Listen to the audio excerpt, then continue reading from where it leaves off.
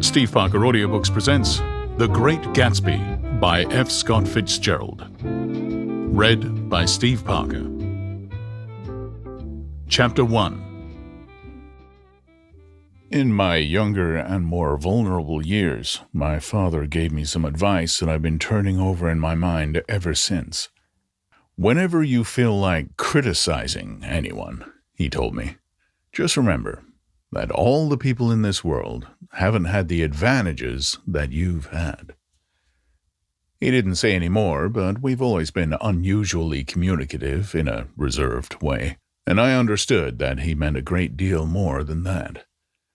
In consequence, I'm inclined to reserve all judgments, a habit that has opened up many curious natures to me, and also made me the victim of not a few veteran bores. The abnormal mind is quick to detect and attach itself to this quality when it appears in a normal person, and so it came about that in college I was unjustly accused of being a politician because I was privy to the secret griefs of wild, unknown men.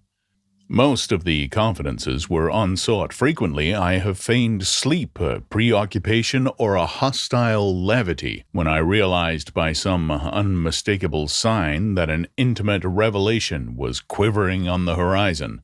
For the intimate revelations of young men, or at least the terms in which they express them, are usually plagiaristic and marred by obvious suppressions.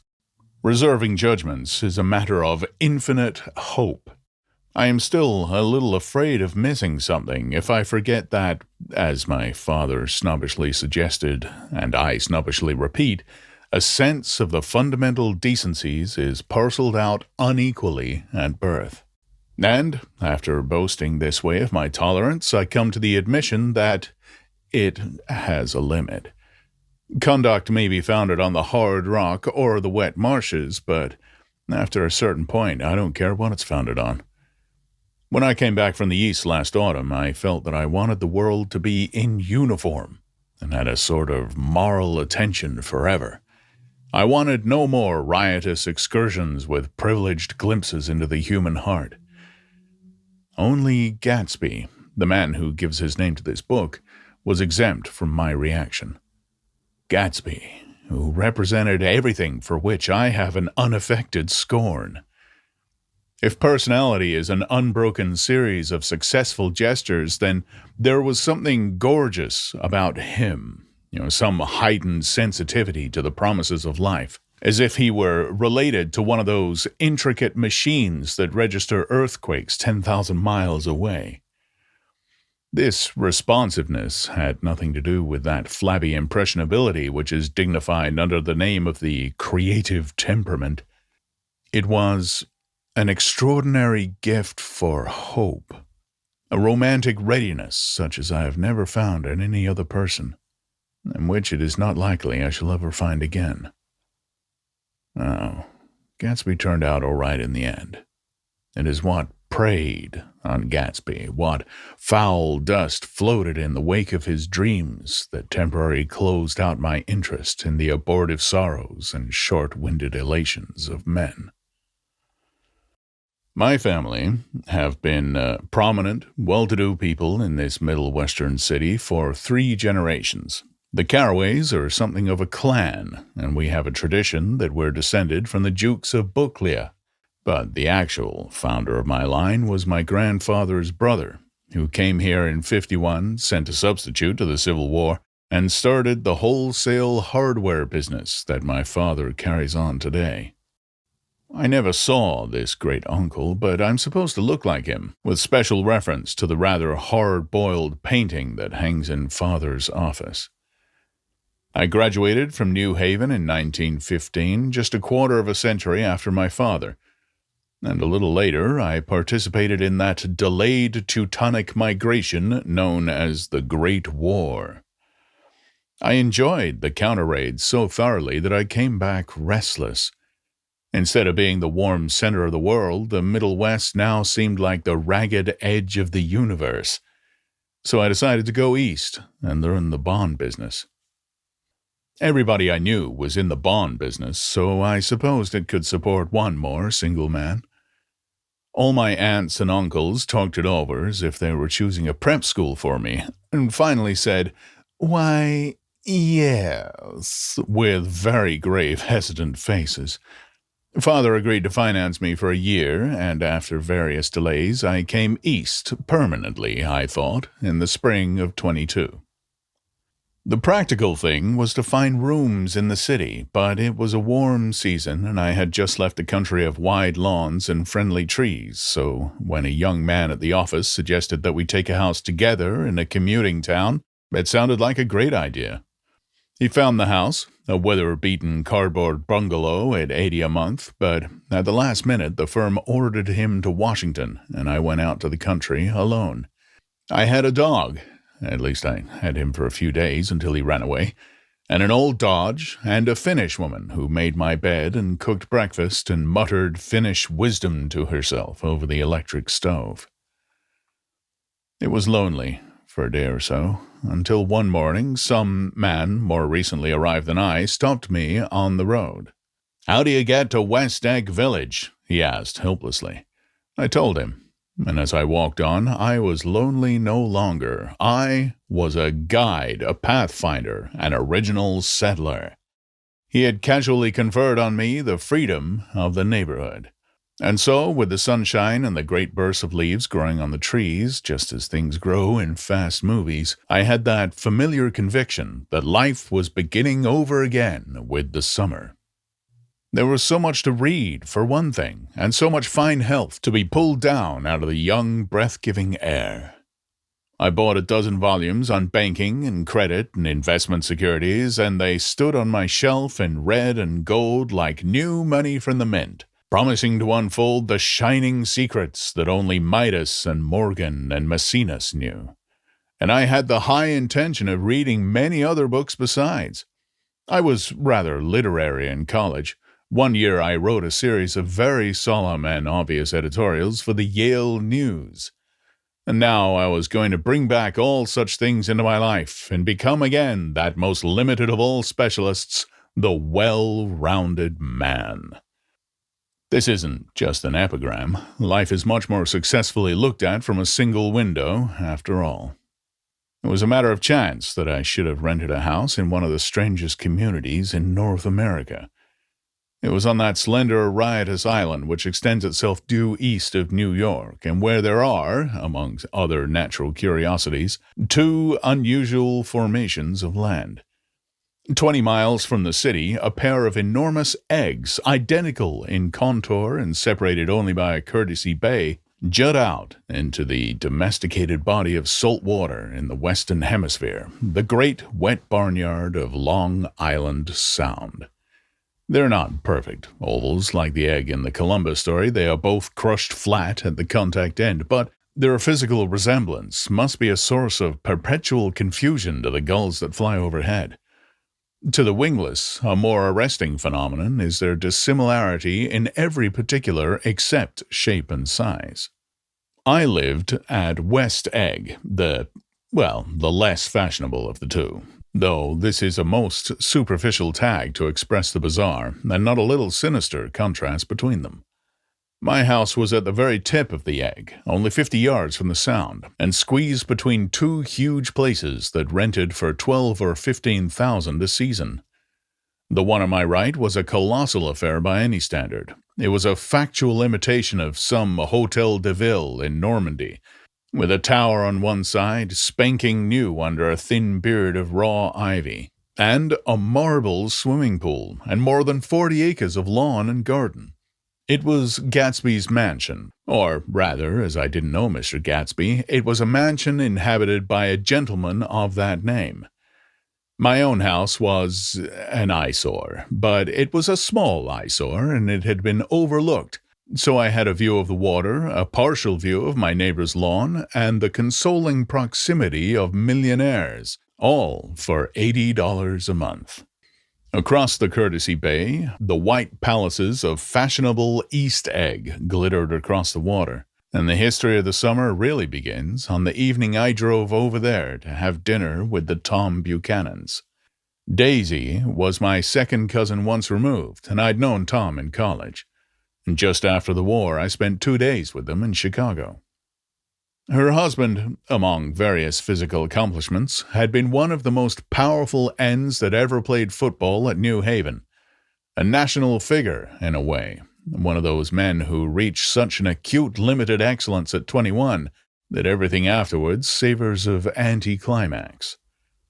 His family were enormously wealthy. Even in college, his freedom with money was a matter for reproach. But now he'd left Chicago and come east in a fashion that rather took your breath away. For instance, he'd brought down a string of polo ponies from Lake Forest. It was hard to realize that a man in my own generation was wealthy enough to do that. Why they came east, I don't know. They'd spent a year in France for no particular reason, and then drifted here and there unrestfully wherever people played polo and were rich together. This was a permanent move, said Daisy over the telephone, but I didn't believe it. I had no sight into Daisy's heart, but I felt that Tom would drift on forever, seeking a little wistfully for the dramatic turbulence of some irrecoverable football game. And so it happened that on a warm, windy evening I drove over to East Egg to see 2 old friends whom I scarcely knew at all. Their house was even more elaborate than I expected, a cheerful red and white Georgian colonial mansion overlooking the bay. The lawn started at the beach and ran towards the front door for a quarter of a mile, jumping over sundials and brick walks and burning gardens. Finally, when it reached the house, drifting up the side in bright vines as though from the momentum of its run. The front was broken by a line of French windows, glowing now with reflected gold and wide open to the warm, windy afternoon, and Tom Buchanan, in riding clothes, was standing with his legs apart on the front porch. He had changed since his New Haven years. Now he was a sturdy, straw-haired man of 30, with rather a hard mouth and a supercilious manner. 2 shining, arrogant eyes had established dominance over his face and given him the appearance of always leaning aggressively forward. Not even the effeminate swank of his riding clothes could hide the enormous power of that body.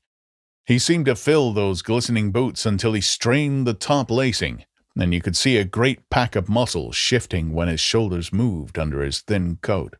It was a body capable of enormous leverage, a cruel body. His speaking voice, a gruff, husky tenor, added to the impression of fractiousness he conveyed. There was a touch of paternal contempt in it, even towards people he liked, and there were men at New Haven who had hated his guts.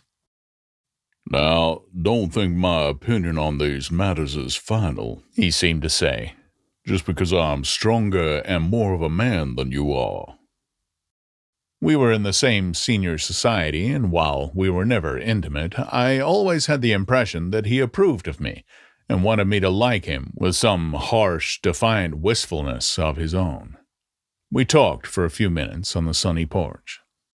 "Yeah, I got a nice place here," he said, his eyes flashing about restlessly. Turning me around by one arm, he moved a broad, flat hand along the front vista, including in its sweep a sunken Italian garden, a half-acre of deep, pungent roses, and a snub-nosed motorboat that bumped the tide offshore. "It belonged to the Maine, the oil man." He turned me around again, politely and abruptly. "We'll go inside." We walked through a high hallway into a bright rosy-colored space, fragilely bound into the house by French windows at either end. The windows were ajar and gleaming white against the fresh grass outside that seemed to grow a little way into the house. A breeze blew through the room, blew curtains in at one end and out the other like pale flags, twisting them up towards the frosted wedding cake of the ceiling, and then rippled over the wine-colored rug, making a shadow on it as wind does on the sea. The only completely stationary object in the room was an enormous couch on which 2 young women were buoyed up as though upon an anchored balloon. They were both in white, and their dresses were rippling and fluttering as if they had just been blown back in after a short flight around the house. I must have stood for a few moments, listening to the whip and snap of the curtains and the groan of a picture on the wall. Then there was a boom as Tom Buchanan shut the rear windows, and the caught wind died out about the room, and the curtains and the rugs and the two young women ballooned slowly to the floor. The younger of the two was a stranger to me. She was extended full length at her end of the divan, completely motionless, and with her chin raised a little as if she were balancing something on it which was quite likely to fall. If she saw me out of the corner of her eye, she gave no hint of it. Indeed, I was almost surprised into murmuring an apology for having disturbed her by coming in. The other girl, Daisy, made an attempt to rise. She leaned slightly forward with a conscientious expression. Then she laughed, an absurd, charming little laugh, and I laughed too and came forward into the room. I'm paralyzed with happiness. She laughed again, as if she had said something very witty, and held my hand for a moment, looking up into my face, promising that there was no one in the world she so much wanted to see. That was a way she had. She hinted in a murmur that the surname of the balancing girl was Baker. I've heard it said that Daisy's murmur was only to make people lean toward her, an irrelevant criticism that made it no less charming. At any rate, Miss Baker's lips fluttered. She nodded at me almost imperceptibly and then quickly tipped her head back again. The object she was balancing had obviously tottered a little and given her something of a fright. Again, a sort of apology arose to my lips. Almost any exhibition of complete self-sufficiency draws a stunned tribute from me. I looked back at my cousin, who began to ask me questions in her low, thrilling voice. It was the kind of voice that the ear follows up and down as if each speech is an arrangement of notes that will never be played again. Her face was sad and lovely, with bright things in it, bright eyes and a bright, passionate mouth, but there was an excitement in her voice that men who had cared for her found difficult to forget. A singing compulsion, a whispered listen, a promise that she had done gay, exciting things just a while since, and that there were gay, exciting things hovering in the next hour. I told her how I had stopped off in Chicago for a day on my way east, and how a dozen people had sent their love through me. Do they miss me? She cried ecstatically. The whole town is desolate. All the cars have the left rear wheel painted black as a mourning wreath, and there's a persistent wail all night along the North Shore. How gorgeous. Let's go back, Tom, tomorrow. Then she added irrelevantly, You ought to see the baby. I'd like to. She's asleep. She's 3 years old. Haven't you ever seen her? Never. Well, you ought to see her. Tom Buchanan, who had been hovering restlessly about the room, stopped and rested his hand on my shoulder. What you doing, Nick? I'm a bondman. Who with? I told him. Never heard of him, he remarked decisively. This annoyed me. You will, I answered shortly. You will if you stay in the East. Oh, I'll stay in the East, don't you worry, he said, glancing at Daisy and then back at me as if he were alert for something more.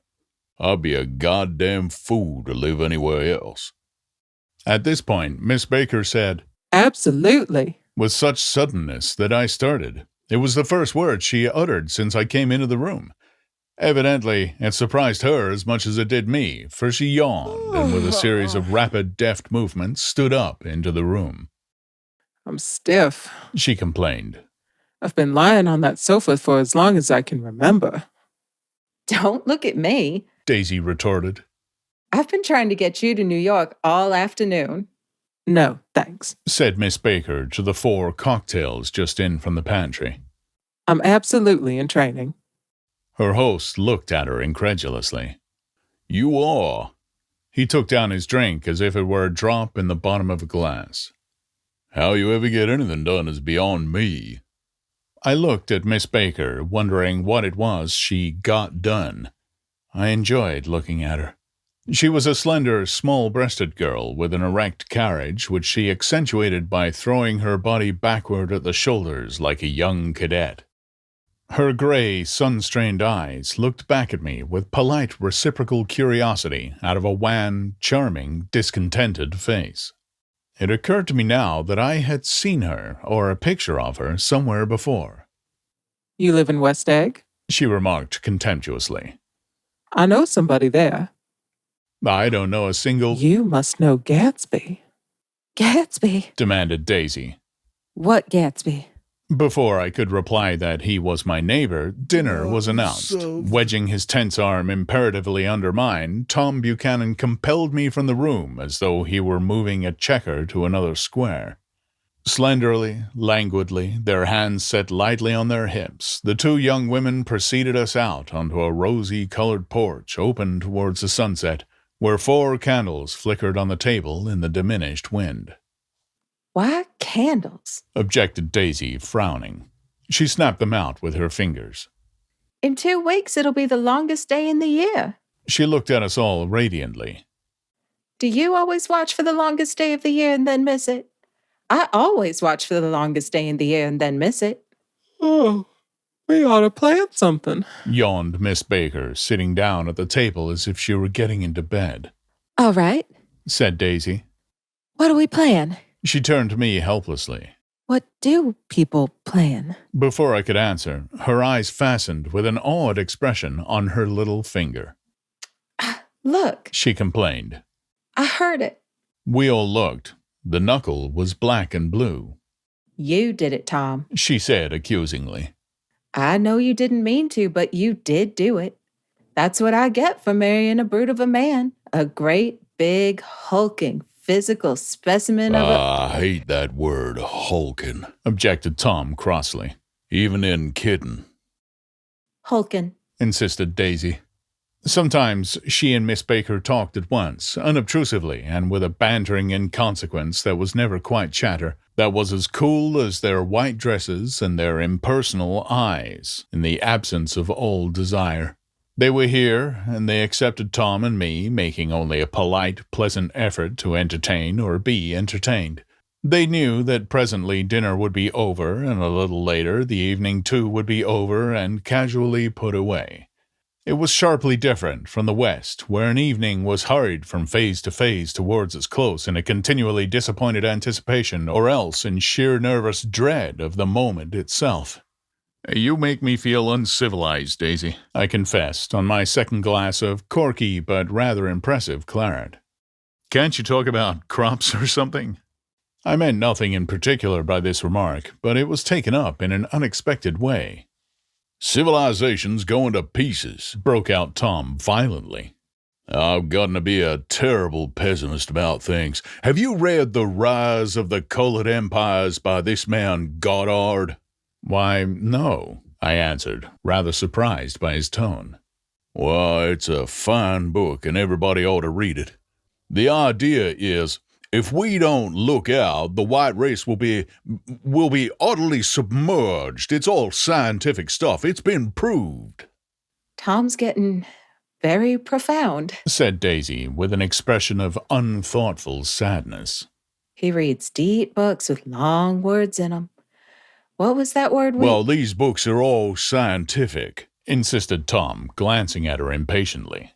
It's up to us who are the dominant race to watch out, or these other races will have control of things. We've got to beat them down, whispered Daisy, winking ferociously toward the fervent sun. You ought to live in California, began Miss Baker, but Tom interrupted her by shifting heavily in his chair. The idea is that we're Nordics. I am, and you are, and after an infinitesimal hesitation, he included Daisy with a slight nod, and she winked at me again. And we've produced all the things that go to make civilization, science and art and all that, do you see? There was something pathetic in his concentration, as if his complacency, more acute than of old, was not enough to him any more. When, almost immediately, the telephone rang inside and the butler left the porch, Daisy seized upon the momentary interruption and leaned towards me. I'll tell you a family secret, she whispered enthusiastically. It's about the butler's nose. Do you want to hear about the butler's nose? Well, that's why I came over tonight. Well, he wasn't always a butler. He used to be the silver polisher for some people in New York that had a silver service for 200 people. He had to polish it from morning till night until finally it began to affect his nose. Things went from bad to worse, suggested Miss Baker. Yes, things went from bad to worse until finally he had to give up his position. For a moment, the last sunshine fell with romantic affection upon her glowing face.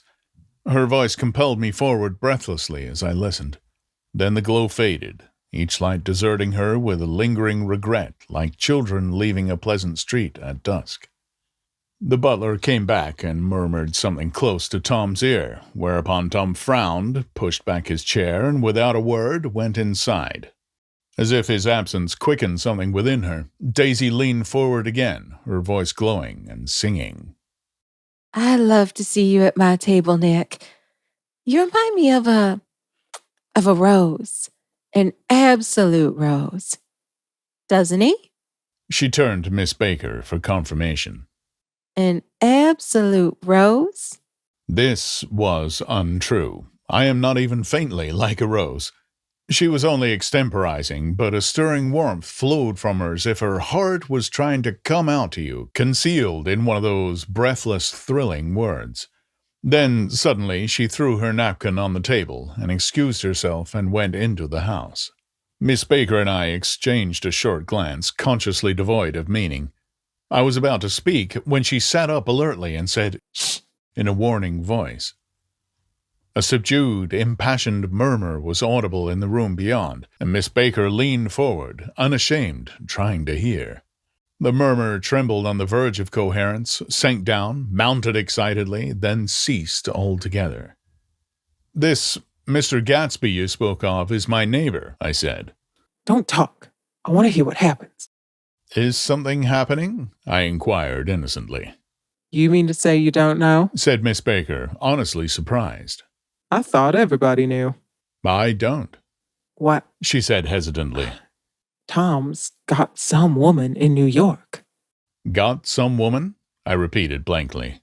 Miss Baker nodded. She might have the decency not to telephone him at dinner time, don't you think? Almost before I had grasped her meaning, there was a flutter of a dress and the crunch of leather boots, and Tom and Daisy were back at the table. It couldn't be helped, Cried Daisy with tense gaiety. She sat down, glanced searchingly at Miss Baker and then at me, and continued. I looked outdoors for a minute, and it's very romantic outdoors.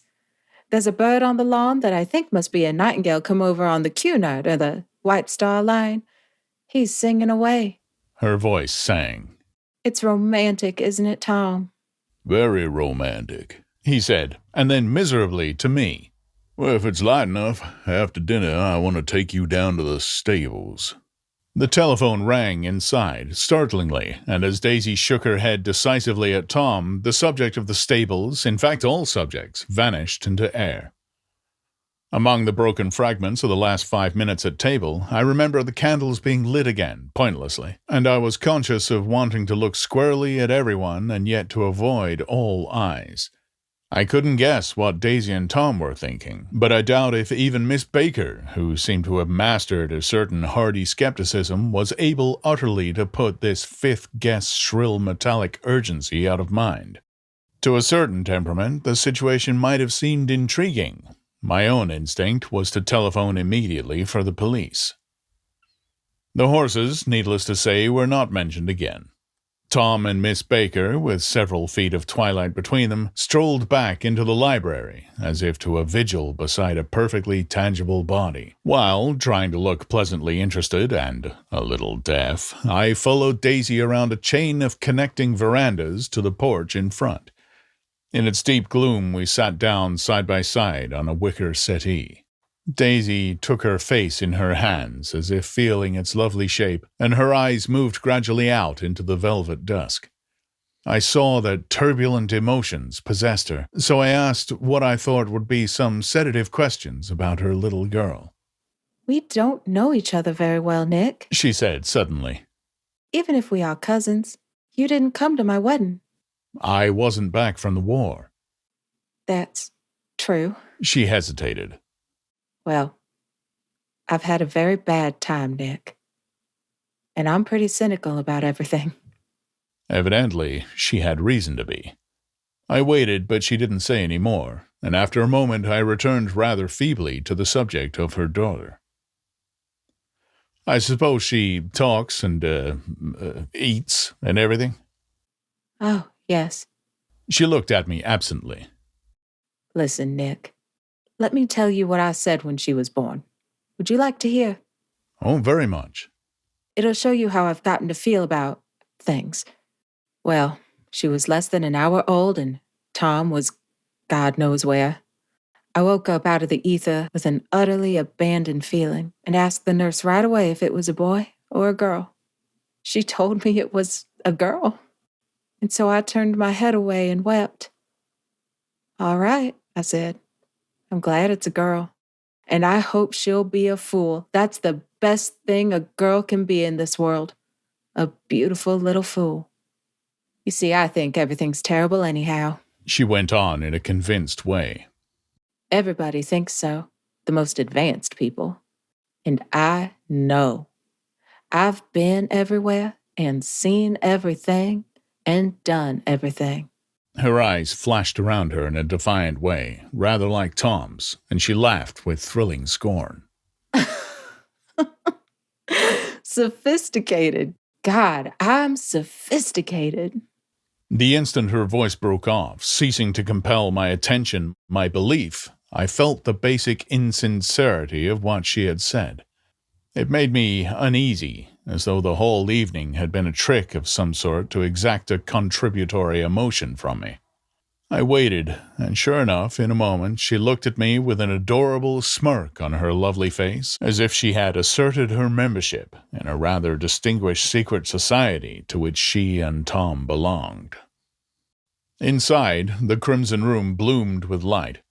Tom and Miss Baker sat at either end of the long couch, and she read aloud to him from the Saturday Evening Post, the words, murmurous and uninflected, running together in a soothing tune. The lamplight, bright on his boots and dull on the autumn leaf yellow of her hair, glinted along the paper as she turned a page with a flutter of slender muscles in her arms. When we went in, she held us silent for a moment with a lifted hand. To be continued. She said, tossing the magazine on the table. In our very next issue. Her body asserted itself with a restless movement of her knee, and she stood up. 10 o'clock, she remarked, apparently finding the time on the ceiling. Time for this good girl to go to bed. Jordan's going to play in the tournament tomorrow, explained Daisy.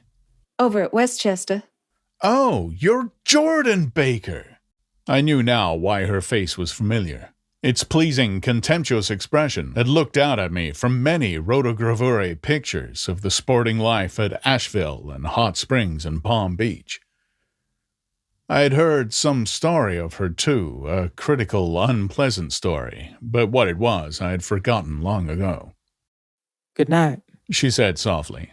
Wake me at 8, won't you? If you'll get up. I will. Good night, Mr. Carraway. See you anon.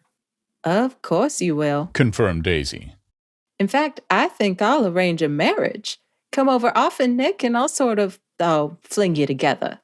You know, lock you up accidentally in linen closets and push you out to sea in a boat and all that sort of thing.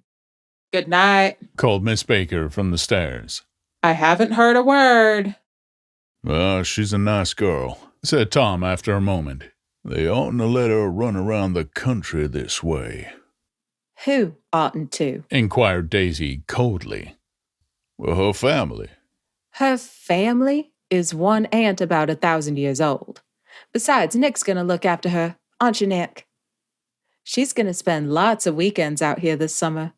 I think the home influence will be very good for her. Daisy and Tom looked at each other for a moment in silence. Is she from New York? I asked quickly. From Louisville. Our white girlhood was passed together there. Our beautiful white... Did you give Nick a little heart-to-heart talk on the veranda? Demanded Tom suddenly. Did I? She looked at me. I can't seem to remember, but I think we talked about the Nordic race. Yes, I'm sure we did. It sort of crept up on us, and the first thing you know... Don't believe everything you hear, Nick, he advised me. I said lightly that I had heard nothing at all, and a few minutes later I got up to go home. They came to the door with me and stood side by side in a cheerful square of light. As I started my motor, Daisy peremptorily called, "Oh, wait! I forgot to ask you something, and it's important. We heard you were engaged to a girl out west." "That's right," corroborated Tom kindly. "We heard that you were engaged." "It's libel. I'm too poor." "But we heard it," insisted Daisy, surprising me by opening up again in a flower-like way. "We heard it from 3 people, so it must be true." Of course, I knew what they were referring to, but I wasn't even vaguely engaged. The fact that gossip had published the banns was one of the reasons I had come east. You can't stop going with an old friend on account of rumors, and on the other hand, I had no intention of being rumored into marriage. Their interest rather touched me and made them less remotely rich. Nevertheless, I was confused and a little disgusted as I drove away. It seemed to me that the thing for Daisy to do was to rush out of the house, child in arms, but apparently there was no such intentions in her head. As for Tom, the fact that he had some woman in New York was really less surprising than that he had been depressed by a book. Something was making him nibble at the edge of stale ideas, as if his sturdy physical egotism no longer nourished his peremptory heart. Already it was deep summer on roadhouse roofs and in front of wayside garages where new red gas pumps sat out in pools of light, and when I reached my estate at West Egg, I ran the car under its shed and sat for a while on an abandoned grass roller in the yard. The wind had blown off, leaving a loud, bright night with wings beating in the trees and a persistent organ sound as the full bellows of the earth blew the frogs full of life. The silhouette of a moving cat wavered across the moonlight, and turning my head to watch it, I saw that I was not alone. 50 feet away, a figure had emerged from the shadows of my neighbor's mansion and was standing with his hands in his pockets, regarding the silver pepper of the stars. Something in his leisurely movements and the secure position of his feet upon the lawn suggested that it was Mr. Gatsby himself, come out to determine what share was his of our local heavens. I decided to call to him. Miss Baker had mentioned him at dinner, and that would do for an introduction, but I didn't call to him, for he gave a sudden intimation that he was content to be alone. He stretched out his arms towards the dark water in a curious way, and far as I was from him, I could have sworn he was trembling. Involuntarily, I glanced seaward and distinguished nothing except a single green light, minute and far away, that might have been the end of a dock. When I looked once more for Gatsby, he had vanished, and I was alone again in the unquiet darkness. Chapter 2. About halfway between West Egg and New York, the motor road hastily joins the railroad and runs beside it for a quarter of a mile, so as to shrink away from a certain desolate area of land. This is a valley of ashes, a fantastic farm where ashes grow like wheat into ridges and hills and grotesque gardens where ashes take the form of houses and chimneys and rising smoke, and finally, with a transcendent effort of men who move dimly and already crumbling through the powdery air. Occasionally a line of gray cars crawls along an invisible track, gives out a ghastly creak, and comes to rest. And immediately the ash-gray men swarm up with leaden spades and stir up an impenetrable cloud which screens their obscure operations from your sight. But above the gray land and the spasms of bleak dust which drift endlessly over it, you perceive, after a moment, the eyes of Dr. T.J. Eckelberg. The eyes of Dr. T.J. Eckelberg are blue and gigantic. Their retinas are 1 yard high. They look out of no face, but instead from a pair of enormous yellow spectacles which pass over a non-existent nose. Evidently, some wild wag of an oculist set them there to fatten his practice in the boroughs of Queens, then sank down himself into eternal blindness or forgot them and moved away. But his eyes, dimmed a little by many paintless days under sun and rain, brood on over the solemn dumping ground. The Valley of Ashes is bounded on one side by a small foul river, and when the drawbridge is up to let barges through, the passengers on waiting trains can stare at the dismal scene for as long as half an hour. There is always a halt there of at least a minute, and it was because of this that I first met Tom Buchanan's mistress. The fact that he had one was insisted upon wherever he was known. His acquaintances resented the fact that he turned up in popular restaurants with her and, leaving her at a table, sauntered about, chatting with whomsoever he knew. Though I was curious to see her, I had no desire to meet her, but I did. I went up to New York with Tom on the train one afternoon, and when we stopped by the ash heaps, he jumped to his feet and, taking hold of my elbow, literally forced me from the car. "Oh, we're getting off," he insisted. "I want you to meet my girl." I think he'd tanked up a good deal at luncheon, and his determination to have my company bordered on violence. The supercilious assumption was that on Sunday afternoon I had nothing better to do. I followed him over a long, whitewashed railroad fence, and we walked back 100 yards along the road under Dr. Eckelberg's persistent stare. The only building in sight was a small block of yellow brick sitting on the edge of the wasteland, a sort of compact Main Street ministering to it, and contiguous to absolutely nothing. One of the 3 shops it contained was for rent, and another was an all-night restaurant approached by a trail of ashes. The third was a garage. Repairs, George B. Wilson. Cars bought and sold, and I followed Tom inside. The interior was unprosperous and bare. The only car visible was the dust-covered wreck of a Ford which crouched in a dim corner.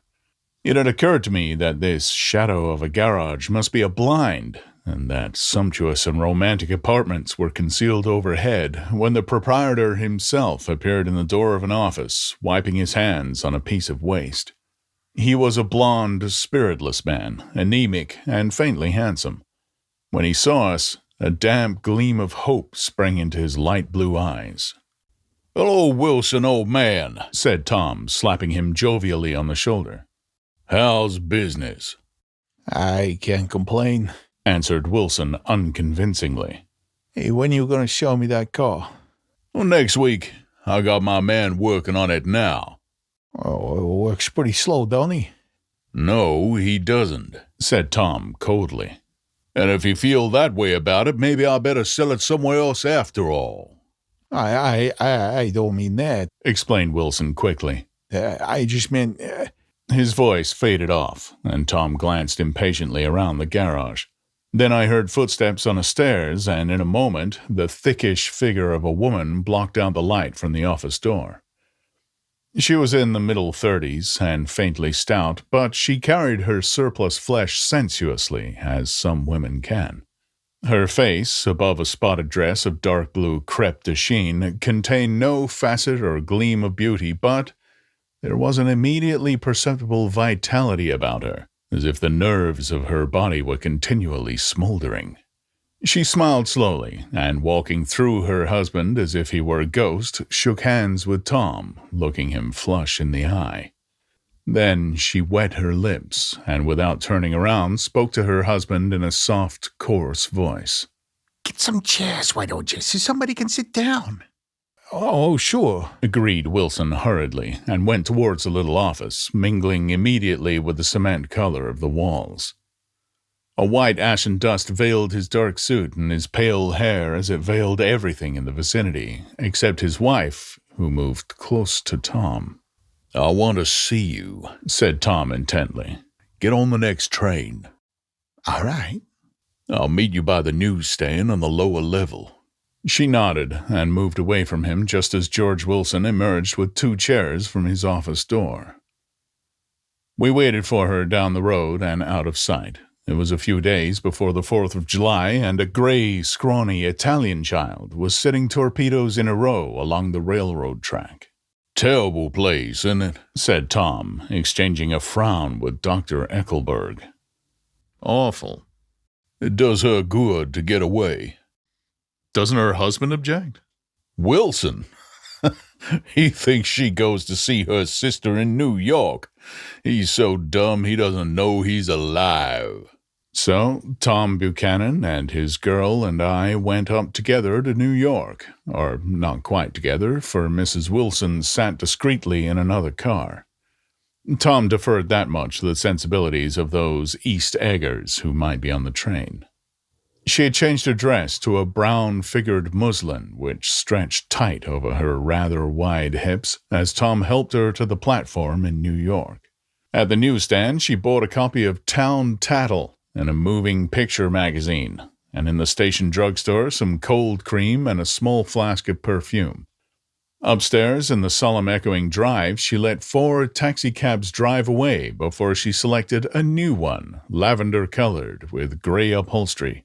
And in this, we slid out from the mass of the station into the glowing sunshine. But immediately she turned sharply from the window and leaned forward, tapping on the front glass. I want to get one of those dogs, She said earnestly. I want to get one for the apartment. They're so nice to have, a dog. We backed up to a gray old man who bore an absurd resemblance to John D. Rockefeller. In a basket swung from his neck cowered a dozen very recent puppies of an indeterminate breed. What kind are they? Asked Mrs. Wilson eagerly as he came to the taxi window. All kinds. What kind do you want, lady? I'd like to get one of those police dogs. I don't suppose you got that kind. The man peered doubtfully into the basket, plunging in his hand, and drew one up, wriggling by the back of the neck. That's no police dog, said Tom.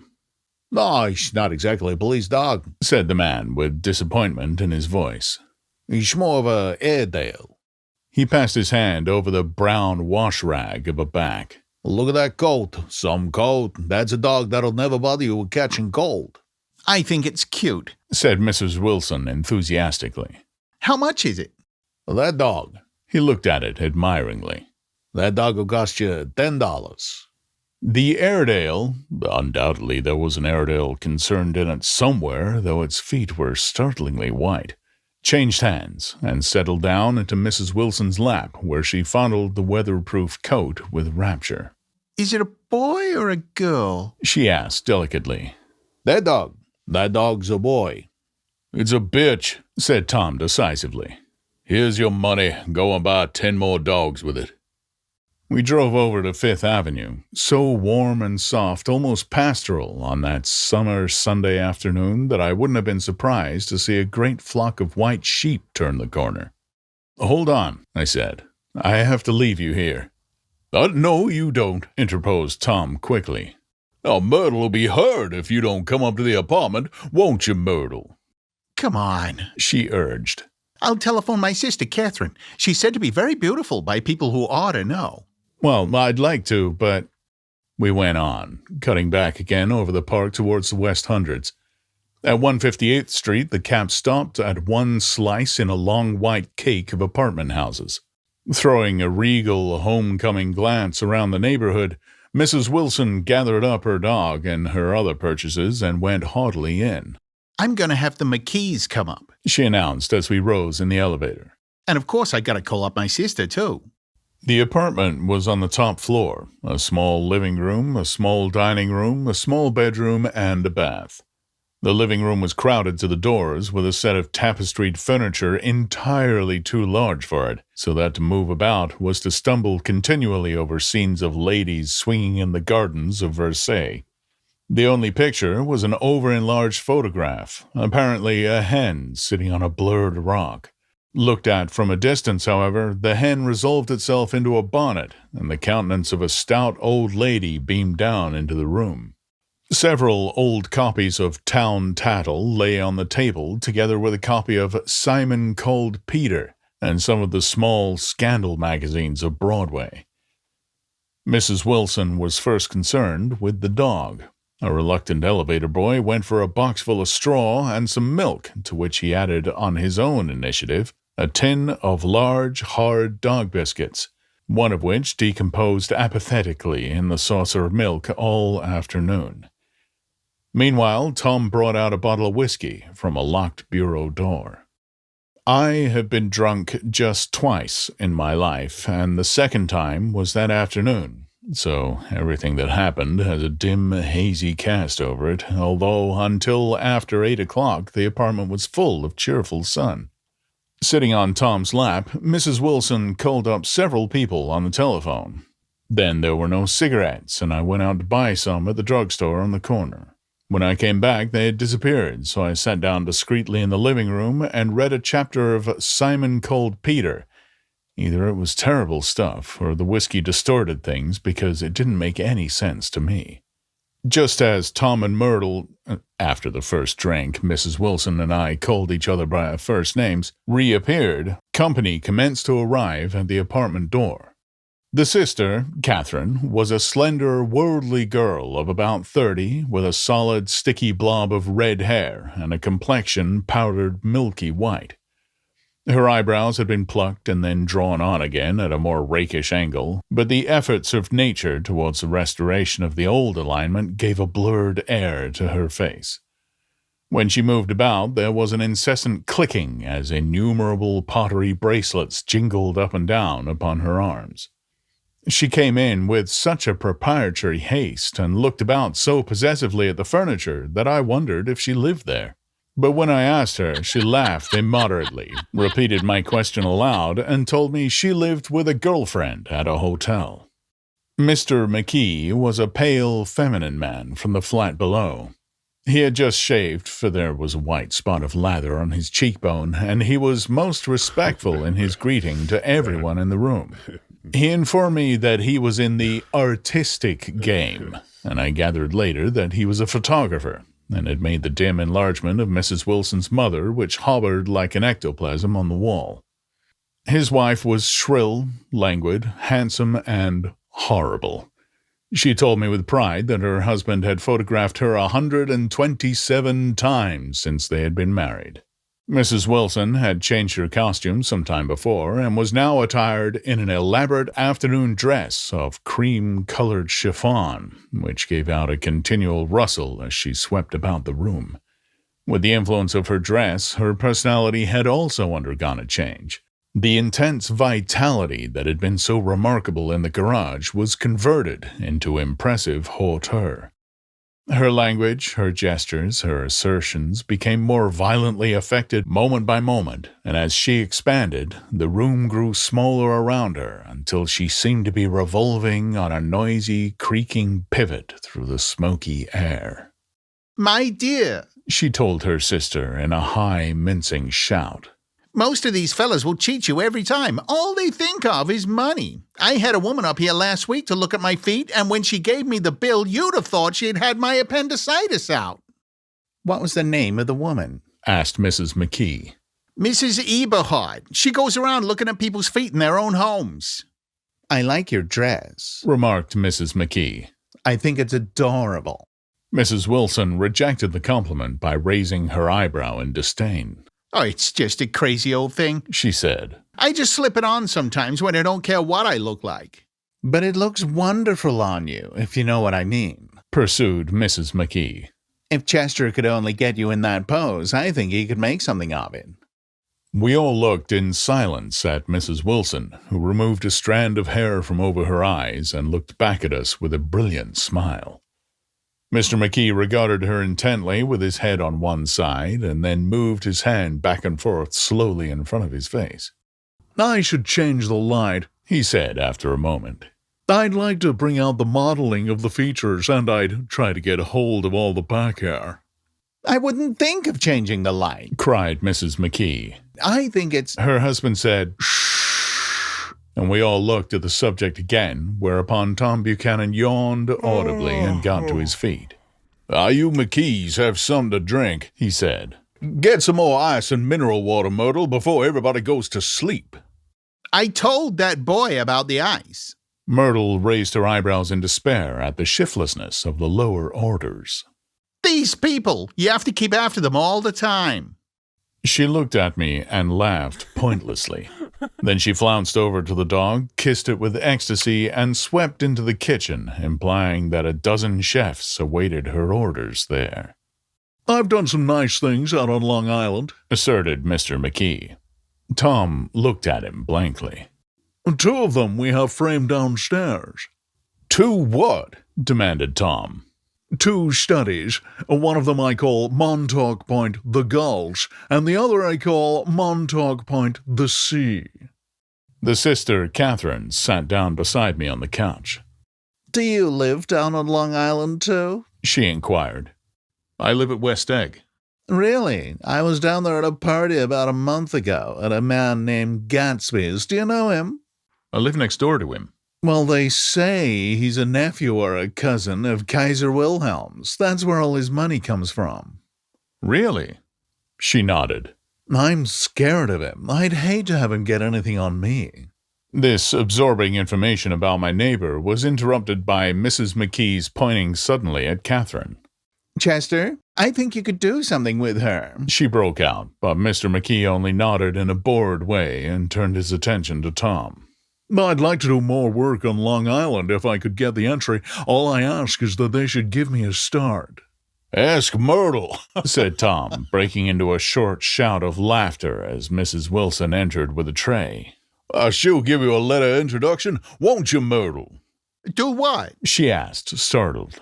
Well, you'll give McKee a letter introduction to your husband so he can do some studies of him. His lips moved silently for a moment as he invented. George B. Wilson at the gasoline pump, something like that. Catherine leaned close to me and whispered in my ear. Neither of them can stand the person they're married to. Can't they? Can't stand them. She looked at Myrtle and then at Tom. What I say is, why go on living with them if they can't stand them? If I was them, I'd get a divorce and get married to each other right away. Doesn't she like Wilson either? The answer to this was unexpected. It came from Myrtle, who had overheard the question, and it was violent and obscene. You see? Cried Catherine triumphantly. She lowered her voice again. It's really his wife that's keeping them apart. She's a Catholic, and they don't believe in divorce. Daisy was not a Catholic, and I was a little shocked at the elaborateness of the lie. When they do get married, continued Catherine, they're going west to live for a while until it blows over. It'd be more discreet to go to Europe. Oh, do you like Europe? She exclaimed surprisingly. I just got back from Monte Carlo. Really? Just last year. I went over there with another girl. Stay long? No, we just went to Monte Carlo and back. We went by way of Marseille. We had over $1,200 when we started, but we got gypped out of it all in 2 days in the private rooms. We had an awful time getting back, I can tell you. God, how I hated that town. The late afternoon sky bloomed in the window for a moment, like the blue honey of the Mediterranean. Then the shrill voice of Mrs. McKee called me back into the room. I almost made a mistake, too, she declared vigorously. I almost married a little kike who'd been after me for years. I knew he was below me. Everybody kept saying to me, Lucille, that man's way below you. But if I hadn't met Chester, he'd have got me for sure. Yes, but listen, said Myrtle Wilson, nodding her head up and down. At least you didn't marry him. I know I didn't. Well, I married him, said Myrtle ambiguously. And that's the difference between your case and mine. Why did you, Myrtle? Demanded Catherine. Nobody forced you to. Myrtle considered. I married him because I thought he was a gentleman, she said finally. I thought he knew something about breeding, but he wasn't fit to lick my shoe. You were crazy about him for a while, said Catherine. Crazy about him? Cried Myrtle incredulously. Who said I was crazy about him? I never was any more crazy about him than I was about that man there. She pointed suddenly at me, and everyone looked at me accusingly. I tried to show by my expression that I had played no part in her past. The only crazy I was when I married him. I knew right away I made a mistake. He borrowed somebody's best suit to get married in and never even told me about it. And the man came after it one day when he was out. "Oh, is that your suit?" I said. "This is the first I ever heard about it," but I gave it to him, and then I lay down and cried to beat the band all afternoon. She really ought to get away from him, resumed Catherine to me. They've been living over that garage for 11 years, and Tom's the first sweetie she ever had.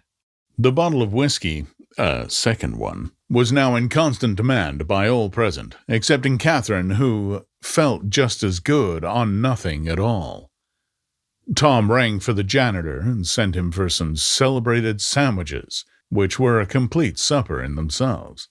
I wanted to get out and walk eastward towards the park through the soft twilight, but each time I tried to go, I became entangled in some wild, strident argument which pulled me back, as if with ropes, into my chair.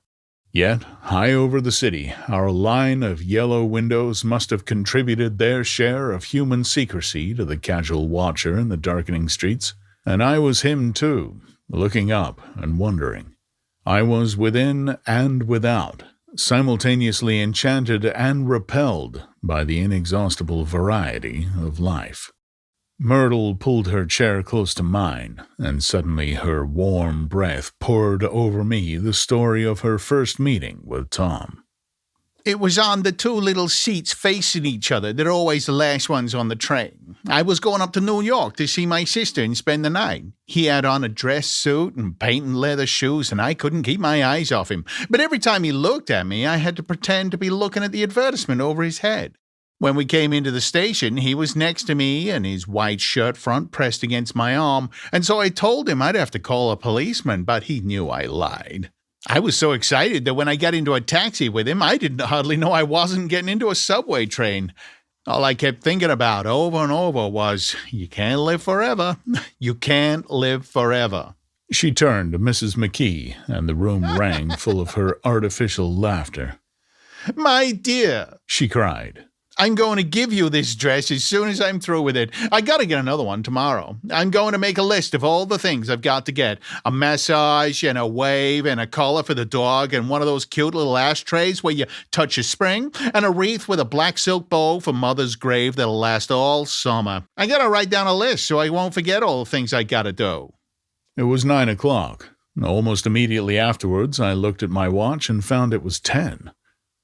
Mr. McKee was asleep on a chair with his fists clenched in his lap, like a photograph of a man of action. Taking out my handkerchief, I wiped from his cheek the remains of the spot of dried lather that had worried me all the afternoon. The little dog was sitting on the table, looking with blind eyes through the smoke, and from time to time groaning faintly. People disappeared, reappeared, made plans to go somewhere, and then lost each other, searched for each other, found each other a few feet away.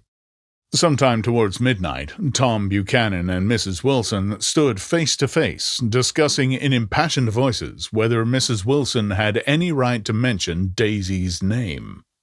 "Daisy, Daisy, Daisy," shouted Mrs. Wilson. "I'll say it whenever I want to. Daisy, Making a short, deft movement, Tom Buchanan broke her nose with his open hand.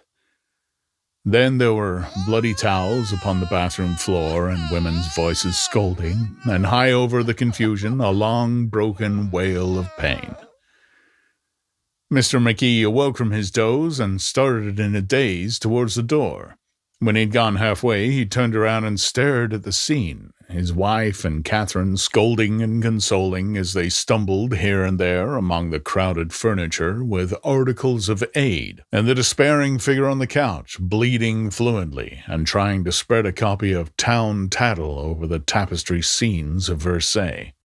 Then Mr. McKee turned and continued on out the door. Taking my hat from the chandelier, I followed. "Come to lunch some day," he suggested as we groaned down in the elevator. "Where?" "Anywhere."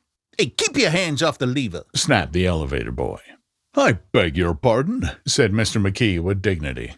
"I didn't know I was touching it." "All right," I agreed. "I'll be glad to." I was standing beside his bed, and he was sitting up between the sheets, clad in his underwear, with a great portfolio in his hands. "Beauty and the Beast, Loneliness, Old Grocery Horse, Brooklyn Bridge," Then I was laying half asleep in the cold lower level of the Pennsylvania station, staring at the Morning Tribune and waiting for the 4 o'clock train. Chapter 3. There was music from my neighbor's house through the summer nights. In his blue gardens, men and girls came and went like moths among the whisperings and the champagne and the stars. At high tide in the afternoon, I watched his guests diving from the tower of his raft or taking the sun on the hot sand of his beach, while his 2 motorboats slit the waters of the Sound, drawing aquaplanes over cataracts of foam. On weekends, his Rolls-Royce became an omnibus, bearing parties to and from the city between 9 in the morning and long past midnight, while his station wagon scampered like a brisk yellow bug to meet all trains.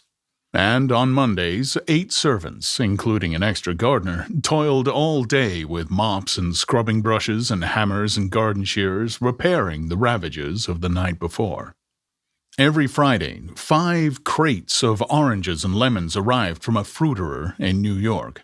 Every Monday, these same oranges and lemons left his back door in a pyramid of pulpless halves. There was a machine in the kitchen which could extract the juice of 200 oranges in half an hour if a little button was pressed 200 times by a butler's thumb. At least once a fortnight, a corps of caterers came down with several hundred feet of canvas and enough colored lights to make a Christmas tree of Gatsby's enormous garden. On buffet tables garnished with glistened hors d'oeuvres, spiced baked hams crowded against salads of harlequin designs and pastry pigs and turkeys bewitched to a dark gold. In the main hall, a bar with real brass rail was set up and stocked with gins and liquors and with cordials so long forgotten that most of his female guests were too young to know one from another. By 7 o'clock, the orchestra has arrived. No thin 5-piece affair, but a whole pitful of oboes and trombones and saxophones and viols and cornets and piccolos and low and high drums. The last swimmers have come in from the beach now and are dressing upstairs.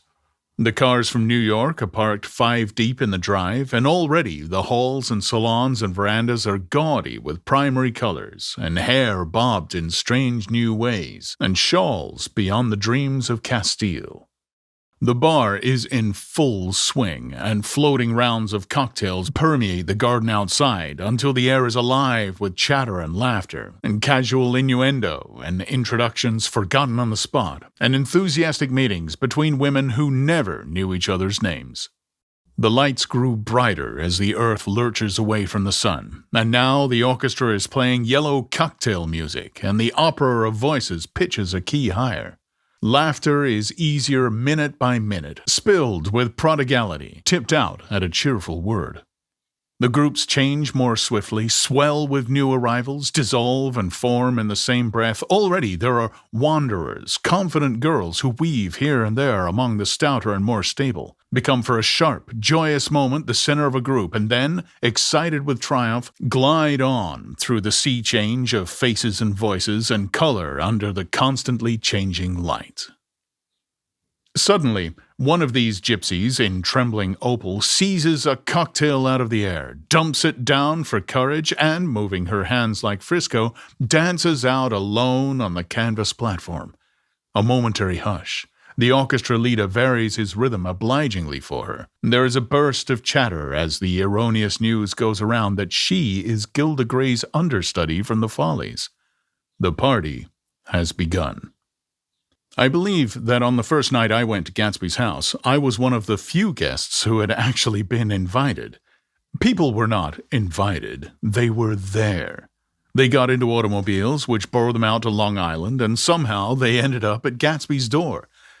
Once there, they were introduced by somebody who knew Gatsby, and after that, they conducted themselves according to the rules of behavior associated with an amusement park. Sometimes they came and went without having met Gatsby at all, came for the party with a simplicity of heart that was its own ticket of admission. I had actually been invited. A chauffeur in a uniform of robin's egg blue crossed my lawn early that Saturday morning with a surprisingly formal note from his employer.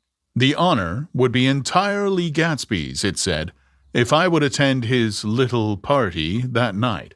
He had seen me several times and had intended to call on me long before, but a peculiar combination of circumstances had prevented it. Signed Jay Gatsby in a majestic hand.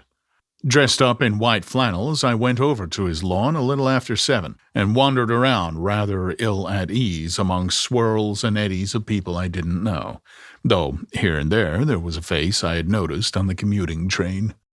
I was immediately struck by the number of young Englishmen dotted about, all well-dressed, all looking a little hungry, and all talking in low, earnest voices to solid and prosperous Americans. I was sure that they were selling something, bonds or insurance or automobiles. They were at least agonizingly aware of the easy money in the vicinity and convinced that it was theirs for a few words in the right key. As soon as I arrived, I made an attempt to find my host, but the 2 or 3 people of whom I asked his whereabouts stared at me in such an amazed way and denied so vehemently any knowledge of his movements that I slunk off in the direction of the cocktail table, the only place in the garden where a single man could linger without looking purposeless and alone.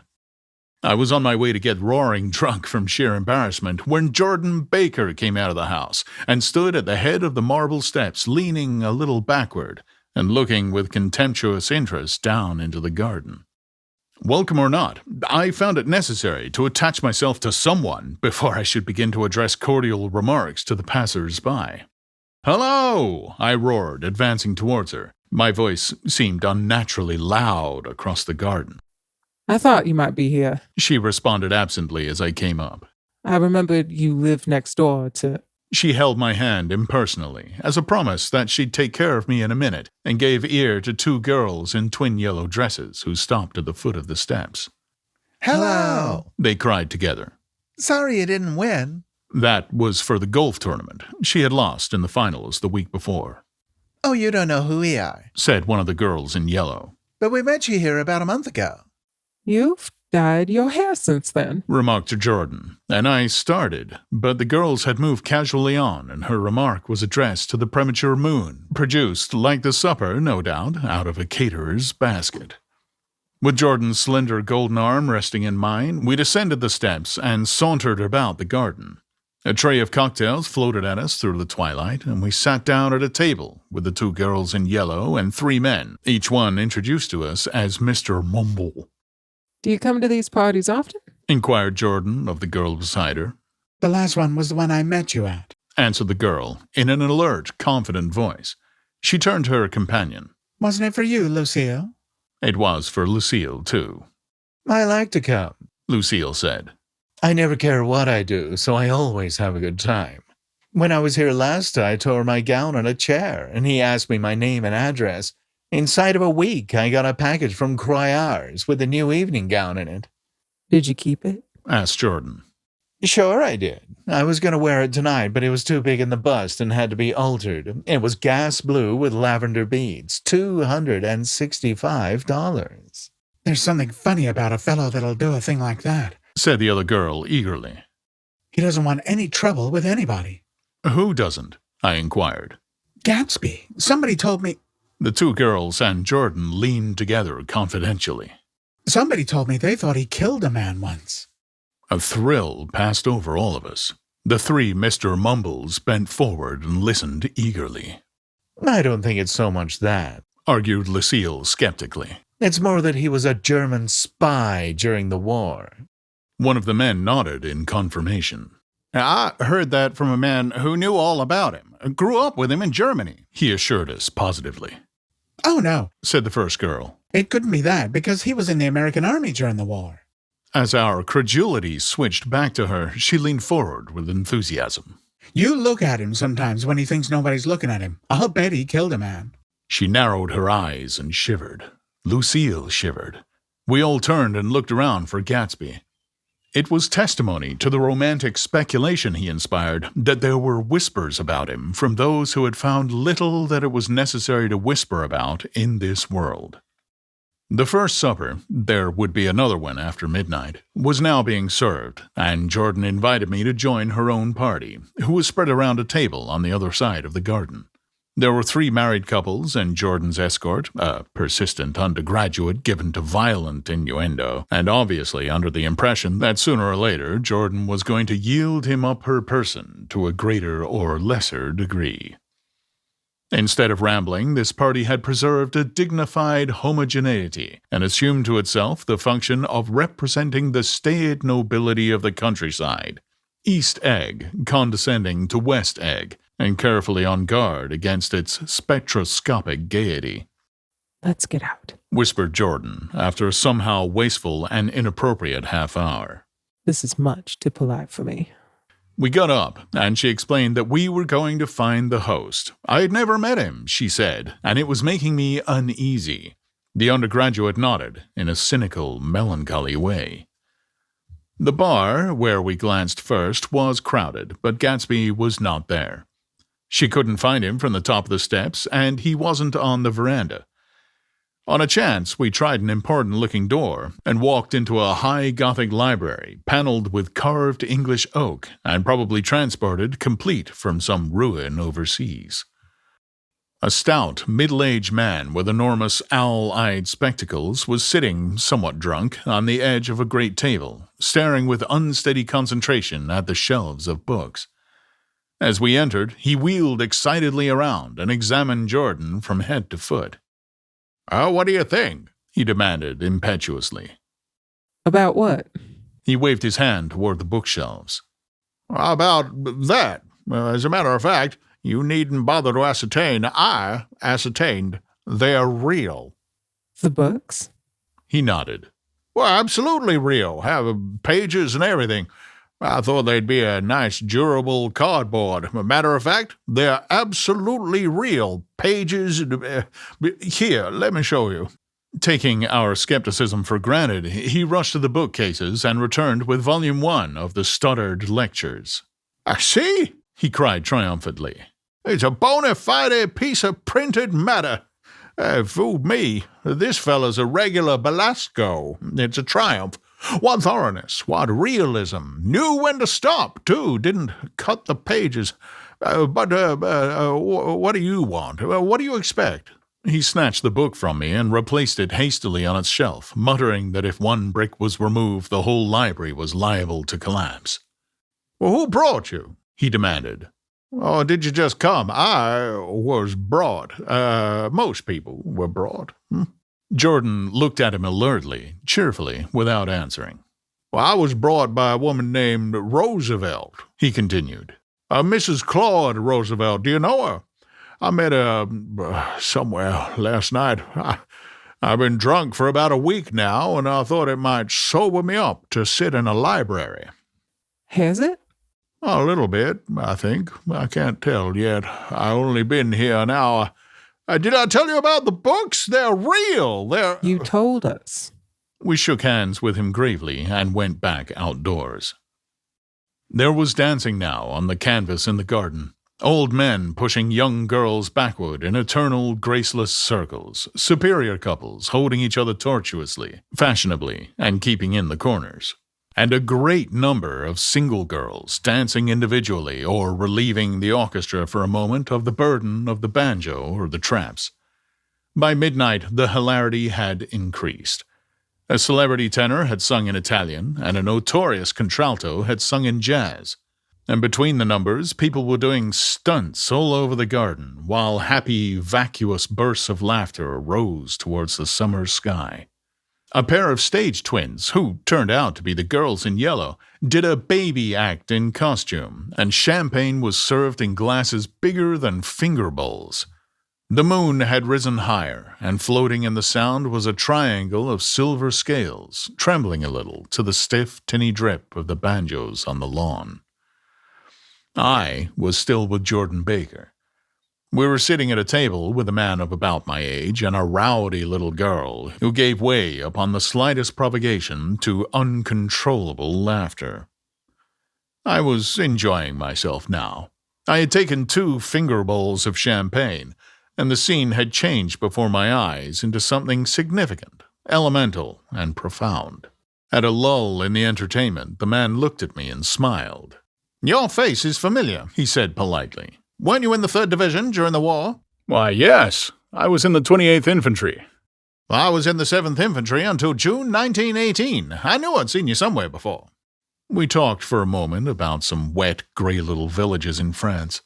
Evidently, he lived in this vicinity, for he told me that he had just bought a hydroplane and was going to try it out in the morning.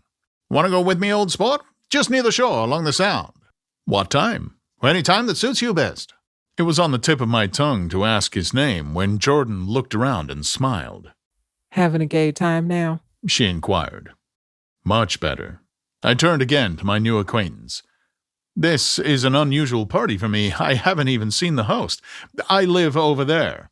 I waved my hand at the invisible hedge in the distance. And this man, Gatsby, sent over his chauffeur with an invitation.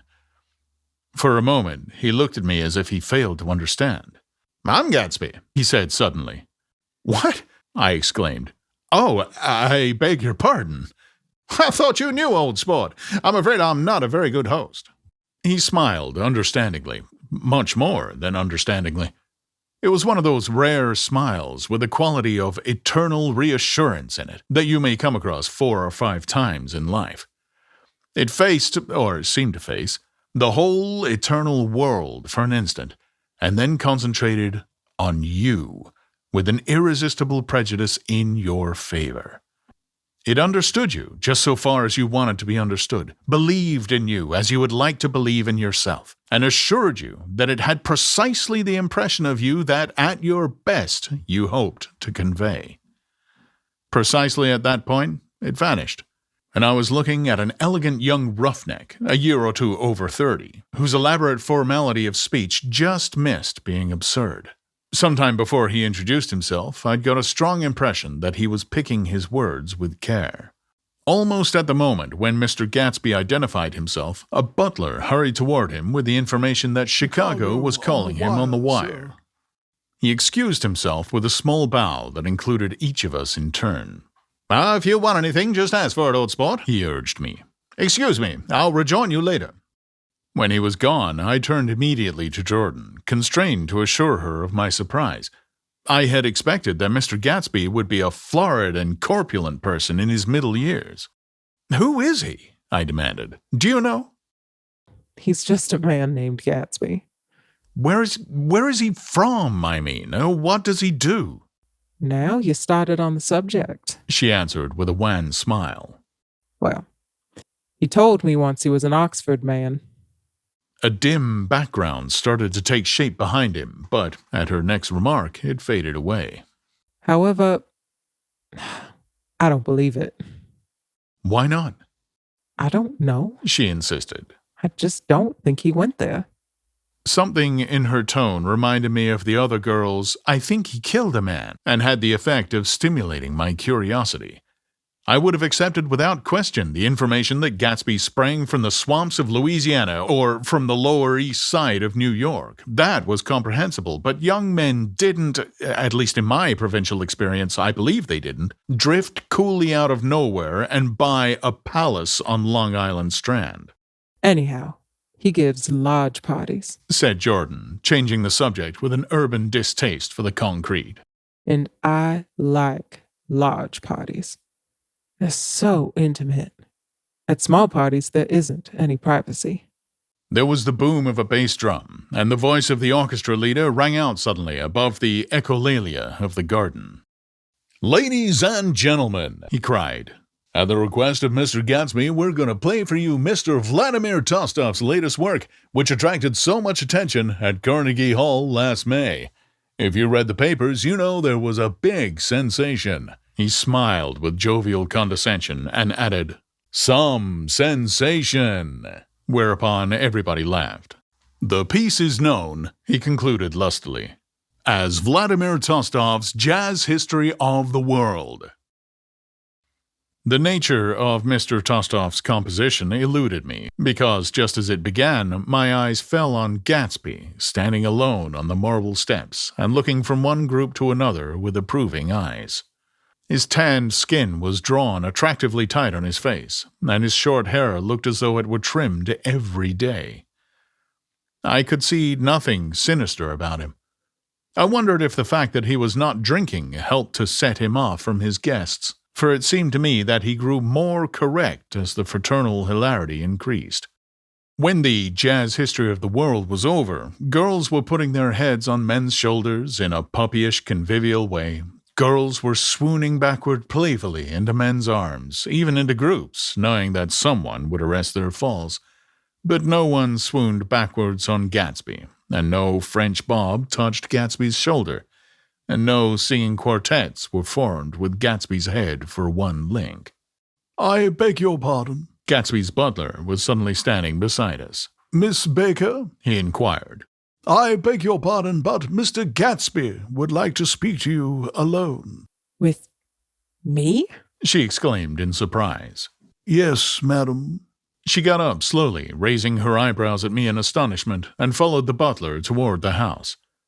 I noticed that she wore her evening dress, all her dresses, like sports clothes. There was a jauntiness about her movements, as if she had first learned to walk upon golf courses on clean, crisp mornings. I was alone, and it was almost 2. For some time, confused and intriguing sounds had issued from a long, many-windowed room which overhung the terrace. Eluding Jordan's undergraduate, who was now engaged in an obstetrical conversation with 2 chorus girls, and who implored me to join him, I went inside. The small room was full of people. One of the girls in yellow was playing the piano, and beside her stood a tall, red-haired young lady from a famous chorus engaged in song. She had drunk a quantity of champagne, and during the course of her song she had decided, ineptly, that everything was very, very sad. She was not only singing, she was weeping, too. Whenever there was a pause in the song, she filled it with gasping, broken sobs, and then took up the lyric again in a quavering soprano.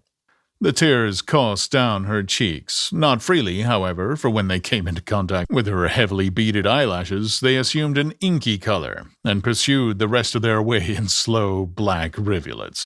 A humorous suggestion was made that she sing the notes on her face, whereupon she threw up her hands, sank into a chair, and went off into a deep, vinous sleep.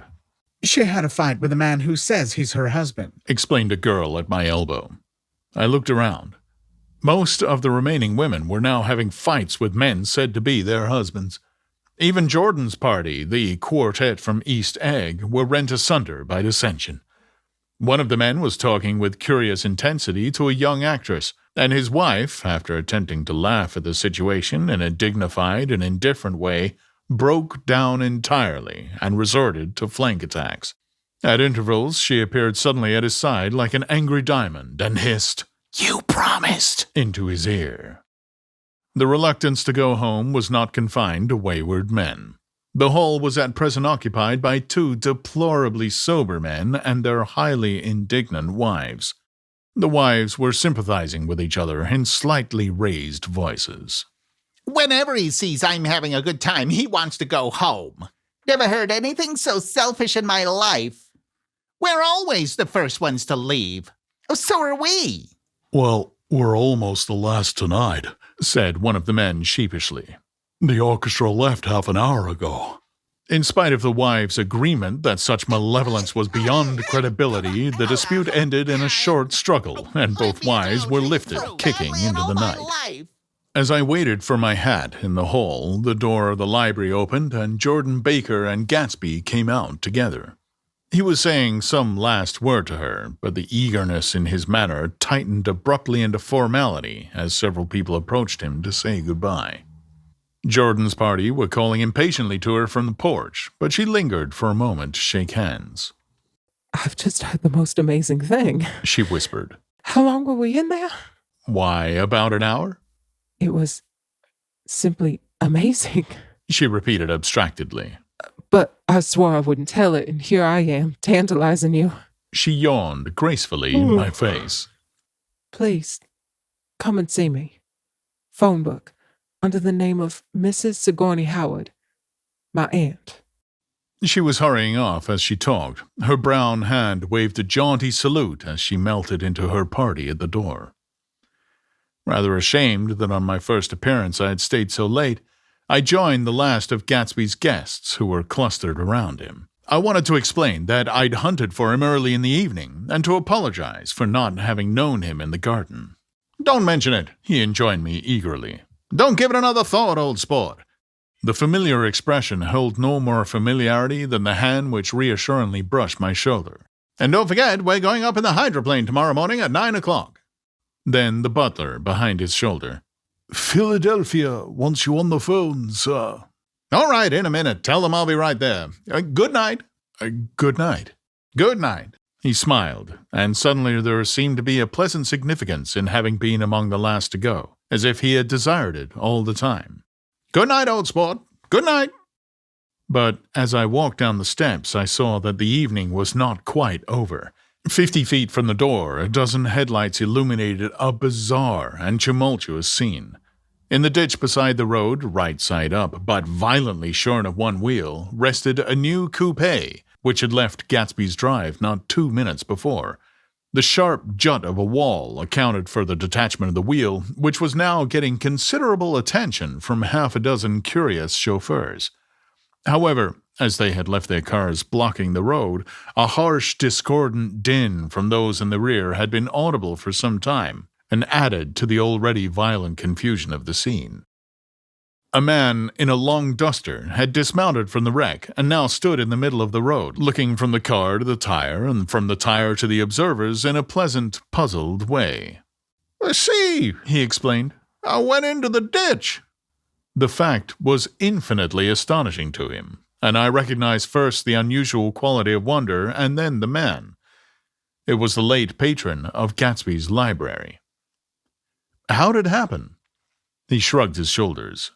I know nothing whatever about mechanics, he said decisively. But how did it happen? Did you run into the wall? Oh, don't ask me, said Owl Eyes, washing his hand of the whole matter. I know very little about driving, next to nothing. It happened, that's all I know. Well, if you're a poor driver, you oughtn't to try driving at night. But I wasn't even trying, he explained indignantly. I wasn't even trying. An awed hush fell upon the bystanders. Do you want to commit suicide? You're lucky it was just a wheel, a bad driver, and not even trying. Oh, you don't understand, explained the criminal. I wasn't driving. There's another man in the car.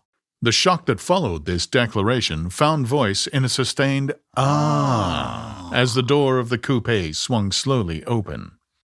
The crowd, it was now a crowd, stepped back involuntarily, and when the door had opened wide, there was a ghostly pause. Then, very gradually, part by part, a pale, dangling individual stepped out of the wreck, pawing tentatively at the ground with a large, uncertain dancing shoe. Blinded by the glare of the headlights and confused by the incessant groaning of the horns, the apparition stood swaying for a moment before he perceived the man in the duster. What's the matter? He inquired calmly. Did we run out of gas? Look!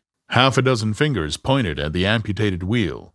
He stared at it for a moment and then looked upward as though he suspected that it had dropped from the sky. It came off, someone explained. He nodded.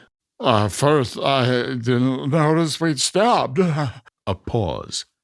Then, taking a long breath and straightening his shoulders, he remarked in a determined voice, I wonder if they'll tell me where there's a gas line station. At least a dozen men, some of them a little better off than he was, explained to him that wheel and car were no longer joined by any physical bond. Back out, he suggested after a moment. Put her in reverse. But the wheel's off. He hesitated. No harm in trying, he said. The caterwauling horns had reached a crescendo, and I turned away and cut across the lawn towards home. I glanced back once. A wafer of a moon was shining over Gatsby's house, making the night fine as before, and surviving the laughter and the sound of his still glowing garden.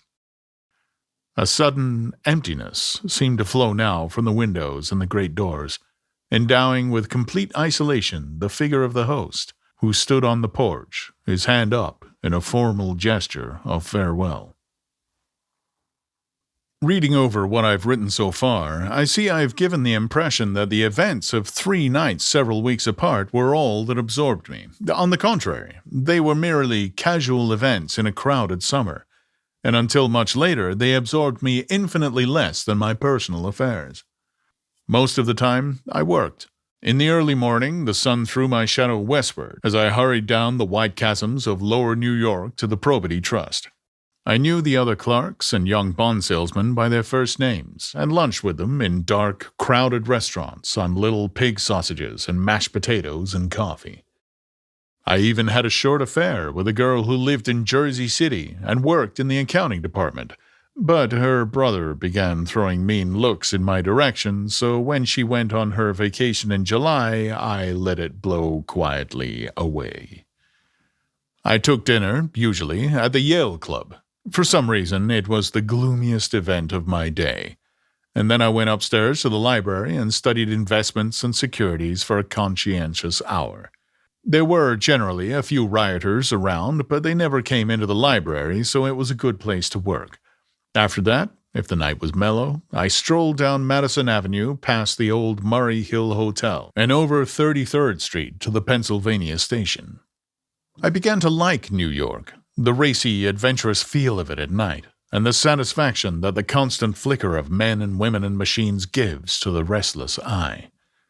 I like to walk up Fifth Avenue and pick out romantic women from the crowd, and imagine that in a few minutes I was going to enter into their lives, and no one would ever know or disapprove.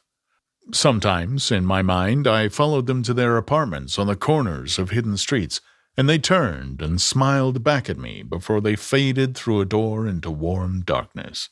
At the enchanted metropolitan twilight, I felt a haunting loneliness sometimes, and felt it in others. Poor young clerks who loitered in front of windows, waiting until it was time for a solitary restaurant dinner. Young clerks in the dusk, wasting the most poignant moments of night and life. Again, at 8 o'clock, when the dark lanes of the 40s were lined 5 deep with throbbing taxicabs bound for the theater district, I felt a sinking in my heart. Forms leaned together in the taxis as they waited, and voices sang, and there was laughter from unheard jokes, and lighted cigarettes made unintelligible circles inside. Imagining that I, too, was hurrying towards gaiety and sharing their intimate excitement, I wished them well. For a while, I lost sight of Jordan Baker. Then, in midsummer, I found her again. At first, I was flattered to go places with her because she was a golf champion and everyone knew her name. Then, there was something more. I wasn't actually in love, but I felt a sort of tender curiosity. The bored, haughty face that she turned to the world concealed something. Most affections conceal something eventually, even though they don't in the beginning, and one day I found out what it was. When we were on a house party together up in Warwick, she left a borrowed car out in the rain with the top down and then lied about it. And suddenly I remembered the story about her that had eluded me that night at Daisy's. At her first big golf tournament, there was a row that nearly reached the newspapers. A suggestion that she had moved her ball from a bad lie in the semi-final round. The thing approached the proportions of a scandal, and then died away. A caddy retracted his statement, and the only other witness admitted that he might have been mistaken. The incident and the name had remained together in my mind. Jordan Baker instinctively avoided clever, shrewd men, and now I saw that this was because she felt safer on a plane where any divergence from a code would be thought impossible. She was incurably dishonest. She wasn't able to endure being at a disadvantage, and, given this unwillingness, I suppose she had begun dealing in subterfuges when she was very young, in order to keep that cool, insolent smile turned to the world, and yet satisfy the demands of her hard, jaunty body. It made no difference to me. Dishonesty in a woman is a thing you never blame deeply. I was casually sorry, and then I forgot. It was on that same house party that we had a curious conversation about driving a car. It started because she passed so close to some workman that our fender flicked a button on one man's coat. You're a rotten driver, I protested. Either you ought to be more careful or you oughtn't to drive at all. I am careful. No, you're not, Well, other people are. she said lightly. What's that got to do with it? They'll keep out of my way. She insisted. It takes two to make an accident. Suppose you met somebody just as careless as yourself, I hope I never will. she answered. I hate careless people. That's why I like you. Her gray, sun-strained eyes stared straight ahead, but she had deliberately shifted our relations, and for a moment I thought I loved her. But I am slow-thinking and full of interior rules that act as brakes on my desires, and I knew that first I had to get myself definitely out of that tangle back home. I'd been writing letters once a week and signing them Love, Nick, and all I could think of was how, when that certain girl played tennis, a faint mustache of perspiration appeared on her upper lip. Nevertheless, there was a vague understanding that had to be tactfully broken off before I was free. Everyone suspects himself of at least one of the cardinal virtues, and this is mine. I am one of the few honest people that I have ever known. Chapter 4. On Sunday morning, while church bells rang in the villages along shore, the world and its mistress returned to Gatsby's house and twinkled hilariously on his lawn. Oh, he's a bootlegger, said the young ladies, moving somewhere between his cocktails and his flowers. One time he killed a man who found out that he was nephew to von Hindenburg and second cousin of the devil. Reach me a rose, honey, and pour me a last drop into that there crystal glass. Once I wrote down on the empty spaces of a timetable the names of those who came to Gatsby's house that summer. It is an old timetable now, disintegrating at its folds, and headed, "This schedule in effect July 5th, 1922, but I can still read the gray names, and they will give you a better impression than my generalities of those who accepted Gatsby's hospitality and paid him the subtle tribute of knowing nothing whatever about him. From East Egg, then, came the Chester Beckers and the Leaches and a man named Bunsen, whom I knew at Yale, and Dr. Webster Civet, who was drowned last summer up in Maine, and the Hornbeams and the Willie Voltaires and the whole clan named Blackbuck, who always gathered in a corner and flipped up their noses like goats at whosoever came near, and the Ismays and the Christies, or rather Hubert Auerbach and Mr. Christie's wife, and Edgar Beaver, whose hair, they say, turned cotton white one winter afternoon for no reason at all. Clarence Endive was from the East Egg, as I remember. He came only once in white knickerbockers and had a fight with a bum named Etty in the garden. From further out on the island came the Cheadles and the O.R.P. Schraders and the Stonewall Jackson Abrams of Georgia, and the Fishguards and the Ripley Snells. Snell was there 3 days before he went to the penitentiary, so drunk out on the gravel drive that Mrs. Ulysses Sweat's automobile ran over his right hand. The Danceys came too, and S.B. Whitebait, who was well over 60, and Maurice A. Flink, and the Hammerheads, and Beluga, the tobacco importer, and Beluga's girls. From West Egg came the Poles and the Mulreadys, and Cecil Roebuck and Cecil Schoen, and Gulick, the state senator, and Newton Orchid, who controlled films par excellence, and Eckhost and Clyde Cohen, and Don S. Schwartz, the son, and Arthur McCarty, all connected with the movies in one way or another. And the Catlips and the Bembergs and G. Earl Muldoon, brother to that Muldoon who afterwards strangled his wife. De Fontano, the promoter, came there, and Egg Legro and James B. Rotgut Ferret and the De Jongs and Ernest Lilly, they came to gamble, and when Ferret wandered into the garden, it meant he was cleaned out, and associated traction would have to fluctuate profitably the next day. A man named Klipspringer was there so often that he became known as the Boarder. I doubt if he had any other home. Of theatrical people, there was Gus Ways and Horace O'Donovan and Lester Meyer and George Duckweed and Francis Bull. Also from New York were the Cromes and the Backesons and the Denekers and Russell Betty and the Corrigans and the Kellers and the Jewers and the Scullys and S.W. Belcher and the Smirks and the Young Quinns, divorced now, and Henry L. Palmetto, who killed himself by jumping in front of a subway train in Times Square. Benny McClenahan arrived always with 4 girls. They were never quite the same ones in physical person, but they were so identical one with another that it inevitably seemed that they had been there before. I've forgotten their names. Jacqueline, I think, or else Consuela, or Gloria, or Judy, or June, and their last names were either the melodious names of flowers and months, or the sterner ones of the great American capitalists whose cousins, if pressed, they would confess themselves to be. In addition to all these, I remember that Faustina O'Brien came there at least once, and the Baedeker girls and young Brewer, who had his nose shot off in the war, and Mr. Albrechtsberger and Miss Haig, his fiancée, and Ardita Fitzpeters and Mr. Page Jewett, one head of the American Legion, and Miss Claudia Hip, with a man reputed to be her chauffeur, and a prince of something whom we called Duke, and whose name, if I ever knew it, I have forgotten. All these people came to Gatsby's house in the summer. At 9 o'clock one morning, late in July, Gatsby's gorgeous car lurched up the rocky drive to my door and gave out a burst of melody from its three-noted horn. It was the first time he had called on me, though I had gone to 2 of his parties, mounted in his hydroplane, and, at his urgent invitation, made frequent use of his beach. "Good morning, old sport. You're having lunch with me today, and I thought we'd ride up together."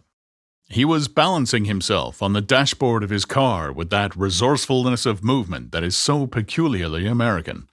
That comes, I suppose, with the absence of lifting work in youth, and even more with the formless grace of our nervous, sporadic games. This quality was continually breaking through his punctilious manner in the shape of restlessness. He was never quite still. There was always a tapping foot somewhere, or the impatient opening and closing of a hand. He saw me looking with admiration at his car. "That's pretty, isn't it, old sport?" He jumped off to give me a better view. "Haven't you ever seen it before?" I'd seen it. Everybody had seen it. It was a rich cream color, bright with nickel, swollen here and there in its monstrous length, with triumphant hat boxes and supper boxes and tool boxes, and terraced with a labyrinth of windshields that mirrored a dozen suns. Sitting down behind many layers of glass in a sort of green leather conservatory, we started to town. I had talked with him perhaps half a dozen times in the past month, and found, to my disappointment, that he had little to say. So my first impression, that he was a person of some undefined consequence, had gradually faded, and he had become simply the proprietor of an elaborate roadhouse next door. And then came that disconcerting ride. We hadn't reached West End Village before Gatsby began leaving his elegant sentences unfinished and slapping himself indecisively on the knee of his caramel-colored suit. "Now look here, old sport," he broke out surprisingly. "What's your opinion of me, anyhow?" A little overwhelmed, I began the generalized evasions which that question deserves. "Well, I'm going to tell you something about my life," he interrupted. "I don't want you to get the wrong idea of me from all these stories you hear." So, he was aware of the bizarre accusations that flavored conversation in his halls. "I'll tell you God's truth." His right hand suddenly ordered divine retribution to stand by. "I am the son of some wealthy people in the Middle West, all dead now. I was brought up in America, but educated at Oxford because all my ancestors have been educated there for many years. It's a family tradition." He looked at me sideways, and I knew why Jordan Baker had believed he was lying. He hurried the phrase "educated at Oxford," or swallowed it or choked on it as though it had bothered him before. And with this doubt, his whole statement fell to pieces, and I wondered if there wasn't something a little sinister about him after all. "What part of the Middle West?" I inquired casually. "San Francisco." "I see. My family all died, and I came into a good deal of money." His voice was solemn, as if the memory of that sudden extinction of a clan still haunted him. For a moment I suspected that he was pulling my leg, but a glance at him convinced me otherwise. "After that I lived like a young Rajah in all the capitals of Europe, at Paris, Venice, Rome, collecting jewels, chiefly rubies, hunting big game, painting a little, things for myself only, and trying to forget something very sad that happened to me long ago." With an effort, I managed to restrain my incredulous laughter. The very phrases were worn so threadbare that they evoked no image except that of a turbaned character, leaking sawdust at every pore as he pursued a tiger through the Bois de Boulogne. "Well, then came the war, old sport. It was a great relief, and I tried very hard to die, but I seemed to bear an enchanted life. I accepted a commission as first lieutenant when it began. In the Argonne Forest, I took 2 machine gun detachments so far forward that there was a half-a-mile gap on either side of us where the infantry couldn't advance.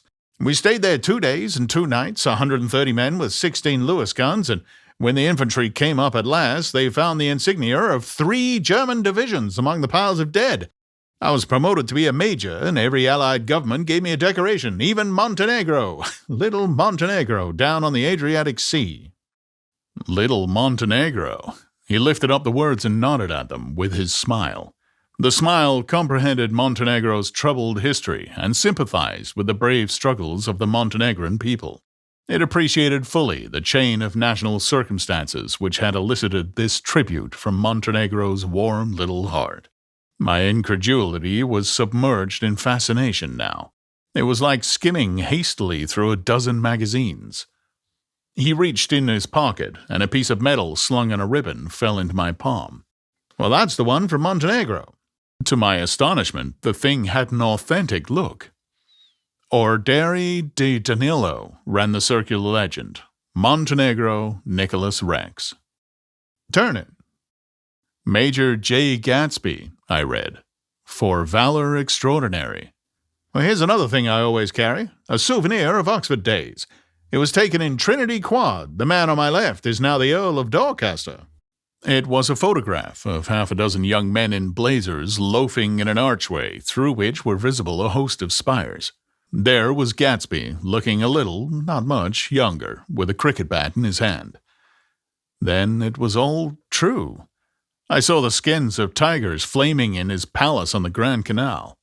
I saw him opening a chest of rubies to ease with their crimson-lighted depths the gnawings of his broken heart. Now, I'm going to make a big request of you today, he said, pocketing his souvenirs with satisfaction. So I thought you ought to know something about me. I didn't want you to think I was just some nobody. You see, I usually find myself among strangers because I drift here and there trying to forget the sad thing that happened to me. He hesitated. You'll hear about it this afternoon. At lunch? No, this afternoon. I happen to find out that you're taking Miss Baker to tea. Do you mean you're in love with Miss Baker? No, old sport, I'm not, but Miss Baker has kindly consented to speak to you about this matter. I hadn't the faintest idea what this matter was, but I was more annoyed than interested. I hadn't asked Jordan to tea in order to discuss Mr. Jay Gatsby. I was sure the request would be something utterly fantastic, and for a moment I was sorry I'd ever set foot upon his overpopulated lawn. He wouldn't say another word. His correctness grew on him as we neared the city. We passed Port Roosevelt, where there was a glimpse of red-belted ocean-going ships, and sped along a cobbled slum lined with the dark, undeserted saloons of the faded gilt 1900s. Then the Valley of Ashes opened out on both sides of us, and I had a glimpse of Mrs. Wilson straining at the garage pump with panting vitality as we went by. With fenders spread like wings, we scattered light through half Astoria. Only half, for as we twisted among the pillars of the elevated, I heard the familiar jug-jug spat of a motorcycle, and a frantic policeman rode alongside. "All right, old sport," called Gatsby. We slowed down. Taking a white card from his wallet, he waved it before the man's eyes. "Yeah, right you are," agreed the policeman, tipping his cap. "Know you next time, Mr. Gatsby. Excuse me." What was that? I inquired. The picture of Oxford.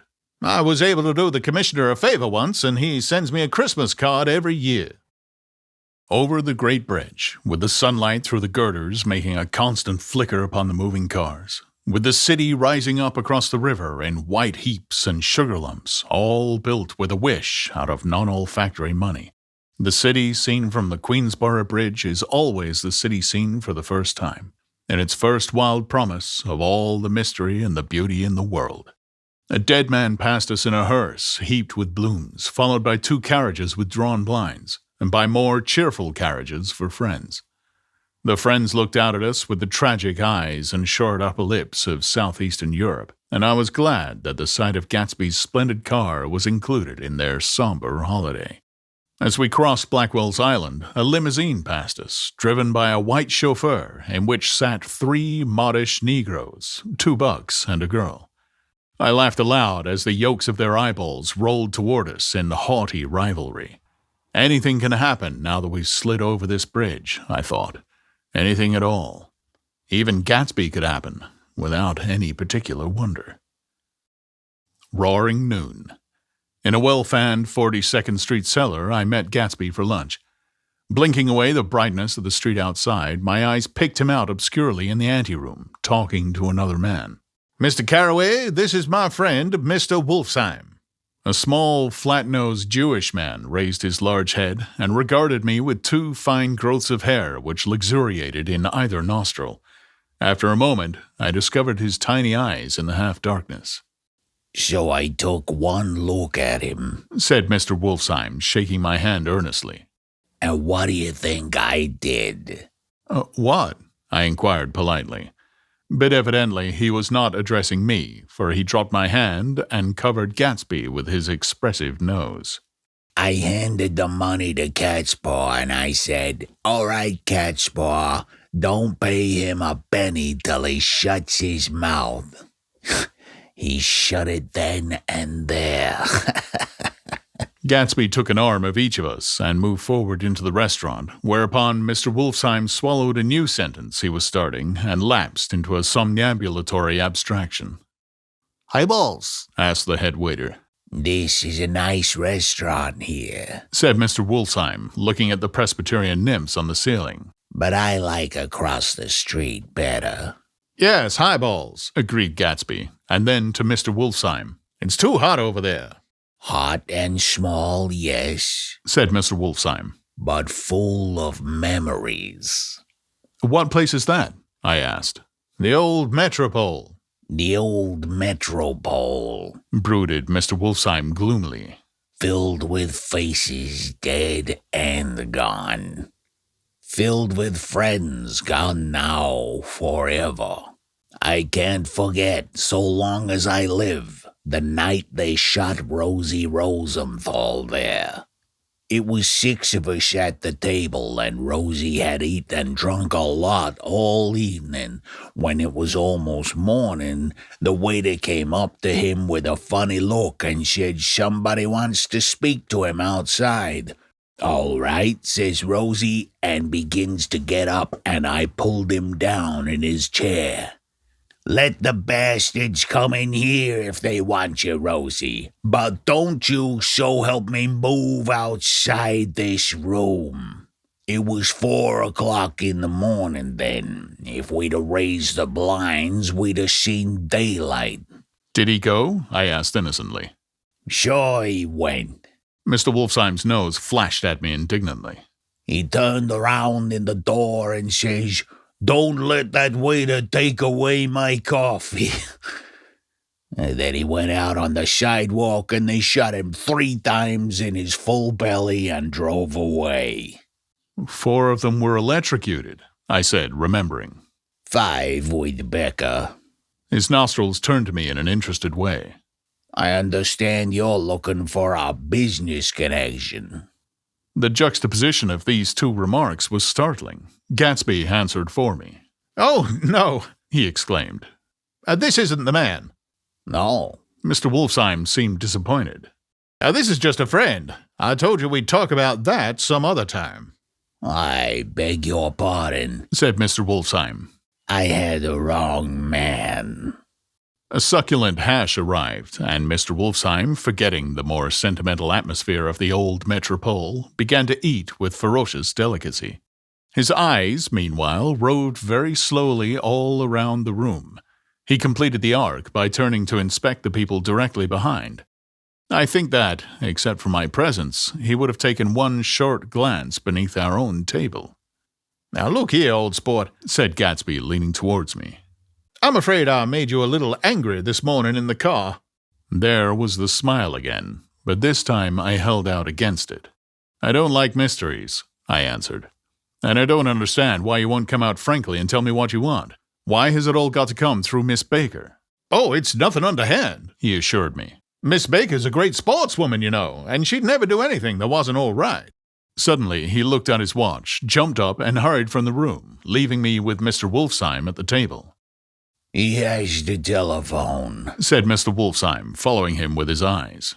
Fine fellow, isn't he? Handsome to look at and a perfect gentleman. Yes. He's an Oxford man. Oh, He went to Oxford College in England. You know Oxford College? I've heard of it. It's one of the most famous colleges in the world. Have you known Gatsby for a long time? I inquired. Several years. He answered in a gratified way. I made the pleasure of his acquaintance just after the war, but I knew I had discovered a man of fine breeding after I talked with him an hour. I said to myself, there's the kind of man you'll like to take home and introduce to your mother and sister. He paused. I see you're looking at my cuff buttons. I hadn't been looking at them, but I did now. They were composed of oddly familiar pieces of ivory. Finest specimens of human molars, He informed me. Well, I inspected them. That's a very interesting idea. Yeah. He flipped his sleeves up under his coat. Yeah, Gatsby's very careful about women. He would never so much as look at a friend's wife. When the subject of his instinctive trust returned to the table and sat down, Mr. Wolfsheim drank his coffee with a jerk and got to his feet. I have enjoyed my lunch, He said. and I'm going to run off from you two young men before I outstay my welcome. Don't hurry, Mayor, said Gatsby without enthusiasm.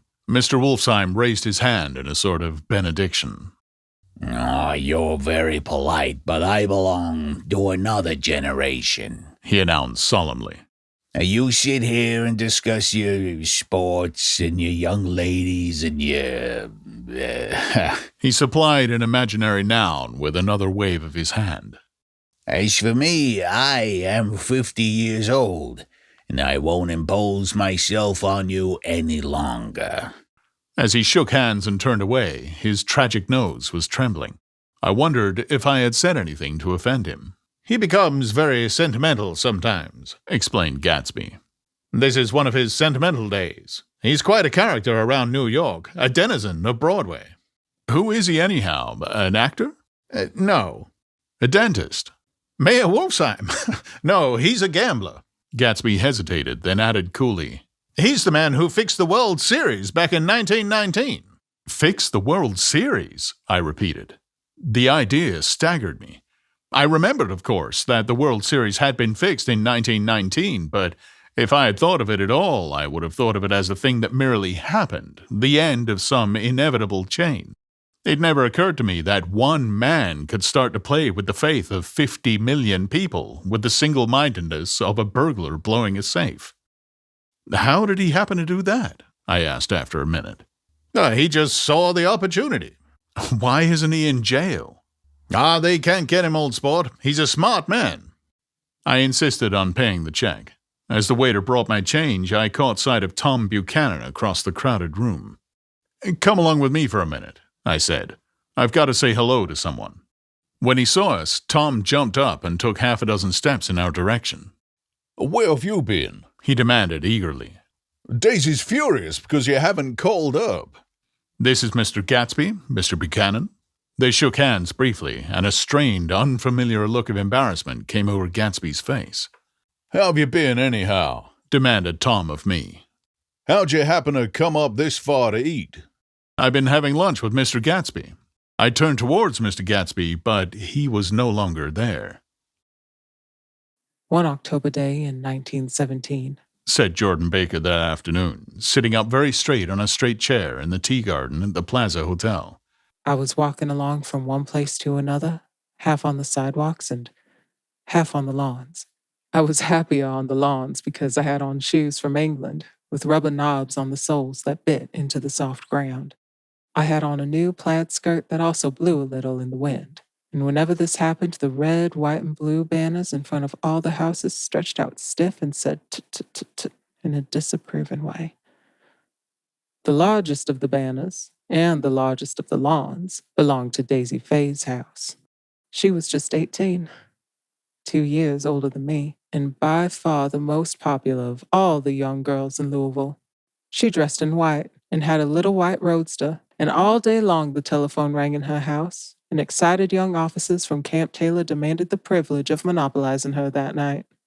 Anyways, for an hour. When I came opposite her house that morning, her white roadster was beside the curb, and she was sitting in it with a lieutenant I had never seen before. They were so engrossed in each other that she didn't see me until I was 5 feet away. Hello, Jordan. She called, unexpectedly. Please, come here. I was flattered that she wanted to speak to me because of all the older girls, I admired her most. She asked me if I was going to the Red Cross and make bandages. I was. Well then, would I tell them that she couldn't come that day? The officer looked at Daisy while she was speaking, in a way that every young girl wants to be looked at sometime, and because it seemed romantic to me, I've remembered the incident ever since. His name was Jay Gatsby, and I didn't lay eyes on him again for over 4 years. Even after I'd met him on Long Island, I didn't realize it was the same man. That was 1917. By the next year, I had a few beaux myself, and I began to play in tournaments, so I didn't see Daisy very often. She went with a slightly older crowd, when she went with anyone at all. Wild rumors were circulating about her, how her mother had found a pack in her bag one winter night to go to New York and say goodbye to a soldier who was going overseas. She was effectually prevented, but she wasn't on speaking terms with her family for several weeks. After that, she didn't play around with the soldiers anymore, but only with a few flat-footed, short-sighted young men in town who couldn't get into the army at all. By the next autumn, she was gay again. Gay as ever. She had a debut after the armistice, and in February, she was presumably engaged to a man from New Orleans. In June, she married Tom Buchanan of Chicago, with more pomp and circumstance than Louisville ever knew before. He came down with 100 people in 4 private cars and hired a whole floor of the Sailbark Hotel. And the day before the wedding, he gave her a string of pearls valued at $350,000. I was bridesmaid. I came into a room half an hour before the bridal dinner and found her lying on her bed as lovely as the June night in her flowered dress. And as drunk as a monkey. She'd had a bottle of Sauterne in one hand and a letter in the other. Gratulate me, she muttered. Never had a drink before, but oh, how I do enjoy it. What's the matter, Daisy? I was scared, I can tell you. I'd never seen a girl like that before. Here, dearies. She groped around in a wastebasket she had with her on the bed and pulled out the string of pearls. Take 'em downstairs and give 'em back to whoever they belong to. And tell Daisy's changed her mind. Say Daisy's changed her mind. She began to cry. She cried and cried. I rushed out and found her mother's maid, and we locked the door and got her into a cold bath. She wouldn't let go of the letter. She took it into the tub with her and squeezed it up into a wet ball, and only let me leave it in the soap dish when she saw that it was coming to pieces, like snow. But she didn't say another word. We gave her spirits of ammonia and put ice on her forehead and hooked her back into her dress, and half an hour later, when we walked out the room, the pearls were around her neck and the incident was over. Next day at 5 o'clock, she married Tom Buchanan without so much as a shiver and started off on a 3-month trip to the South Seas. I saw them in Santa Barbara when they came back, and I thought I'd never seen a girl so mad about her husband. If he left the room for a minute, she'd look around uneasily and say, "Where's Tom gone?" and wear the most abstracted expression until she saw him coming in the door. She used to sit on the sand with his head in her lap by the hour, rubbing her fingers over his eyes and looking at him with unfathomable delight. It was touching to see them together. It made you laugh in a hushed, fascinated way. That was in August. A week after I left Santa Barbara, Tom ran into a wagon on the Ventura Road one night and ripped a front wheel off his car. The girl who was with him got into the papers too because her arm was broken. She was one of the chambermaids in the Santa Barbara Hotel. The next April, Daisy had her little girl, and they went to France for a year. I saw them one spring in Cannes and later in Deauville, and then they came back to Chicago to settle down. Daisy was popular in Chicago, as you know. They moved with a fast crowd, all of them young and rich and wild, but she came out with an absolutely perfect reputation, perhaps because she doesn't drink. It's a great advantage not to drink among hard-drinking people. You can hold your tongue and, moreover, you can time any little irregularity of your own so that everybody else is so blind that they don't see or care. Perhaps Daisy never went in for amour at all, and yet there's something in that voice of hers. Well, about 6 weeks ago, she heard the name Gatsby for the first time in years. It was when I asked you, do you remember, if you knew Gatsby in West Egg? After you had gone home, she came into my room and woke me up and said, What Gatsby? and when I described him, I was half asleep. She said in the strangest voice that it must be the man she used to know. It wasn't until then that I connected this Gatsby with the officer in her white car. When Jordan Baker had finished telling all this, we had left the plaza for half an hour, and were driving in a Victoria through Central Park.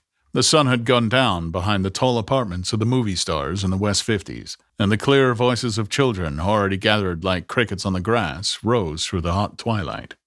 Well, I'm the Sheik of Araby. Your love belongs to me. At night when you're asleep, into your tent I'll creep. It was a strange coincidence, I said. But it wasn't a coincidence at all. Why not? Gatsby bought that house so that Daisy would be just across the bay. Then it had not been merely the stars to which he had aspired on that June night. He came alive to me, delivered suddenly from the womb of his purposeless splendor. He wants to know, Continued Jordan, if you'll invite Daisy to your house some afternoon, and then let him come over. The modesty of the demand shook me. He had waited 5 years and bought a mansion where he dispensed starlight, casual moths, so that he could come over some afternoon to a stranger's garden. Did I have to know all this before he could ask such a little thing? He's afraid. He's waited so long. He thought you might be offended. You see, he's a regular tough underneath it all. Something worried me. Why didn't he ask you to arrange a meeting? He wants her to see his house. She explained. And your house is right next door. Oh. I think he half expected her to wander into one of his parties some night. Went on Jordan. But she never did. Then he began asking people casually if they knew her. And I was the first one he'd found. It was that night he sent for me at his dance, and you should have heard the elaborate way he worked up to it. Of course, I immediately suggested a luncheon in New York, and I thought he'd go mad. I don't want to do anything out of the way, He kept saying. I want to see her right next door. When I said you were a particular friend of Tom's, he started to abandon the whole idea. He doesn't know very much about Tom, though he says he's read a Chicago paper for years just on the chance of catching a glimpse of Daisy's name. It was dark now, and as we dipped under a little bridge, I put my arm around Jordan's golden shoulder and drew her towards me and asked her to dinner. Suddenly, I wasn't thinking of Daisy and Gatsby anymore, but of this clean, hard, limited person who dealt in universal skepticism and who leaned back jauntily just within the circle of my arm. A phrase began to beat in my ears with a sort of heady excitement. There are only the pursued, the pursuing, the busy, and the tired, And Daisy ought to have something in her life. murmured Jordan to me. Does she want to see Gatsby? She's not to know about it. Gatsby doesn't want her to know. You're just supposed to invite her to tea. We passed under a barrier of dark trees, and then the facade of 59th Street, a block of delicate pale light, beamed down into the park. Unlike Gatsby and Tom Buchanan, I had no girl whose disembodied face floated along the dark cornices and blinding signs, and so I drew up the girl beside me, tightening my arms. Her wan, scornful mouth smiled, and so I drew her up again closer, this time to my face. Chapter 5. When I came home to West Egg that night, I was afraid for a moment that my house was on fire. 2 o'clock, and the whole corner of the peninsula was blazing with light, which fell unreal on the shrubbery and made thin, elongating glints upon the roadside wires. Turning a corner, I saw that it was Gatsby's house, lit from tower to cellar. At first I thought it was another party, a wild rout that had resolved itself into hide-and-go-seek or sardines in the box, with all the house thrown open to the game. But there wasn't a sound. Only wind in the trees, which blew the wires and made the lights go off and on again as if the house had winked into the darkness. As my taxi groaned away, I saw Gatsby walking toward me across the lawn. "Your place looks like the World's Fair," I said. Does it? He turned his eyes toward it absently. I've been glancing into some of the rooms. Let's go to Coney Island, old sport, in my car. Oh, it's too late. Well, suppose we take a plunge in the swimming pool. I haven't made use of it all summer. I've got to go to bed. All right. He waited, looking at me with suppressed eagerness. I talked with Miss Baker, I said after a moment. I'm going to call up Daisy tomorrow and invite her over here to tea. Oh, that's all right, he said carelessly. I don't want to put you to any trouble. Well, what day would suit you? Or what day would suit you? He corrected me quickly. I don't want to put you to any trouble, you see.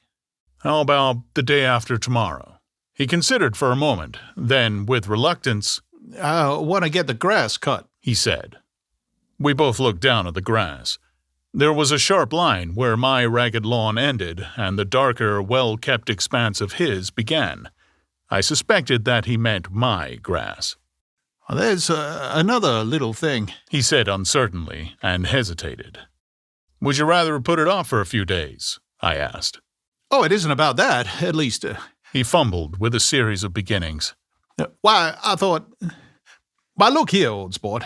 You don't make much money, do you? Oh, not very much. This seemed to reassure him, and he continued more confidently. I thought you didn't. If you pardon my... You see, I carry on a little business on the side, a sort of a sideline, you understand? And I thought that if you don't make very much... You're selling bonds, aren't you, old sport? Trying to. Well, this would interest you. It wouldn't take up much of your time, and you might pick up a nice bit of money. It happens to be a rather confidential sort of thing. I realize now that under different circumstances, that conversation might have been one of the crises of my life, but because the offer was obviously and tactlessly for a service to be rendered, I had no choice except to cut him off there. I've got my hands full, I said. I'm much obliged, but I couldn't take on any more work. Oh, you wouldn't have to do any business with Wolfsheim. Evidently, he thought that I was shying away from the connection mentioned at lunch, but I assured him he was wrong. He waited a moment longer, hoping I'd begin a conversation, but I was too absorbed to be responsive, so he went unwillingly home. The evening had made me light-headed and happy. I think I walked into a deep sleep as I entered my front door, so I don't know whether or not Gatsby went to Coney Island or for how many hours he glanced into rooms while his house blazed gaudily on. I called up Daisy from the office next morning and invited her to come to tea. Don't bring Tom, I warned her. What? Don't bring Tom. Who is Tom? She asked innocently. The day agreed upon was pouring rain.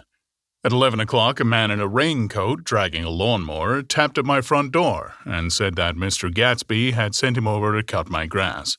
This reminded me that I had forgotten to tell my Finn to come back, so I drove into West Egg Village to search for her among soggy, whitewashed alleys and buy some cups and lemons and flowers. The flowers were unnecessary, for at 2 o'clock a greenhouse arrived from Gatsby's, with innumerable receptacles to contain it. An hour later, the front door opened nervously, and Gatsby, in a white flannel suit, silver shirt, and gold-colored tie, hurried in. He was pale, and there were dark signs of sleeplessness beneath his eyes. "Is everything all right?" he asked immediately. "Oh, the grass looks fine, if that's what you mean." "What grass?" he inquired blankly. "Oh, the grass in the yard." He looked out the window at it, but judging from his expression, I don't believe he saw a thing. "Looks very good," he remarked vaguely. One of the papers said they thought the rain would stop about 4. I think it was the Journal. Have you got everything you need in the shape of tea?" I took him into the pantry, where he looked a little reproachfully at the Finn. Together we scrutinized the 12 lemon cakes from the delicatessen shop. "Will they do?" I asked. "Oh, of course, they're fine," he added hollowly. "Old sport." The rain cooled about 3:30 to a damp mist through which occasional thin drops swam like dew. Gatsby looked with vacant eyes through a copy of Clay's Economics, starting at the finished tread that shook the kitchen floor, and peering towards the bleared windows from time to time, as if a series of invisible but alarming happenings were taking place outside. Finally, he got up and informed me in an uncertain voice that he was going home. "Why's that?" "Nobody's coming to tea. It's too late." He looked at his watch as if there were some pressing demand on his time elsewhere. "I can't wait all day." "Don't be silly. It's just 2 minutes to 4. He sat down miserably, as if I had pushed him, and simultaneously there was the sound of a motor turning into my lane. We both jumped up, and, a little harrowed myself, I went out into the yard.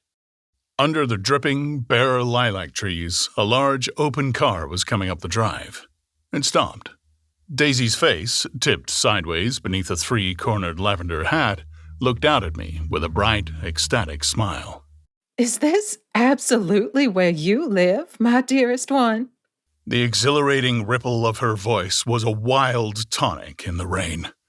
I had to follow the sound of it for a moment up and down with my ear alone before any words came through. A damp streak of hair lay like a dash of blue paint across her cheek, and her hand was wet with glistening drops as I took it to help her from the car. "Are you in love with me? She said low in my ear. Or why did I have to come alone?" "Well, that's the secret of Castle Rack Rent. Tell your chauffeur to go far away and spend an hour." "Come back in an hour, Ferdy." Then, in a grave murmur, "His name is Ferdy." "Does the gasoline affect his nose?" "I don't think so," she said innocently. "Why?" We went in. To my overwhelming surprise, the living room was deserted. "Well, that's funny," I exclaimed. "What's funny?" She turned her head as there was a light, dignified knocking at the front door. I went out and opened it. Gatsby, pale as death, with his hands plunged like weights in his coat pockets, was standing in a puddle of water, glaring tragically into my eyes. With his hands still in his coat pockets, he stalked by me into the hall, turned sharply as if he were on a wire, and disappeared into the living room. It wasn't a bit funny. Aware of the loud beating of my own heart, I pulled the door to against the increasing rain. For half a minute, there wasn't a sound. Then, from the living room, I heard a sort of choking murmur and part of a laugh, followed by Daisy's voice on a clear, artificial note. "I certainly am awfully glad to see you again." A pause. It endured horribly. I had nothing to do in the hall, so I went into the room. Gatsby, his hands still in his pockets, was reclining against the mantelpiece in a strained counterfeit of perfect ease, even of boredom. His head leaned back so far that it rested against the face of a defunct mantelpiece clock, and from this position his distraught eyes stared down at Daisy, who was sitting, frightened but graceful, on the edge of a stiff chair. "We've met before," muttered Gatsby. His eyes glanced momentarily at me, and his lips parted with an abortive attempt at a laugh. Luckily, the clock took this moment to tilt dangerously at the pressure of his head, whereupon he turned and caught it with trembling fingers and set it back in place. Then he sat down rigidly, his elbow on the arm of the sofa and his chin in his hand. "I'm sorry about the clock," he said. My own face had now assumed a deep tropical burn. I couldn't muster up a single commonplace out of the 1,000 in my head. "It's an old clock," I told them idiotically. I think we all believed for a moment that it had smashed in pieces on the floor. "We haven't met for many years," said Daisy, her voice as matter-of-fact as it could ever be. 5 years next November. The automatic quality of Gatsby's answer set us all back at least another minute. I had them both on their feet with the desperate suggestion that they help me make tea in the kitchen when the demoniac Finn brought it in on a tray. Amid the welcome confusion of cups and cakes, a certain physical decency established itself. Gatsby got himself into a shadow and, while Daisy and I talked, looked conscientiously from one to the other of us with tense, unhappy eyes. However, as calmness wasn't an end in itself, I made an excuse at the first possible moment and got to my feet. "Well, where are you going?" demanded Gatsby in immediate alarm. "I'll be back." I gotta speak to you about something before you go." He followed me wildly into the kitchen, closed the door, and whispered, "Oh, God," in a miserable way. "What's the matter?" "This is a terrible mistake," he said, shaking his head from side to side. "Terrible, terrible mistake." "You're just embarrassed, that's all." And luckily, I added, Daisy's embarrassed too. "She's embarrassed," he repeated incredulously. "Just as much as you are."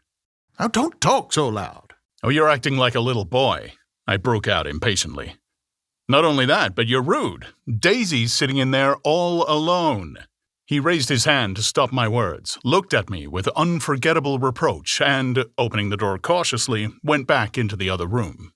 I walked out the back way, just as Gatsby had when he had made his nervous circuit of the house half an hour before, and ran for a huge black-knotted tree whose massed leaves made a fabric against the rain.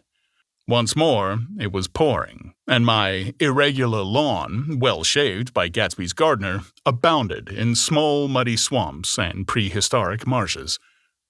There was nothing to look at from under the tree except Gatsby's enormous house, so I stared at it, like Kant at his church steeple, for half an hour. A brewer had built it early in the period craze a decade before, and there was a story that he'd agreed to pay 5 years' taxes on all the neighboring cottages if the owners would have their roofs thatched with straw. Perhaps their refusal took the heart out of his plan to found a family. He went into an immediate decline. His children sold his house with the black wreath still on the door. Americans, while willing, even eager, to be serfs, have always been obstinate about being peasantry. After half an hour, the sun shone again, and the grocer's automobile rounded Gatsby's drive with the raw material for his servant's dinner. I felt sure that he wouldn't eat a spoonful. A maid began opening the upper windows of his house, appeared momentarily in each, and, leaning from the large central bay, spat meditatively into the garden. It was time I went back. While the rain continued, it had seemed like the murmur of their voices, rising and swelling a little now and then with gusts of emotion. But in the new silence, I felt that silence had fallen within the house, too. I went in, after making every possible noise in the kitchen short of pushing over the stove, but I don't believe they heard a sound. They were sitting at either end of the couch, looking at each other as if some question had been asked or was in the air, and every vestige of embarrassment was gone. Daisy's face was smeared with tears, and when I came in, she jumped up and began wiping at it with her handkerchief before a mirror. But there was a change in Gatsby that was simply confounding. He literally glowed. Without a word or a gesture of exultation, a new well-being radiated from him and filled the little room. "Oh, hello, old sport," he said, as if he hadn't seen me for years. I thought for a moment he was going to shake hands. It stopped raining. Has it? When he realized what I was talking about, that there were twinkle bells of sunshine in the room, he smiled like a weatherman, like an ecstatic patron of recurrent light, and repeated the news to Daisy. Oh, what do you think of that? It stopped raining. I'm glad, Jay. Her throat, full of aching, grieving beauty, told only of her unexpected joy. I want you and Daisy to come over to my house, he said. I'd like to show her around. You're sure you want me to come? Absolutely, old sport. Daisy went upstairs to wash her face. Too late, I thought with humiliation of my towels, while Gatsby and I waited on the lawn. My house looks well, doesn't it? He demanded. See how the whole front of it catches the light. I agreed that it was splendid. Yes. His eyes went over it, every arched door and square tower. It took me 3 years to earn the money that bought it. I thought you inherited your money. I did, old sport, he said automatically. But I lost most of it in the big panic, the panic of the war. I think he hardly knew what he was saying, for when I asked him what business he was in, he answered, "Well, that's my affair," before he realized that it wasn't an appropriate reply. Oh, I've been in several things, he corrected himself. I was in the drug business, and then I was in the oil business, but I'm not in either one now. He looked at me with more attention. Do you mean you've been thinking over what I proposed the other night? Before I could answer, Daisy came out of the house, and 2 rows of brass buttons on her dress gleamed in the sunlight. That huge place? There? She cried, pointing. Do you like it? I love it, but I don't see how you live there all alone. I keep it always full of interesting people night and day. People who do interesting things. Celebrated people. Instead of taking the shortcut along the Sound, we went down to the road and entered by the big postern. With enchanting murmurs, Daisy admired this aspect or that of the feudal silhouette against the sky, admired the gardens, the sparkling odor of jonquils, and the frothy odor of hawthorn and plum blossoms, and the pale gold odor of kiss me at the gate. It was strange to reach the marble steps and find no stir of bright dresses in and out of the door, and hear no sound but bird voices in the trees. And inside, as we wandered through Marie Antoinette music rooms and restoration salons, I felt that there were guests concealed behind every couch and table, under orders to be breathlessly silent until we had passed through. As Gatsby closed the door of the Merton College Library, I could have sworn I heard the owl-eyed man break into ghostly laughter. We went upstairs, through period bedrooms swathed in rose and lavender silk, and vivid with new flowers, through dressing rooms and pool rooms and bathrooms with sunken baths, intruding into one chamber where a disheveled man in pajamas was doing liver exercises on the floor. It was Mr. Klipspringer, the boarder. I had seen him wandering hungrily about the beach that morning. Finally, we came to Gatsby's own apartment, a bedroom and a bath, and an Adams study where we sat down and drank a glass of some chartreuse he took from a cupboard in the wall. He hadn't once ceased looking at Daisy, and I think he revalued everything in his house according to the measure of response it drew from her well-loved eyes. Sometimes, too, he stirred around at his possessions in a dazed way, as though, in her actual and astounding presence, none of it was any longer real. Once, he nearly toppled down a flight of stairs. His bedroom was the simplest room of all, except where the dresser was garnished with a toilet seat of pure dull gold. Daisy took the brush with delight and smoothed her hair, whereupon Gatsby sat down and shaded his eyes and began to laugh. It's the funniest thing, old sport, he said hilariously. I can't. When I try to. He had passed visibly through 2 states and was entering upon a third. After his embarrassment and his unreasoning joy, he was consumed with wonder at her presence. He had been full of the idea so long, dreamed it right through to the end, waited with his teeth set, so to speak, at an inconceivable pitch of intensity. Now, in the reaction, he was running down like an overwound clog. Recovering himself in a minute, he opened for us the 2 hulking patent cabinets which held his massed suits and dressing gowns and ties and his shirts piled like bricks in stacks a dozen high. I got a man in England who buys me clothes. He sends over a selection of things at the beginning of each season, spring and fall. He took out a pile of shirts and began throwing them one by one before us. Shirts of sheer linen and thick silk and fine flannel, which lost their folds as they fell and covered the table in many-colored disarray. While we admired, he brought more, and the soft, rich heap mounted higher, shirts with stripes and scrolls and plaids in coral and apple green and lavender and faint orange, with monograms of Indian blue. Suddenly, with a strange sound, Daisy bent her head into the shirts and began to cry stormily. They're such beautiful shirts. She sobbed, her voice muffled in the thick folds.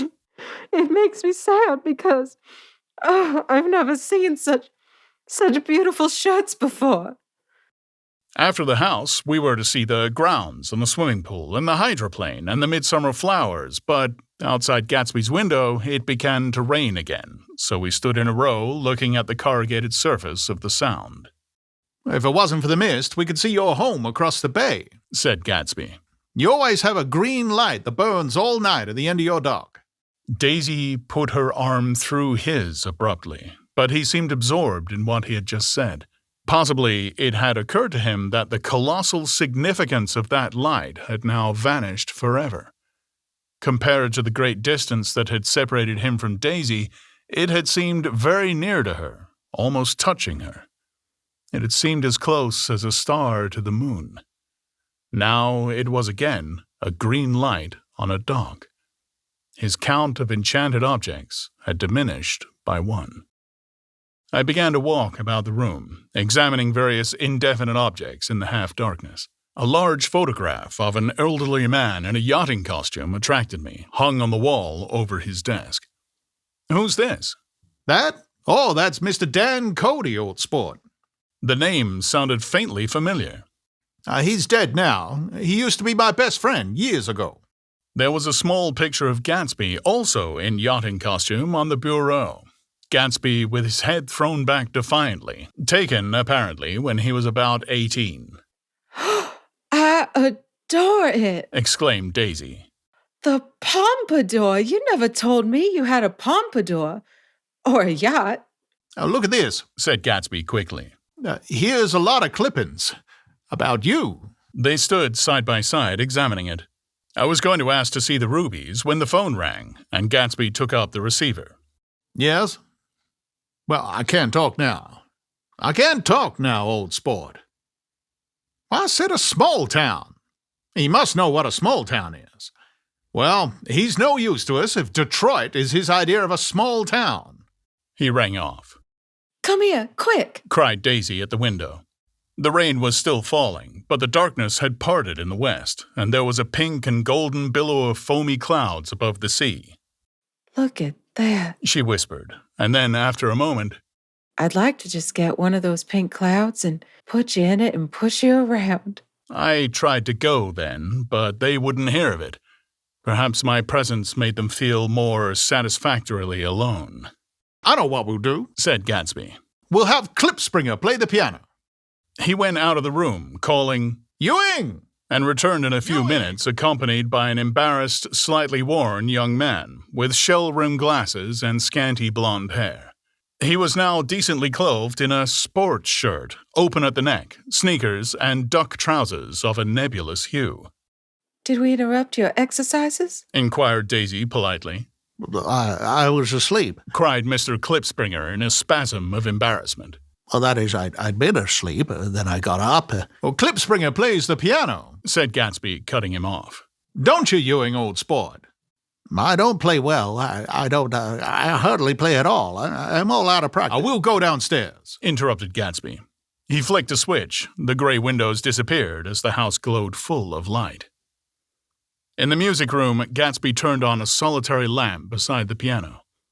He lit Daisy's cigarette from a trembling match and sat down with her on a couch far across the room, where there was no light save what the gleaming floor bounced in from the hall. When Klipspringer had played The Love Nest, he turned around on the beach and searched unhappily for Gatsby in the gloom.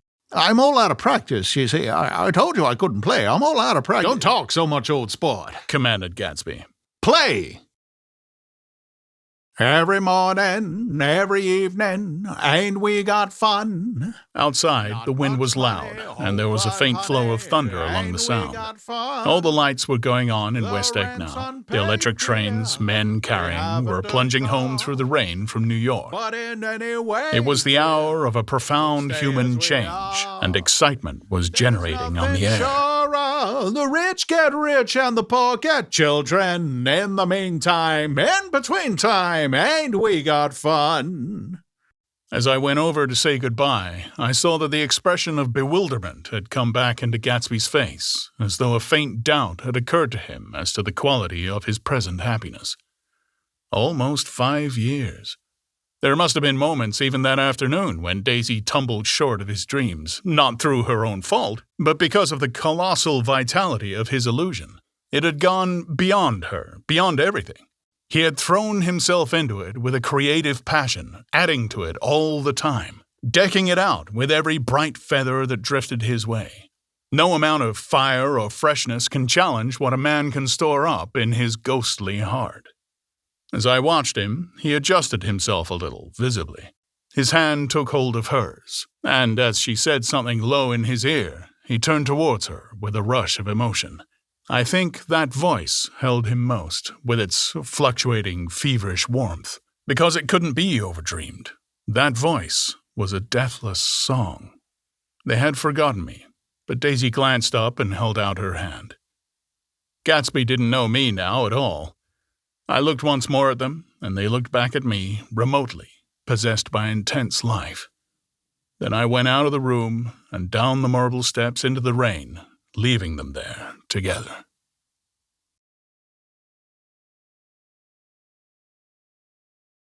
Chapter 6. About this time, an ambitious young reporter from New York arrived one morning at Gatsby's door and asked him if he had anything to say. Anything to say about what? Inquired Gatsby politely. Why, any statement to give out. It transpired, after a confused 5 minutes, that the man had heard Gatsby's name around his office in a connection which he either wouldn't reveal or didn't fully understand. This was his day off, and with laudable initiative he had hurried out to see. It was a random shot, and yet the reporter's instinct was right. Gatsby's notoriety, spread about by the hundreds who had accepted his hospitality and so become authorities upon his past, had increased all summer until he fell just short of being news. Contemporary legends such as the underground pipeline to Canada attached themselves to him, and there was one persistent story that he didn't live in a house at all, but in a boat that looked like a house and was moved secretly up and down the Long Island shore. Just why these inventions were a source of satisfaction to James Gatz of North Dakota isn't easy to say. James Gatz, that was really, or at least legally, his name. He had changed it at the age of 17, and at the specific moment that witnessed the beginnings of his career, when he saw Dan Cody's yacht drop anchor over the most insidious flat on Lake Superior. It was James Gatz who had been loafing along the beach that afternoon in a torn green jersey and a pair of canvas pants, but it was already Jay Gatsby who borrowed a rowboat, pulled out to the Tuolumne, and informed Cody that a wind might catch him and break him up in half an hour. I suppose he'd had the name ready for a long time even then. His parents were shiftless and unsuccessful farm people. His imagination had never really accepted them as his parents at all. The truth was that Jay Gatsby of West Egg, Long Island, sprang from his platonic conception of himself. He was a son of God, a phrase which, if it means anything, means just that. And he must be about his father's business, the service of a vast, vulgar, and meretricious beauty. So he invented just the sort of Jay Gatsby that a 17-year-old boy would be likely to invent. And to this conception he was faithful to the end.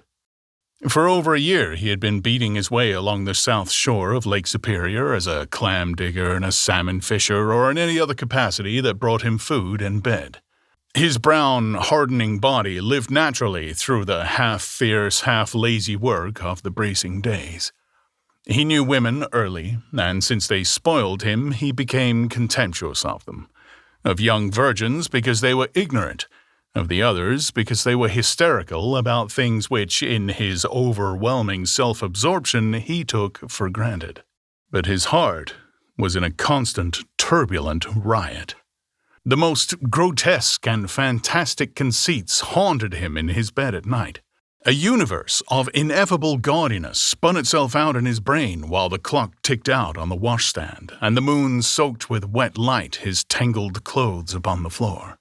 Each night he added to the pattern of his fancies until drowsiness closed down upon some vivid scene with an oblivious embrace.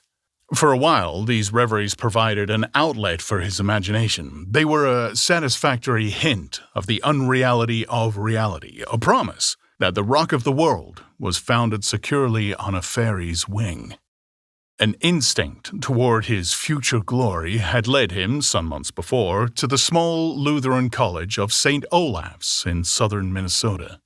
He stayed there 2 weeks, dismayed at its ferocious indifference to the drums of his destiny, to destiny itself, and despising the janitor's work with which he was to pay his way through. Then he drifted back to Lake Superior, and he was still searching for something to do on the day that Dan Cody's yacht dropped anchor in the shallows along shore. Cody was 50 years old then, a product of the Nevada silver fields, of the Yukon, of every rush for metals since '75.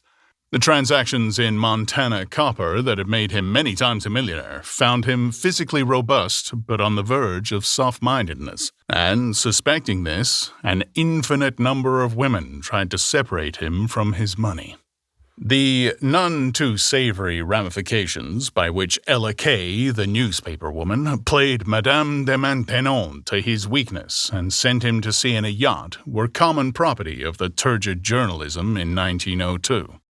He had been coasting along all too hospitable shores for 5 years when he turned up as James Gats's destiny in Little Girl Bay. To young Gats, resting on his oars and looking up at the railed deck, that yacht represented all the beauty and glamour in the world. I suppose he smiled at Cody. He had probably discovered that people liked him when he smiled. At any rate, Cody asked him a few questions. One of them elicited the brand new name, and found that he was quick and extravagantly ambitious. A few days later, he took him to Duluth and bought him a blue coat, 6 pairs of white duck trousers, and a yachting cap. And when the Tuolumne left for the West Indies and the Barbary Coast, Gatsby left too. He was employed in a vague personal capacity. While he remained with Cody, he was in turn steward, mate, skipper, secretary, and even jailer. For Dan Cody sober knew what lavish doings Dan Cody drunk might soon be about, and he provided for such contingencies by reposing more and more trust in Gatsby. The arrangement lasted 5 years, during which the boat went 3 times around the continent. It might have lasted indefinitely, except for the fact that Ella Kay came on board one night in Boston, and a week later, Dan Cody inhospitably died. I remember the portrait of him up in Gatsby's bedroom, a gray, florid man with a hard, empty face, the pioneer debauchee who, during one phase of American life, brought back to the eastern seaboard the savage violence of the frontier brothel and saloon. It was indirectly due to Cody that Gatsby drank so little. Sometimes in the course of gay parties, women used to rub champagne into his hair. For himself, he formed the habit of letting liquor alone. And it was from Cody that he inherited money, a legacy of $25,000. He didn't get it. He never understood the legal device that was used against him, but what remained of the millions went intact to Ella Kay. He was left with his singularly appropriate education. The vague contour of Jay Gatsby had filled out to the substantiality of a man. He told me all this very much later, but I've put it down here with the idea of exploding these first wild rumors about his antecedents, which weren't even faintly true. Moreover, he told it to me at a time of confusion, when I had reached the point of believing everything and nothing about him. So I take advantage of this short halt, while Gatsby, so to speak, caught his breath, to clear this set of misconceptions away. It was a halt, too, in my association with his affairs. For several weeks, I didn't see him or hear his voice on the phone. Mostly, I was in New York, trotting around with Jordan and trying to ingratiate myself with her senile aunt. But finally, I went over to his house one Sunday afternoon. I hadn't been there 2 minutes when somebody brought Tom Buchanan in for a drink. I was startled, naturally, but the really surprising thing was that it hadn't happened before. They were a party of 3 on horseback, Tom and a man named Sloan and a pretty woman in a brown riding habit who had been there previously. "I'm delighted to see you," said Gatsby, standing on his porch. I'm delighted that you dropped in." As though they cared. "Well, sit right down. Have a cigarette or a cigar." He walked around the room quickly, ringing bells. "I'll have something to drink for you in just a minute." He was profoundly affected by the fact that Tom was there, but he would be uneasy anyhow until he had given them something, realizing in a vague way that that was what they all came for. Mr. Sloan wanted nothing. A lemonade? No thanks. A little champagne? Nothing at all, thanks. I'm sorry. "Did you have a nice ride?" "Very good roads round here." "I suppose the automobiles—" "Yeah." Moved by an irresistible impulse, Gatsby turned to Tom, who had accepted the introduction as a stranger. "I believe we've met somewhere before, Mr. Buchanan." "Oh, yes," said Tom, gruffly polite, but obviously not remembering. "So we did. I remember very well." "About 2 weeks ago." "That's right. You with Nick here." "I know your wife," continued Gatsby almost aggressively. "That's so." Tom turned to me. "You live near here, Nick?" "Next door." "That's so." Mr. Sloan didn't enter into the conversation, but lounged back haughtily in his chair. The woman said nothing either, until unexpectedly, after 2 highballs, she became cordial. "We'll all come over to your next party, Mr. Gatsby," she suggested. "What do you say?" "Well, certainly. I'd be delighted to have you." Be very nice, said Mr. Sloan without gratitude. "Well, I think you ought to be starting home." "Oh, please, don't hurry," Gatsby urged them. He had control of himself now, and he wanted to see more of Tom.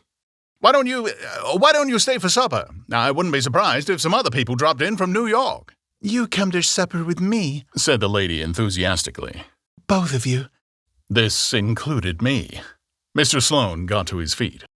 "Come along," he said, but to her only. "I mean it," she insisted. "I'd love to have you. Lots of room." Gatsby looked at me questioningly. He wanted to go, and he didn't see that Mr. Sloan had determined he shouldn't. "I'm afraid I won't be able to," I said. "Well, you come," she urged, concentrating on Gatsby. Mr. Sloan murmured something close to her ear. "We won't be late if we start now," she insisted aloud. "I haven't got a horse," said Gatsby. "I used to ride in the army, but I've never bought a horse. I'll have to follow you in my car. Excuse me for just a minute." The rest of us walked out on the porch, where Sloan and the lady began an impassioned conversation aside. "My God, I believe the man's coming," said Tom. "Doesn't he know she don't want him?" "Well, she says she does want him." She has a big dinner party, and he won't know a soul there." He frowned. "I wonder where in the devil he met Daisy. By God, I may be old-fashioned in my ideas, but women run around too much these days to suit me. They meet all kinds of crazy fish." Suddenly, Mr. Sloan and the lady walked down the steps and mounted their horses. "Come on," said Mr. Sloan to Tom. "We're late. We've got to go." And then to me, "Tell him we couldn't wait, will you?" Tom and I shook hands, and the rest of us exchanged a cool nod, and they trotted quickly down the drive, disappearing under the August foliage, just as Gatsby, with hat and light overcoat in hand, came out the front door. Tom was evidently perturbed at Daisy's running around alone, for on the following Saturday night he came with her to Gatsby's party.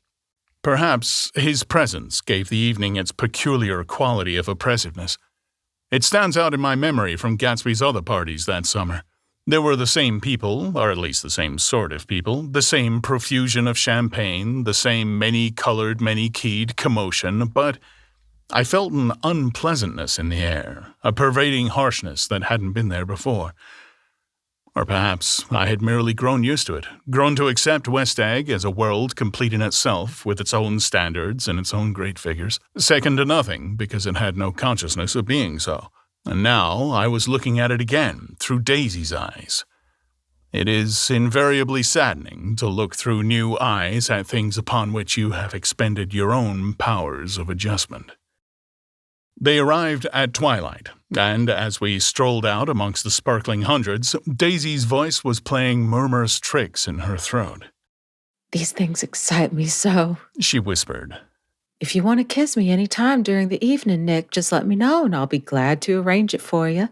Just mention my name or present a green card. I'm giving out green... Look around, suggested Gatsby. I'm looking around. I'm having a marvelous... You must see the faces of many people you've heard about. Tom's arrogant eyes roamed the crowd. We don't go around very much, he said. In fact, I was just thinking, I don't know a soul here. Perhaps you know that lady. Gatsby indicated a gorgeous, scarcely human orchid of a woman who sat in state under a white plum tree. Tom and Daisy stared with that peculiarly unreal feeling that accompanies the recognition of a hitherto ghostly celebrity of the movies. Oh, she's lovely, said Daisy. The man bending over her is her director. He took them ceremoniously from group to group. This is Mrs. Buchanan and Mr. Buchanan. After an instant's hesitation, he added, the polo player. Oh, no, objected Tom quickly. Not me. But evidently the sound of it pleased Gatsby, for Tom remained the polo player for the rest of the evening. I've never met so many celebrities, Daisy exclaimed. I like that man. What was his name with the sort of blue nose? Gatsby identified him, adding that he was a small producer. Well, I liked him anyhow. I'd a little rather not be the polo player, said Tom pleasantly. I'd rather look at these famous people in oblivion. Daisy and Gatsby danced.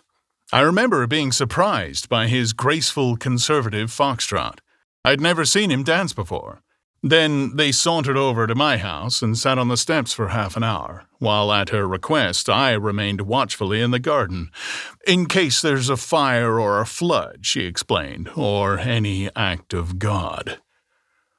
Tom appeared from his oblivion as we were sitting down to supper together. Do you mind if I eat with some people over here? He said. The fellow's getting off some funny stuff. Go ahead, answered Daisy genially. And if you want to take down any addresses, here's my little gold pencil. She looked around after a moment and told me the girl was common but pretty, and I knew that except for the half hour she'd been alone with Gatsby, she wasn't having a good time. We were at a particularly tipsy table. That was my fault. Gatsby had been called to the phone, and I'd enjoyed these same people only 2 weeks before. But what had amused me then turned septic on the air now. How do you feel, Miss Baedeker? The girl addressed was trying, unsuccessfully, to slump against my shoulder. At this inquiry, she sat up and opened her eyes. What? A massive and lethargic woman, who had been urging Daisy to play golf with her at the local club tomorrow, spoke in Miss Baedeker's defense. Oh, she's all right now. When she's had 5 or 6 cocktails, she always starts screaming like that. I tell her she ought to leave it alone. I do leave it alone, affirmed the accused hollowly. We heard you yelling, so I said to Doc Civet here, there's someone that needs your help, Doc. She's much obliged, I'm sure, said another friend without gratitude. But you got her dress all wet when you stuck her head in the pool. Anything I hate is to get my head stuck in a pool, mumbled Miss Baedeker. They almost drowned me over in New Jersey. Well, you ought to leave it alone, countered Doc Civet. Speak for yourself, cried Miss Baedeker violently. Your handshakes. I wouldn't let you operate on me. It was like that. Almost the last thing I remember was standing with Daisy and watching the moving picture director and his star. They were still under the white plum tree, and their faces were touching, except for a pale, thin ray of moonlight between. It occurred to me that he had been very slowly bending toward her all evening to attain this proximity, and even while I watched, I saw him stoop one ultimate degree and kiss at her cheek. I like her, said Daisy. I think she's lovely. But the rest offended her, and inarguably, because it wasn't a gesture but an emotion. She was appalled by West Egg, this unprecedented place that Broadway had begotten upon a Long Island fishing village, appalled by its raw vigor that chafed under the old euphemism, and by the too obtrusive fate that herded its inhabitants along a shortcut from nothing to nothing. She saw something awful in the very simplicity she failed to understand. I sat on the front steps with them while they waited for their car. It was dark here in front. Only the bright door sent 10 square feet of light volleying out into the soft black morning. Sometimes a shadow moved against a dressing-room blind above, gave way to another shadow, an indefinite procession of shadows who rouged and powdered in an invisible glass. Who is this Gatsby anyhow? Demanded Tom suddenly. Some big bootlegger? Where'd you hear that? I inquired. Well, I didn't hear it. I imagined it. A lot of these newly rich people are just big bootleggers, you know. Not Gatsby, I said shortly. He was silent for a moment. The pebbles of the drive crunched under his feet. Well, he certainly must have strained himself to get this menagerie together. A breeze stirred the gray haze of Daisy's fur collar. At least they are more interesting than the people we know, she said with an effort. You didn't look so interested. Well, I was. Tom laughed and turned to me. Did you notice Daisy's face when that girl asked her to put her under a cold shower? Daisy began to sing with the music in a husky, rhythmic whisper, bringing out a meaning in each word that it had never had before and would never have again. When the melody rose, her voice broke up sweetly, following it in a way contralto voices have, and each change tipped out a little of her warm human magic upon the air. Lots of people come who haven't been invited, she said suddenly. That girl hadn't been invited. They simply forced their way in, and he's too polite to object. Well, I'd like to know who he is and what he does, insisted Tom. And I think I'll make a point of finding out. I can tell you right now, she answered. He owned some drugstores, a lot of drugstores. He built them up himself. The dilatory limousine came rolling up the drive. Good night, Nick, said Daisy. Her glance left me and sought the lighted top of the steps, where 3 o'clock in the morning, a neat, sad little waltz of that year, was drifting out the open door. After all, in the very casualness of Gatsby's party, there were romantic possibilities totally absent from her world. What was it up there in the song that seemed to be calling her back inside?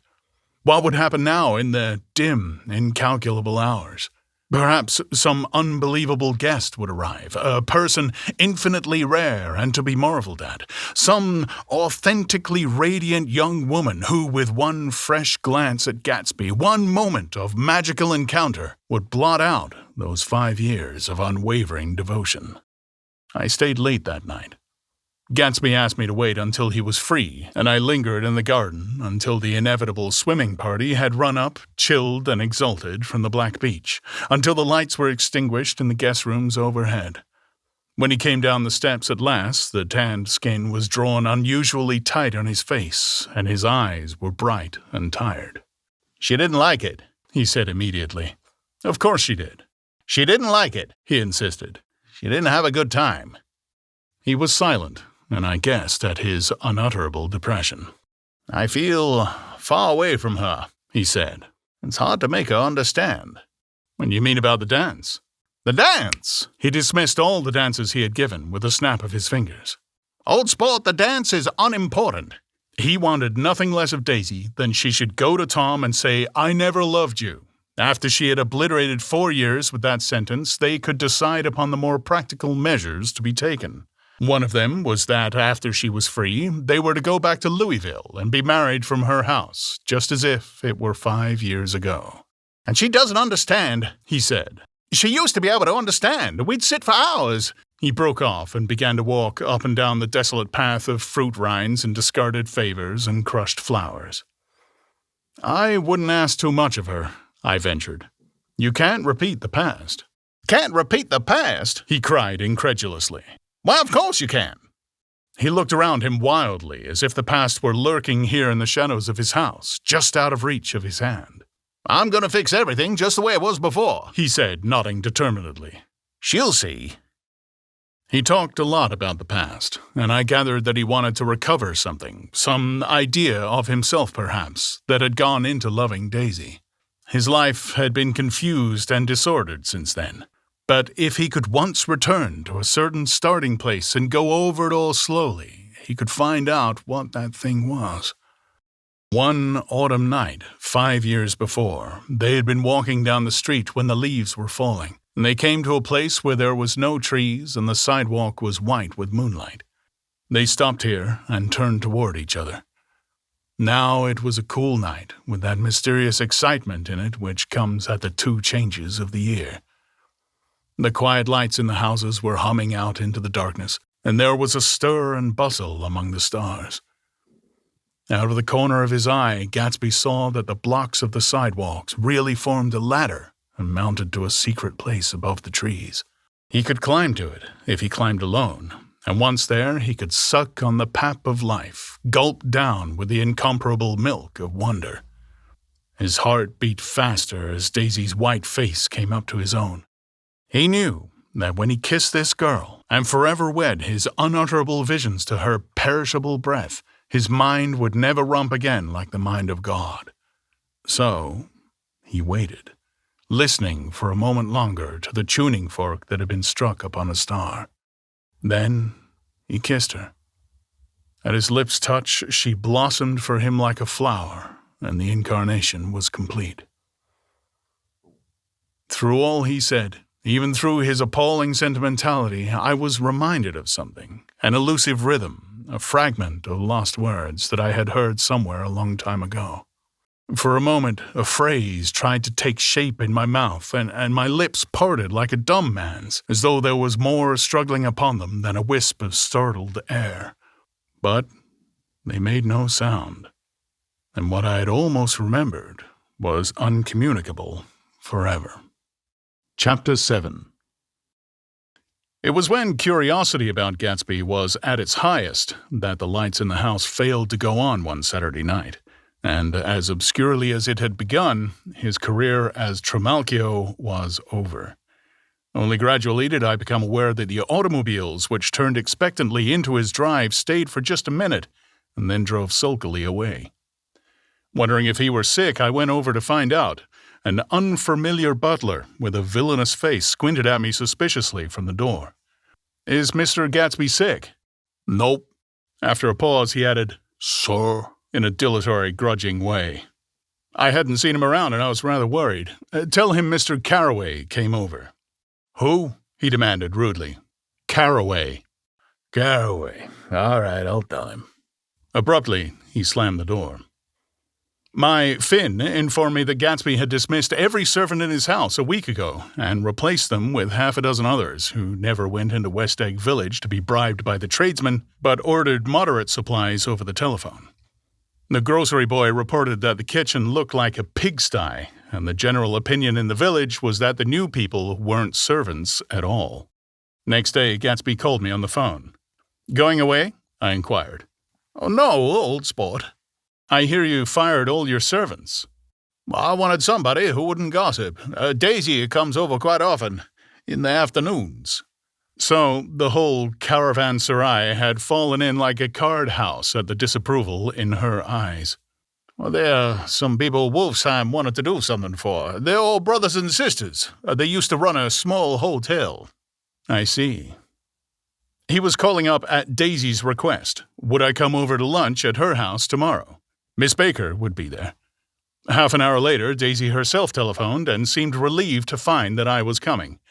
Something was up. And yet I couldn't believe that they would choose this occasion for a scene, especially for the rather harrowing scene that Gatsby had outlined in the garden. The next day was broiling, almost the last, certainly the warmest, of the summer. As my train emerged from the tunnel into sunlight, only the hot whistles of the National Biscuit Company broke the simmering hush at noon. The straw seats of the car hovered over the edge of combustion. The woman next to me perspired delicately for a while into her white shirtwaist, and then, as her newspaper dampened under her fingers, lapsed despairingly into deep heat with a desolate cry. Her pocketbook slipped to the floor. "Oh my," she gasped. I picked it up with a weary bend and handed it back to her, holding it at arm's length and by the extreme tip of the corners to indicate that I had no designs upon it. But everyone nearby, including the woman, suspected me just the same. Hot, said the conductor to familiar faces. Some weather. Hot, hot, hot. Is it hot enough for you? Is it hot? Is it? My commutation ticket came back to me with a dark stain from his hand. That anyone should care in this heat, whose flushed lips he kissed, whose head made damp the pajama pocket over his heart. Through the hall of the Buchanan's house blew a faint wind, carrying the sound of the telephone bell out to Gatsby and me as we waited at the door. "The master's body!" roared the butler into the mouthpiece. "I'm sorry, madam, but we can't furnish it. It's far too hot to touch this noon." What he really said was, Yes, I'll see." He set down the receiver and came towards us, glistening slightly to take off our stiff straw hats. "Madam expects you in the salon," he cried, needlessly indicating the direction. In this heat, every extra gesture was an affront to the common store of life. The room, shadowed well with awnings, was dark and cool. Daisy and Jordan lay upon an enormous couch like silver idols weighing down their own white dresses against the singing breeze of the fans. We can't move, they said together. Jordan's fingers, powdered white over their tan, rested for a moment in mine. "And Mr. Thomas Buchanan, the athlete?" I inquired. Simultaneously, I heard his voice, gruff, muffled, husky, at the whole telephone. Gatsby stood in the center of the crimson carpet and gazed around with fascinated eyes. Daisy watched him and laughed, her sweet, exciting laugh. A tiny gust of powder rose from her bosom into the air. "The rumor is," whispered Jordan, "that's Tom's girl on the telephone." We were silent. The voice in the hall rose high with annoyance. "Very well, then, I won't sell you the car at all. I'm under no obligations to you at all. And as for your bothering me about it at lunchtime, I won't stand that at all." Holding down the receiver, said Daisy cynically. No, he's not, I assured her. It's a bona fide deal. I happen to know about it. Tom flung open the door, blocked out its space for a moment with his thick body, and hurried into the room. "Mr. Gatsby," he put out his broad, flat hand with well-concealed dislike. "I'm glad to see you, sir. Nick?" Make us a cold drink, said Daisy. As he left the room again, she got up and went over to Gatsby and pulled his face down, kissing him on the mouth. You know I love you, she murmured. "You forget there's a lady present," said Jordan. Daisy looked around doubtfully. You kiss Nick too. "What a low, vulgar girl." I don't care, cried Daisy, and began to clog on the brick fireplace. Then she remembered the heat and sat down guiltily on the couch just as a freshly laundered nurse leading a little girl came into the room. Blessed, precious, she crooned, holding out her arms. Come to your own mother that loves you. The child, relinquished by the nurse, rushed across the room and rooted shyly into her mother's dress. The blessed, precious. Did mother get powder on your old yellowy hair? Stand up now and say, howdy do. Gatsby and I, in turn, leaned down and took the small, reluctant hand. Afterward, he kept looking at the child with surprise. I don't think he had ever really believed in its existence before. I got dressed before luncheon, said the child, turning eagerly to Daisy. That's because your mother wanted to show you off. Her face bent into a single wrinkle of the small white neck. You dream, you absolute little dream. Yes, admitted the child calmly. Aunt Jordan's got on a pretty dress, too. How do you like mother's friends? Daisy turned her around so that she faced Gatsby. Do you think they're pretty? Where's Daddy? She doesn't look like her father, explained Daisy. She looks like me. She's got my hair and shape of the face. Daisy sat back upon the couch. The nurse took a step forward and held out her hand. Come, Pammy. Goodbye, sweetheart. With a reluctant backward glance, the well-disciplined child held to her nurse's hand and was pulled out the door, just as Tom came back, preceding 4 gin rickeys that clinked full of ice. Gatsby took up his drink. "They certainly look cool," he said, with visible tension. We drank in long, greedy swallows. I read somewhere that the sun's getting hotter every year, said Tom genially. It seems that pretty soon the Earth's going to fall into the sun. Oh, wait a minute. It's just the opposite. The sun's getting colder every year. Oh, come outside, he suggested to Gatsby. I'd like you to have a look at the place. I went with them out to the veranda. On the green sound, stagnant in the heat, one small sail crawled slowly toward the fresher sea. Gatsby's eyes followed it momentarily. He raised his hand and pointed across the bay. "I'm right across from you." "So you are." Our eyes lifted over the rose beds and the hot lawn and the weedy refuse of the dog days along shore. Slowly, the white wings of the boat moved against the blue, cool limit of the sky.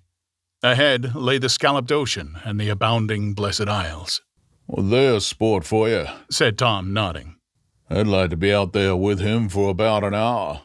We had luncheon in the dining room, darkened too against the heat, and drank down nervous gaiety with the cold ale. What will we do with ourselves this afternoon? Cried Daisy. And the day after that, and the next 30 years? Don't be morbid, Jordan said. Life starts all over again when it gets crisp in the fall. But it's so hot, insisted Daisy, on the verge of tears. And everything's so confused. Let's all go to town. Her voice struggled on through the heat, beating against it, molding its senselessness into forms. "I've heard of making a garage out of a stable," Tom was saying to Gatsby. "But I'm the first man who ever made a stable out of a garage."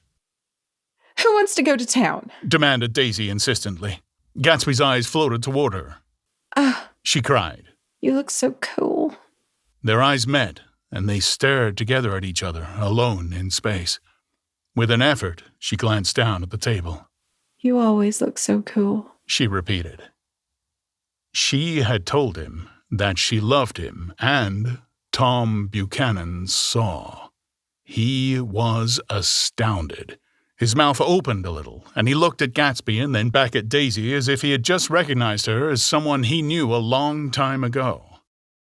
You resemble the advertisement of the man, she went on innocently.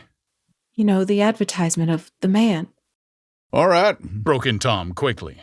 I'm perfectly willing to go to town. Come on, we're all going to town. He got up, his eyes still flashing between Gatsby and his wife. No one moved. Come on. His temper cracked a little. What's the matter anyhow? If we're going to town, let's start. His hand, trembling with his effort at self-control, bore to his lips the last of his glass of ale. Daisy's voice got us to our feet and out onto the blazing gravel drive. Are we just gonna go? She objected. Like this? Aren't we gonna let anyone smoke a cigarette first? Everybody smoked all through lunch. Oh, let's have fun, she begged him. It's too hot to fuss. He didn't answer. Have it your own way, she said. Come on, Jordan. They went upstairs to get ready while we 3 men stood there shuffling the hot pebbles with our feet. A silver curve of the moon hovered already in the western sky. Gatsby started to speak, changed his mind, but not before Tom wheeled and faced him expectantly. Have you got your stables here? Asked Gatsby with an effort. About a quarter of a mile down the road. Oh. A pause. I don't see the idea of going to town, broke out Tom savagely. Women get these notions in their heads. Shall we take anything to drink? Called Daisy from an upper window. I'll get some whiskey, answered Tom. He went inside.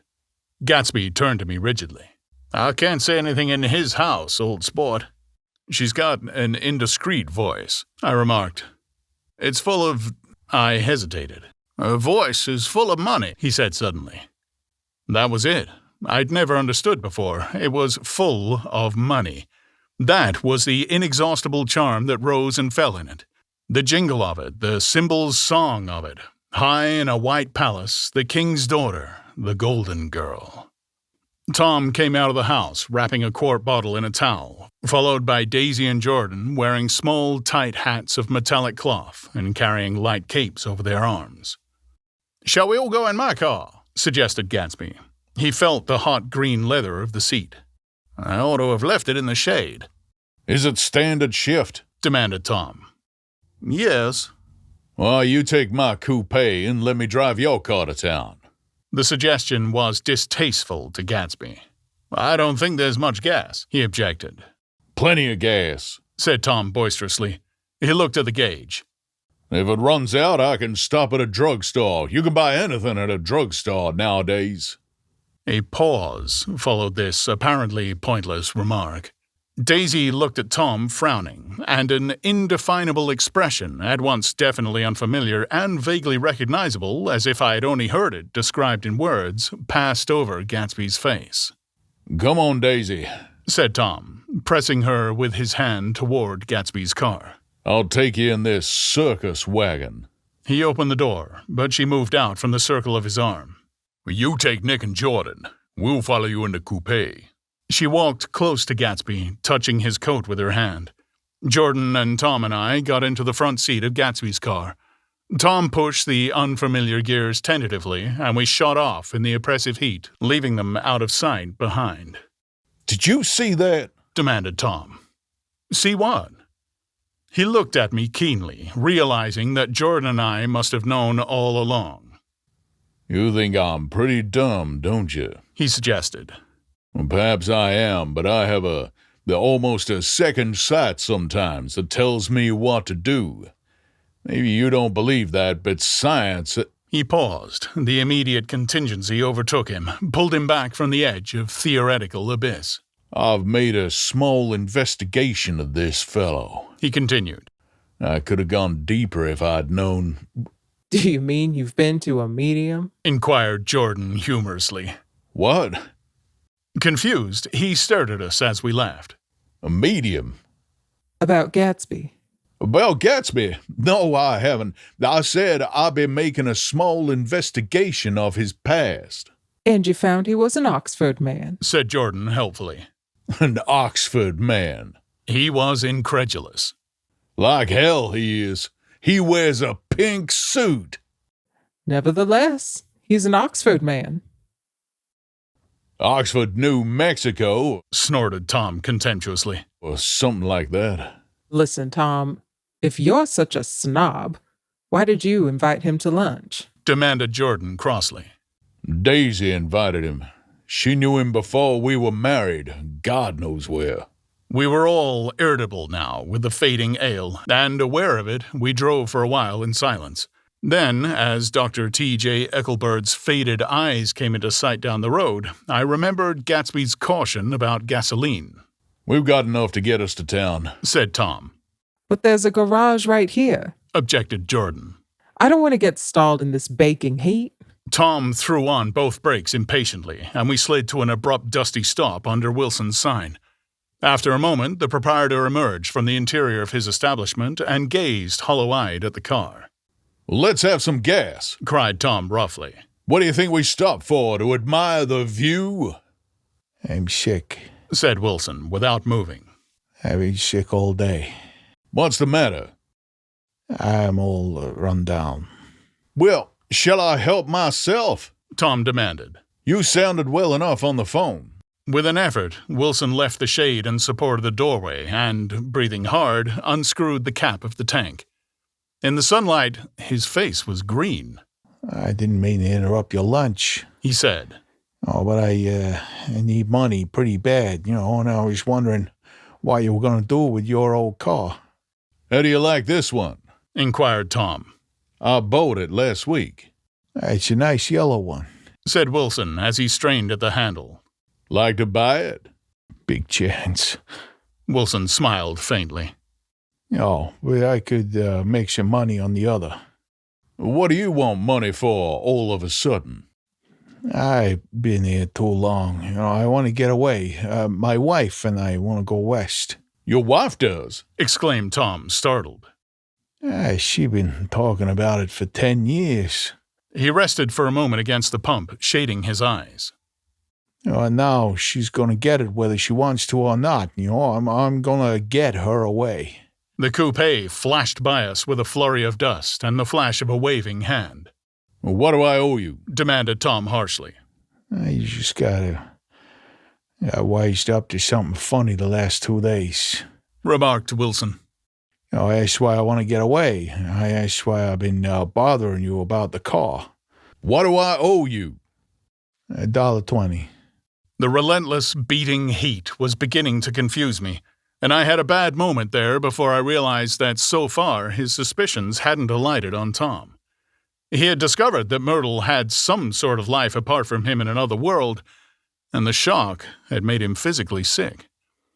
I stared at him, and then at Tom, who had made a parallel discovery less than an hour before, and it occurred to me that there was no difference between men, in intelligence or race, so profound as the difference between the sick and the well.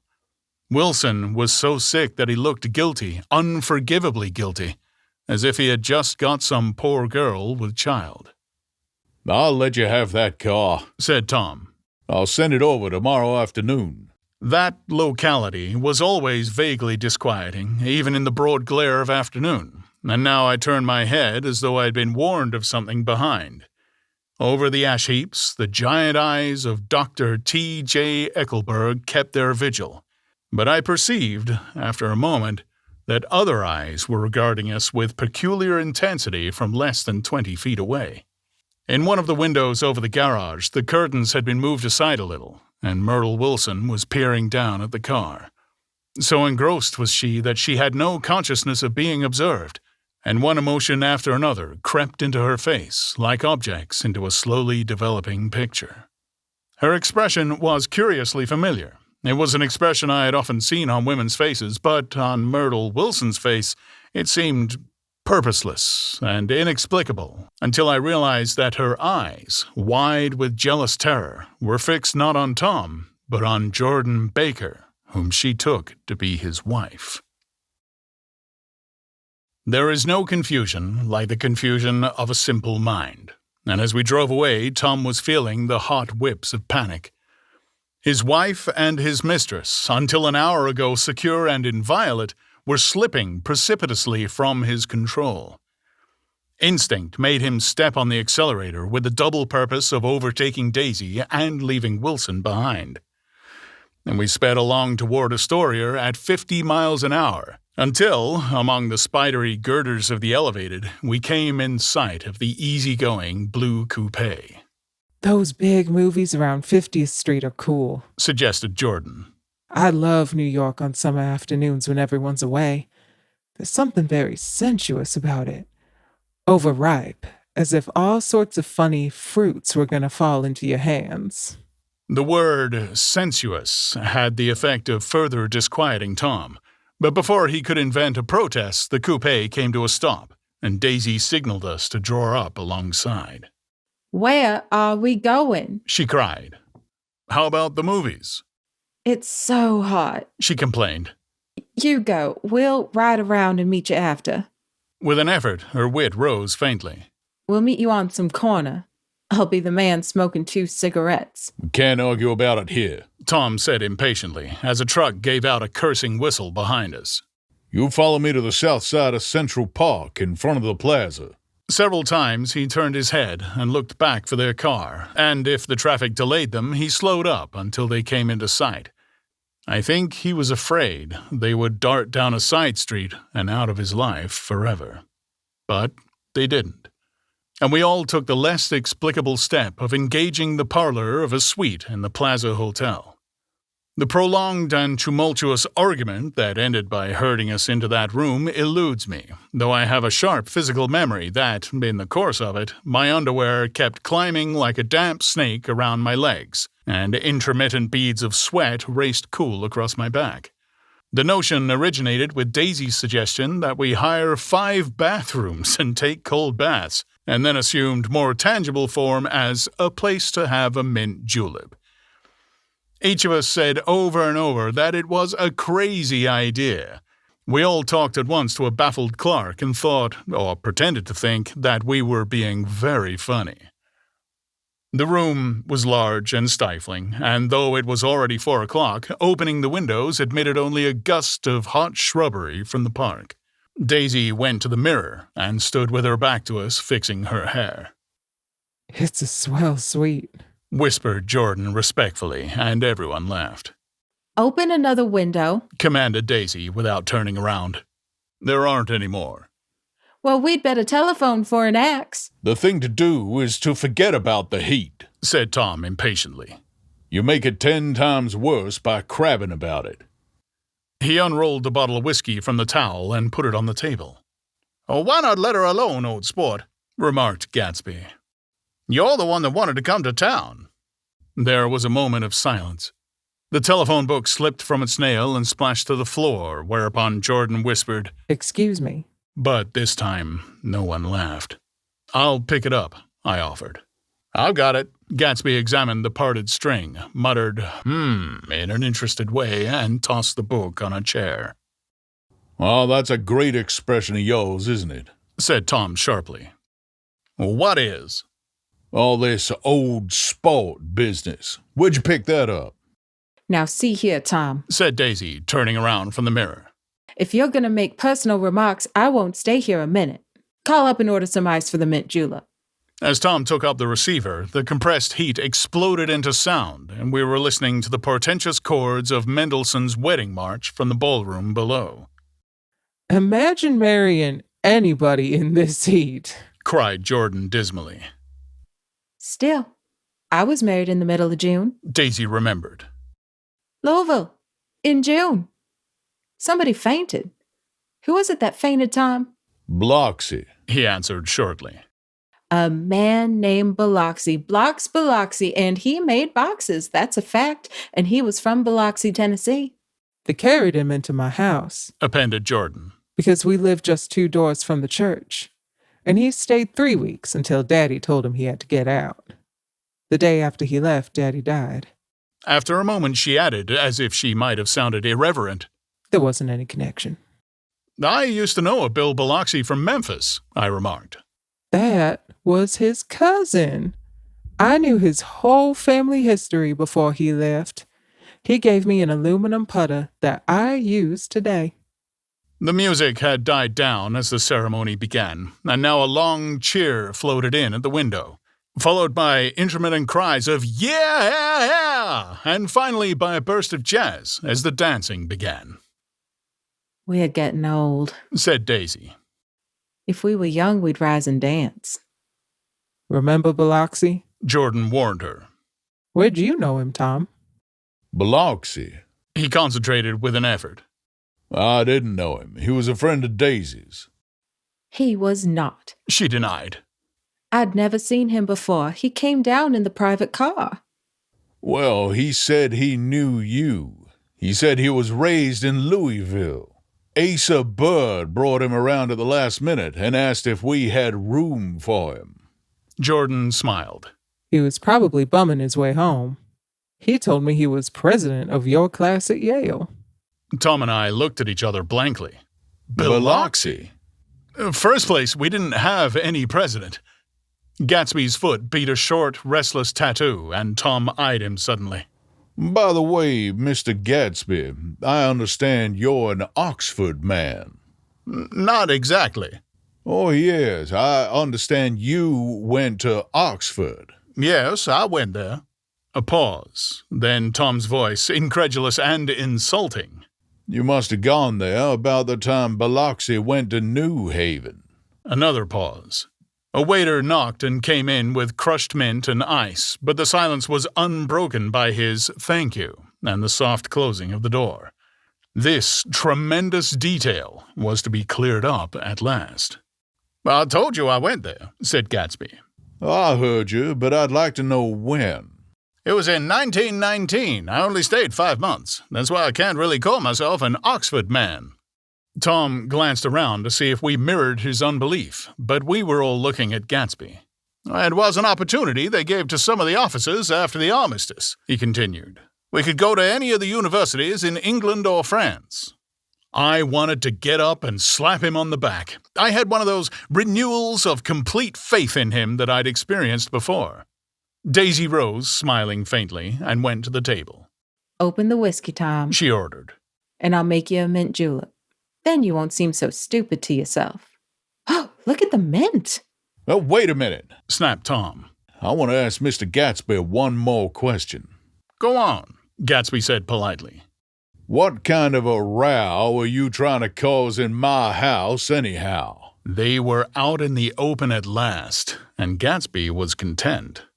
"He isn't causing a row." Daisy looked desperately from one to the other. "You're causing a row. Please have a little self-control." "Self-control?" repeated Tom incredulously. "Well, I suppose the latest thing is to sit back and let Mr. Nobody from Nowhere make love to your wife. Well, if that's the idea, you can count me out. Nowadays, people begin by sneering at family life and family institutions, and next they'll throw everything overboard and have intermarriage between black and white." Flushed with his impassioned gibberish, he saw himself standing alone on the last barrier of civilization. "We're all white here," murmured Jordan. "Well, I know I'm not very popular. I don't give big parties. I suppose you've got to make your house into a pigsty in order to have any friends in the modern world." Angry as I was, as we all were, I was tempted to laugh whenever he opened his mouth. The transition from libertine to prig was so complete. "Now, I got something to tell you, old sport," began Gatsby, but Daisy guessed at his intention. "Please don't," she interrupted helplessly. "Please, let's all go home. Why don't we all go home?" "Now that's a good idea." I got up. "Come on, Tom. Nobody wants a drink." "I want to know what Mr. Gatsby has to tell me." "Your wife doesn't love you," said Gatsby. "She's never loved you. She loves me."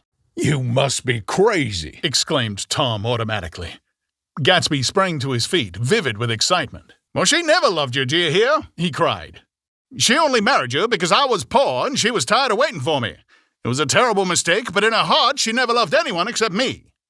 At this point, Jordan and I tried to go, but Tom and Gatsby insisted with competitive firmness that we remain, as though neither of them had anything to conceal, and it would be a privilege to partake vicariously of their emotions. "Sit down, Daisy." Tom's voice groped unsuccessfully for the paternal note. "What's been going on? I want to hear all about it." "I told you what's been going on," said Gatsby. "Going on for 5 years, and you didn't know." Tom turned to Daisy sharply. "You've been seeing this fellow for 5 years?" "Not seeing," said Gatsby. "No, we couldn't meet. But both of us loved each other all that time, old sport, and you didn't know. I used to laugh sometimes." But there was no laughter in his eyes. "To think that you didn't know." "Oh, that's all." Tom tapped his thick fingers together like a clergyman and leaned back in his chair. "You're crazy," he exploded. "Now I can't speak about what happened 5 years ago because I didn't know Daisy then, and I'll be damned if I see how you got within a mile of her unless you brought the groceries to the back door. But all the rest, that's a goddamn lie. Daisy loved me when she married me, and she loves me now." "No," said Gatsby, shaking his head. "She does, though. The trouble is that sometimes she gets foolish ideas in her head, and she doesn't know what she's doing." He nodded sagely. "And what's more, I love Daisy, too. Once in a while I go off on a spree and make a fool of myself, but I always come back, and in my heart I love her all the time." "You're revolting," said Daisy. She turned to me, and her voice, dropping an octave lower, filled the room with thrilling scorn. "Do you know why we left Chicago? I'm surprised that they didn't treat you to the story of that little spree." Gatsby walked over and stood beside her. "Daisy, that's all over now," he said earnestly. "It doesn't matter anymore. Just tell him the truth, that you never loved him, and it's all wiped out forever." She looked at him blindly. "Why? How could I love him, possibly?" You never loved him. She hesitated. Her eyes fell on Jordan and me with a sort of appeal, as though she realized at last what she was doing, and as though she had never, all along, intended doing anything at all. But it was done now. It was too late. I never loved him, she said, with perceptible reluctance. Not at Capiolani, demanded Tom suddenly. No. From the ballroom beneath, muffled and suffocating chords were drifting up on hot waves of air. Not that day I carried you down from the punch bowl to keep your shoes dry. There was a husky tenderness in his tone. Daisy. Please don't. Her voice was cold, but the rancor was gone from it. She looked at Gatsby. There, Jay, she said, but her hand, as she tried to light a cigarette, was trembling. Suddenly, she threw the cigarette and the burning match on the carpet. Oh, you want too much, she cried to Gatsby. I love you now. Isn't that enough? I can't help what's past. She began to sob helplessly. I did love him once, but I loved you too. Gatsby's eyes opened and closed. You loved me too, he repeated. Even that's a lie, said Tom savagely. She didn't know you were alive. Why, there's things between Daisy and me that you'll never know, things that neither of us can ever forget. The words seemed to bite physically into Gatsby. I want to speak to Daisy alone, he insisted. She's all excited now. Even alone, I can't say I never loved Tom, she admitted in a pitiful voice. It wouldn't be true. Of course it wouldn't, agreed Tom. She turned to her husband. As if it mattered to you, she said. Of course it matters. I'm going to take better care of you from now on. You don't understand, said Gatsby with a touch of panic. You're not going to take care of her anymore. I'm not. Tom opened his eyes wide and laughed. He could afford to control himself now. Oh, why's that? Daisy's leaving you. Nonsense. I am, though, she said with visible effort. She's not leaving me. Tom's words suddenly leaned down over Gatsby. Certainly not for a common swindler who'd have to steal the ring he put on her finger. I won't stand this, cried Daisy. Oh, please, let's get out. Who are you, anyhow? Broke out Tom. You're one of that bunch that hangs around with Maya Wolfsheim, that much I happen to know. I made a little investigation into your affairs, and I'll carry it further tomorrow. Well, you can suit yourself about that, old sport, said Gatsby steadily. Well, I found out what your drug stalls were. He turned to us and spoke rapidly. He and this Wolfsheim brought up a lot of side street drugstores here and in Chicago and sold grain alcohol over the counter. That's one of his little stunts. I picked him for a bootlegger the first time I saw him, and I wasn't far wrong. What about it? Said Gatsby politely. I guess your friend Walter Chase wasn't too proud to come in on it. And you left him in the lurch, didn't you? You let him go to jail for a month over in New Jersey. God, you ought to hear Walter on the subject of you. He came to us dead broke. He was very glad to pick up some money, old sport. Don't call me old sport, cried Tom. Gatsby said nothing. Walter could have you up on betting laws too, but Wolfsheim scared him into shutting his mouth. That unfamiliar yet recognizable look was back again in Gatsby's face. The drugstore business was just small change, continued Tom slowly. But you got something on now that Walter's afraid to tell me about. I glanced at Daisy, who was staring, terrified, between Gatsby and her husband, and at Jordan, who had begun to balance an invisible but absorbing object on the tip of her chin. Then I turned back to Gatsby and was startled at his expression. He looked, and this is said in all contempt for the babbled slander of his garden, as if he had killed a man. For a moment, the set of his face could be described in just that fantastic way. It passed, and he began to talk excitedly to Daisy, denying everything, defending his name against accusations that had not been made. But with every word, she was drawing further and further into herself, so he gave that up And only the dead dream fought on as the afternoon slipped away, trying to touch what was no longer tangible, struggling unhappily, undespairingly, toward that lost voice across the room. The voice begged again to go. Please, Tom, I can't stand this anymore. Her frightened eyes told that whatever intentions, whatever courage she had had, were definitely gone. Well, you two start on home, Daisy, said Tom. In Mr. Gatsby's car. She looked at Tom, alarmed now, but he insisted with magnanimous scorn. Go on, he won't annoy you. I think he realizes that his presumptuous little flirtation is over. They were gone, without a word, snapped out, made accidental, isolated, like ghosts, even from our pity. After a moment, Tom got up and began wrapping the unopened bottle of whiskey in the towel. Want any of this stuff? Jordan? Nick? I didn't answer. Nick? He asked again. What? Want any? No. I just remembered that today's my birthday. I was 30. Before me stretched the portentous, menacing road of a new decade. It was 7 o'clock when we got into the coupe with him and started for Long Island. Tom talked incessantly, exulting and laughing, but his voice was as remote from Jordan and me as the foreign clamor on the sidewalk or the tumult of the elevated overhead. Human sympathy has its limits, and we were content to let all their tragic arguments fade with the city lights behind. 30. The promise of a decade of loneliness, a thinning list of single men to know, a thinning briefcase of enthusiasm, thinning hair.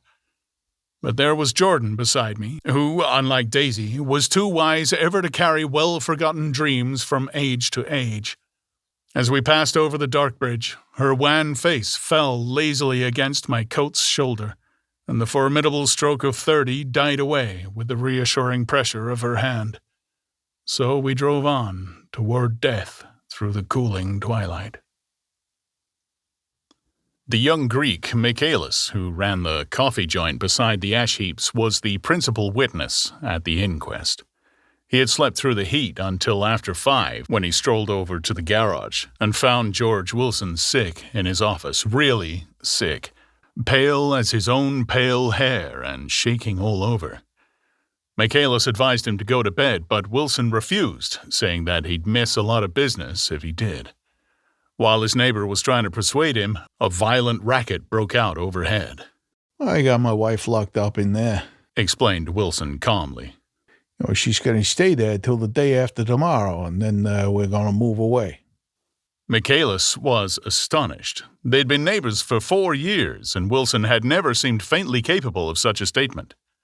Generally, he was one of these worn-out men. When he wasn't working, he sat on a chair in the doorway and stared at the people in the cars that passed along the road. When anyone spoke to him, he invariably laughed in an agreeable, colorless way. He was his wife's man, and not his own. So naturally, Michaelis tried to find out what had happened, but Wilson wouldn't say a word. Instead, he began to throw curious, suspicious glances at his visitor and asked him what he'd been doing at certain times on certain days. Just as the latter was getting uneasy, some workmen came past the door bound for his restaurant, and Michaelis took the opportunity to get away, intending to come back later. But he didn't. He supposed he forgot to, that's all. When he came outside again a little after 7, he was reminded of the conversation because he heard Mrs. Wilson's voice loud and scolding downstairs in the garage. "Beat me!" he heard her cry. "Throw me down and beat me, you dirty little coward!" A moment later, she rushed out into the dusk, waving her hands and shouting. Before he could move from his door, the business was over. The death car, as the newspapers called it, didn't stop. It came out of the gathering darkness, wavered tragically for a moment, and then disappeared around the next bend. Mavro Michaelis wasn't even sure of its color. He told the first policeman that it was light green. The other car, the one going towards New York, came to rest 100 yards beyond, and its driver hurried back to where Myrtle Wilson, her life violently extinguished, knelt in the road and mingled her thick, dark blood with the dust. Michaelis and this man reached her first, but when they had torn open her shirtwaist, still damp with perspiration, they saw that her left breast was swinging loose like a flap, and there was no need to listen for the heart beneath. The mouth was wide open and ripped a little at the corners, as though she had choked a little in giving up the tremendous vitality she had stored so long. We saw 3 or 4 automobiles and the crowd when we were still some distance away. "Wreck," said Tom. "That's good. Wilson will have a little business at last." He slowed down, but still without any intention of stopping, until, as we came nearer, the hushed, intent faces of the people at the garage door made him automatically put on the brakes. "We'll take a look," he said doubtfully. "Just a look." I became aware now of a hollow, wailing sound which issued incessantly from the garage. A sound which, as we got out of the coupe and walked toward the door, resolved itself into the words, "Oh my God," uttered over and over in a gasping moan. "There's some bad troubles here," said Tom excitedly. He reached up on tiptoes and peered over a circle of heads into the garage, which was lit only by a yellow light in a swinging metal basket overhead. Then he made a harsh sound in his throat, and with a violent thrusting movement of his powerful arms, pushed his way through. The circle closed up again with a running murmur of expostulation. It was a minute before I could see anything at all. Then new arrivals deranged the line, and Jordan and I were pushed suddenly inside. Myrtle Wilson's body, wrapped in a blanket and then in another blanket, as though she suffered from a chill in the hot night, lay on a work table by the wall, and Tom, with his back to us, was bending over it, motionless. Next to him stood a motorcycle policeman, taking down names with much sweat and correction in a little book. At first, I couldn't find the source of the high, groaning words that echoed clamorously through the bare garage, and then I saw Wilson standing on the raised threshold of his office, swaying back and forth and holding to the doorposts with both hands. Some man was talking to him in a low voice and attempting from time to time to lay a hand on his shoulder, but Wilson neither heard nor saw. His eyes would drop slowly from the swinging light to the laden table by the wall and then jerk back to the light again, and he gave out incessantly his high, horrible call. "Oh my God. Oh my God. Oh my God." Presently, Tom lifted his head with a jerk, and after staring around the garage with glazed eyes, addressed a mumbled, incoherent remark to the policeman. "M-A-V," the policeman was saying. "O, no, R," corrected the man. "M-A-V-R-O." "Listen to me," muttered Tom fiercely. R, said the policeman. O, G, G. He looked up as Tom's broad hand fell sharply on his shoulder. What do you want, fella? "What happened? That's what I want to know." "Auto hit her. Instantly killed." "Instantly killed?" repeated Tom, staring. "She ran out in the road. Son of a bitch didn't even stop his car." "There was 2 cars," said Michaelis. "One coming, one going, see?" "Going where?" asked the policeman keenly. "Oh, one going each way. Well, she..." His hand rose towards the blankets, but stopped halfway and fell to his side. "She ran out there, and the one coming from New York knocked right into her, going 30 or 40 miles an hour." "Oh, what's the name of this place here?" demanded the officer. "I hasn't got a name." A pale, well-dressed Negro stepped near. "It was a yellow car," he said. "A big yellow car, new." "See the accident?" asked the policeman. "No, but the car passed me down the road, going faster than 40, going 50, 60. "Well, come here and let's have your name. Look out now, I want to get his name." Some words of this conversation must have reached Wilson, swaying in the office door, for suddenly a new theme found voice among his gasping cries. Now, you don't have to tell me what kind of car it was. I know what kind of car it was. Watching Tom, I saw the wad of muscle back of his shoulder tighten under his coat. He walked quickly over to Wilson and, standing in front of him, seized him firmly by the upper arms. "You've got to pull yourself together," he said with soothing gruffness. Wilson's eyes fell upon Tom. He started up on his tiptoes and then would have collapsed to his knees had not Tom held him upright. "Listen," said Tom, shaking him a little. "I just got here a minute ago from New York. I was bringing you that coupe we've been talking about. The yellow car I was driving this afternoon wasn't mine, do you hear? I haven't seen it all afternoon." Only the Negro and I were near enough to hear what he said, but the policeman caught something in the tone and looked over with truculent eyes. "What's all that?" he demanded. "I'm a friend of his." Tom turned his head but kept his hands firm on Wilson's body. "He says he knows the car that did it. It was a yellow car." Some dim impulse moved the policeman to look suspiciously at Tom. "What color's your car?" "It's a blue car, a coupe." "We've come straight from New York," I said. Someone who had been driving a little behind us confirmed this, and the policeman turned away. "Now, if you let me have that name again, correct." Picking up Wilson like a doll, Tom carried him into the office, set him down in a chair, and came back. "Well, if somebody will come over here and sit with him," he snapped authoritatively. He watched while the two men standing closest glanced at each other and went, unwillingly, into the room. Then Tom shut the door on them and came down the single step, his eyes avoiding the table. As he passed close to me, he whispered, "Let's get out." Self-consciously, with his authoritative arms breaking the way, we pushed through the still-gathering crowd, past a hurried doctor, case in hand, who had been sent for in wild hope half an hour ago. Tom drove slowly until we were beyond the bend. Then his foot came down hard, and the coupe raced along through the night. In a little while, I heard a low, husky sob and saw that the tears were overflowing down his face. "The goddamn coward," he whimpered. "He didn't even stop his car." The Buchanan's house floated suddenly toward us through the dark, rustling trees. Tom stopped beside the porch and looked up at the second floor, where two windows bloomed with light among the vines. "Daisy's home," he said. As we got out of the car, he glanced at me and frowned slightly. "I ought to have dropped you in West Egg, Nick. There's nothing we can do tonight." A change had come over him, and he spoke gravely and with decision.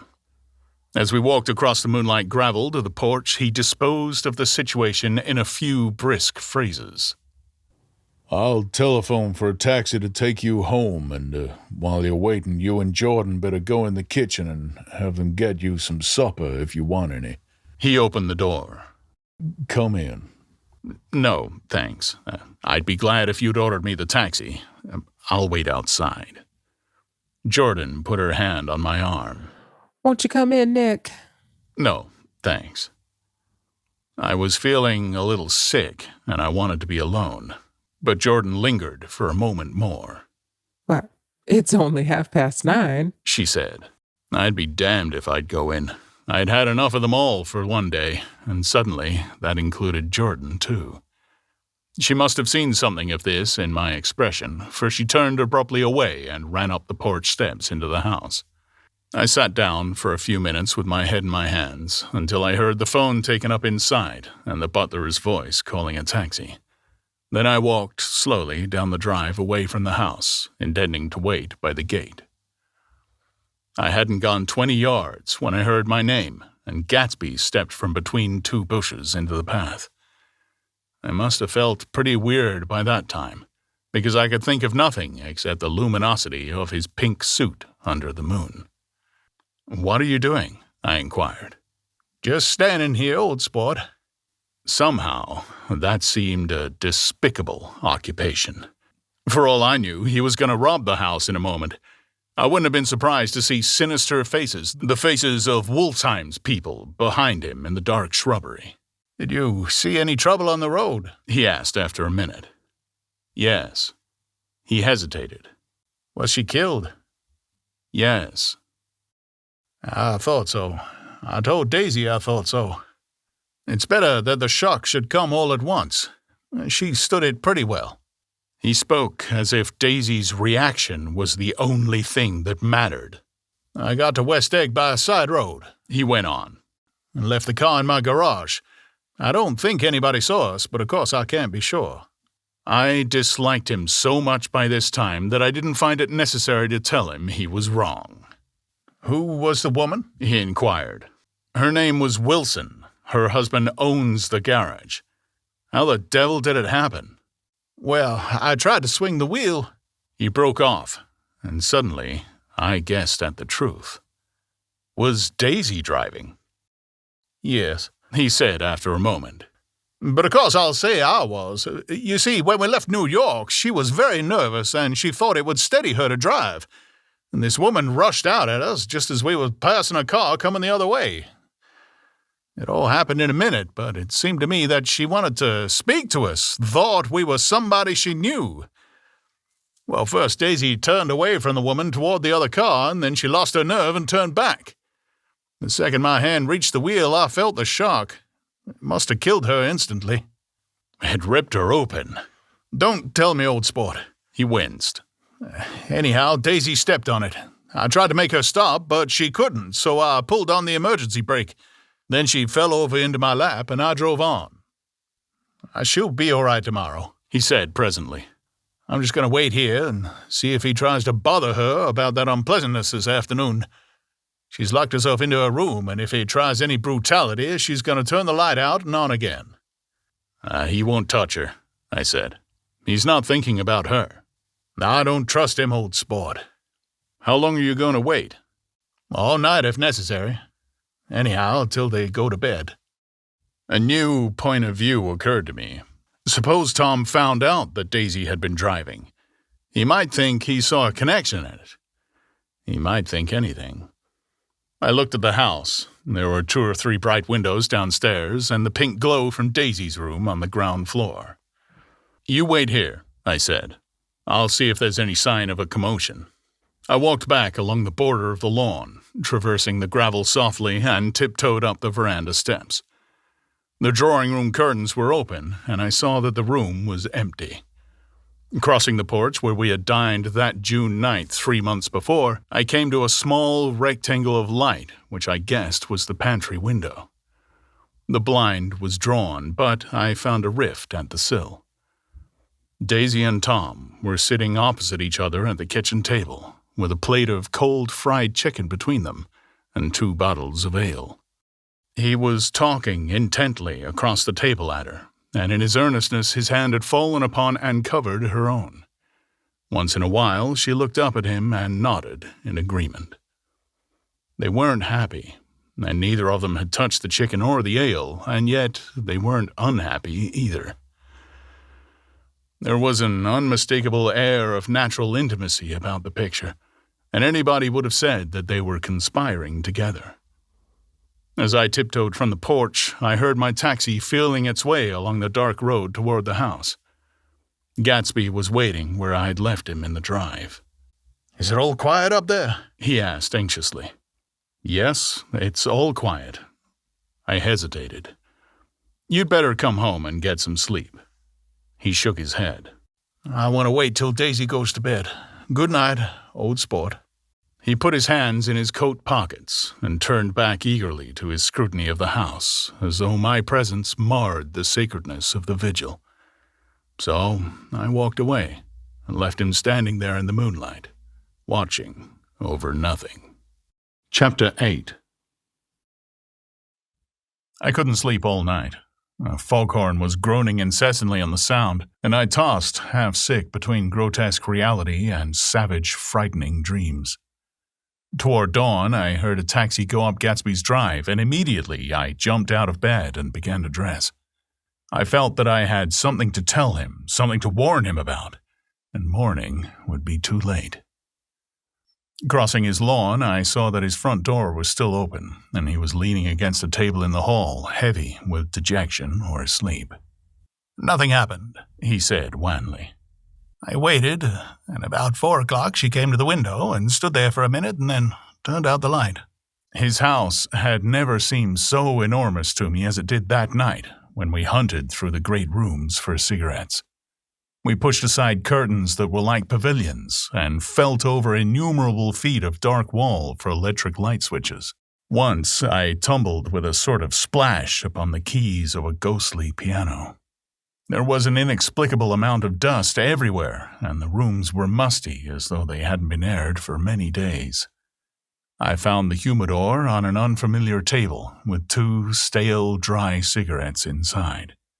Throwing open the French windows of the drawing room, we sat smoking out into the darkness. "You ought to go away," I said. "It's pretty certain they'll trace your car." "Go away now, old sport?" "Go to Atlantic City for a week, or up to Montreal." He wouldn't consider it. He couldn't possibly leave Daisy until he knew what she was going to do. He was clutching at some last hope, and I couldn't bear to shake him free. It was this night that he told me the strange story of his youth with Dan Cody. Told it to me because Jay Gatsby had broken up like glass against Tom's hard malice, and the long, secret extravaganza was played out. I think that he would have acknowledged anything now without reserve, but he wanted to talk about Daisy. She was the first nice girl he had ever known. In various unrevealed capacities, he had come in contact with such people, but always with indiscernible barbed wire between. He found her excitingly desirable. He went to her house, at first with other officers from Camp Taylor, then alone. It amazed him. He had never been in such a beautiful house before. But what gave it an air of breathless intensity was that Daisy lived there. It was as casual a thing to her as his tent out at camp was to him.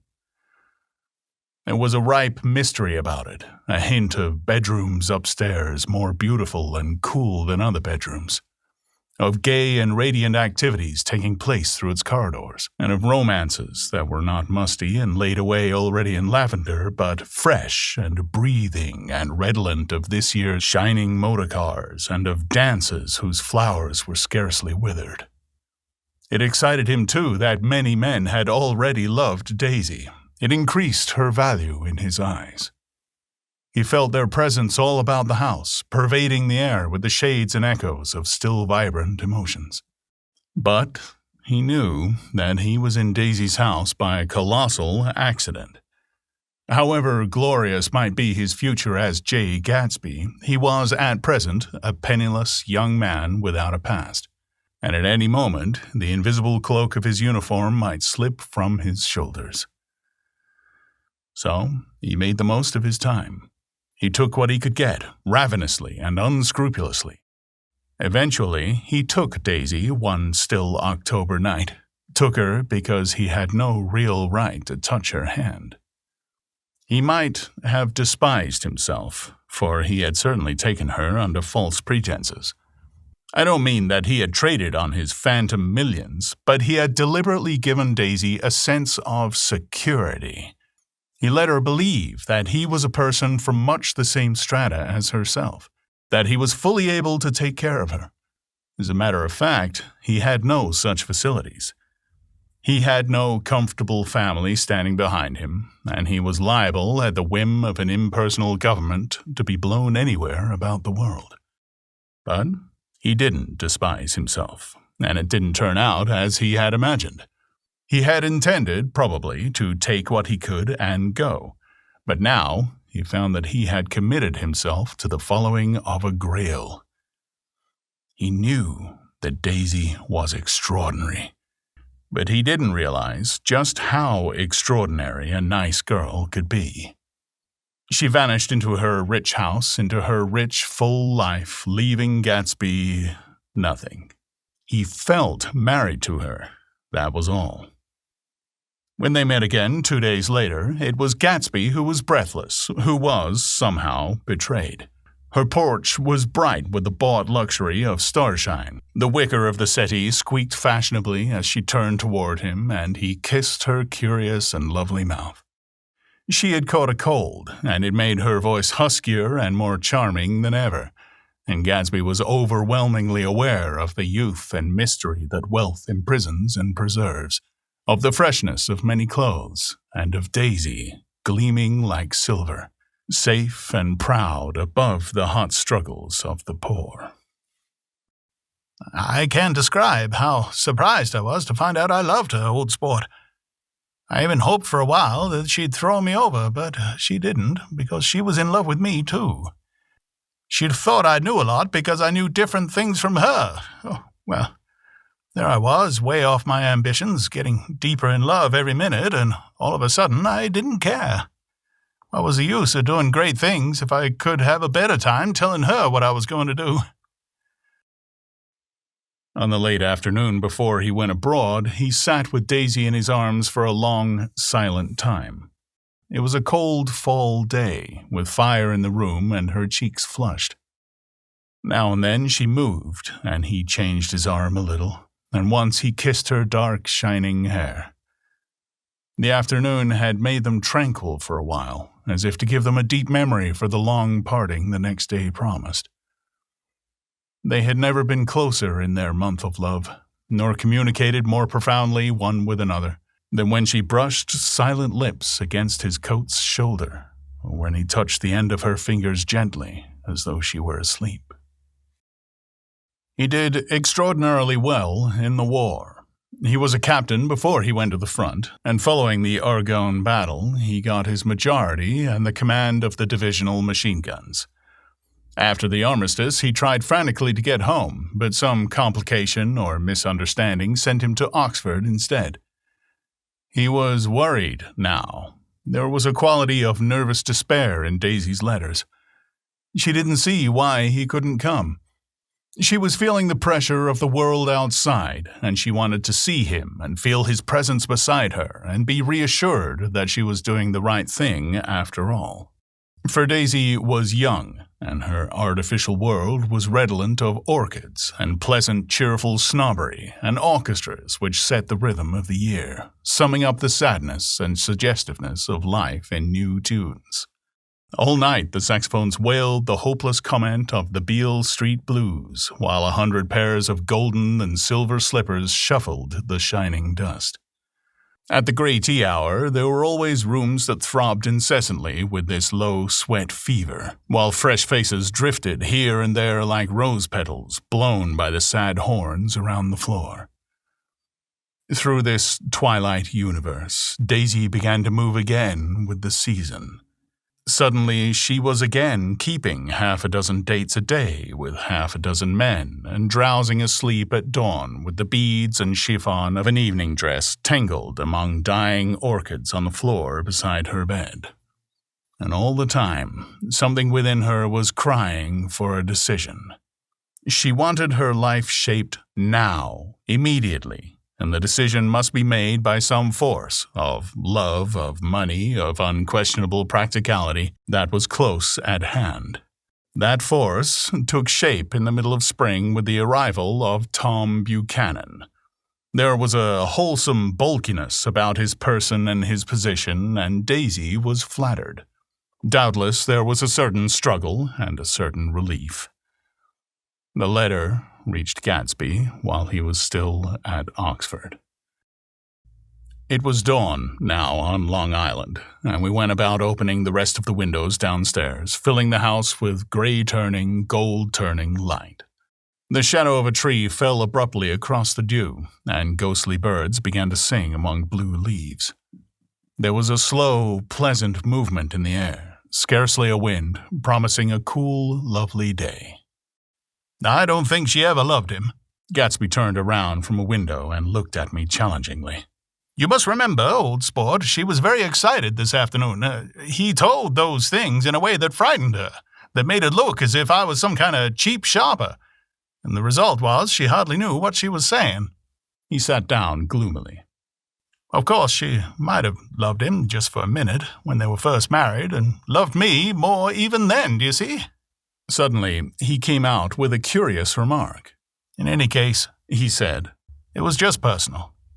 What could you make of that? except to suspect some intensity in his conception of the affair that couldn't be measured. He came back from France when Tom and Daisy were still on their wedding trip and made a miserable but irresistible journey to Louisville on the last of his army pay. He stayed there a week, walking the streets where their footsteps had clicked together through the November night and revisiting the out-of-the-way places to which they had driven in her white car. Just as Daisy's house had always seemed to him more mysterious and gay than other houses, so his idea of the city itself, even though she was gone from it, was pervaded with a melancholy beauty. He left feeling that if he had searched harder, he might have found her, that he was leaving her behind. The day coach, he was penniless now, was hot. He went out to the open vestibule and sat down on a folding chair, and the station slid away and the backs of unfamiliar buildings moved by. Then out into the spring fields, where a yellow trolley raced them for a minute, with people in it who might once have seen the pale magic of her face along the casual street. The track curved, and now it was going away from the sun, which, as it sank lower, seemed to spread itself in benediction over the vanishing city where she had drawn her breath. He stretched out his hand desperately, as if to snatch only a wisp of air, to save a fragment of the spot that she had made lovely for him. But it was all going by too fast now for his blurred eyes, and he knew that he had lost that part of it, the freshest and the best, forever. It was 9 o'clock when we finished breakfast and went out onto the porch. The night had made a sharp difference in the weather, and there was an autumn flavor in the air. The gardener, the last one of Gatsby's former servants, came to the foot of the steps.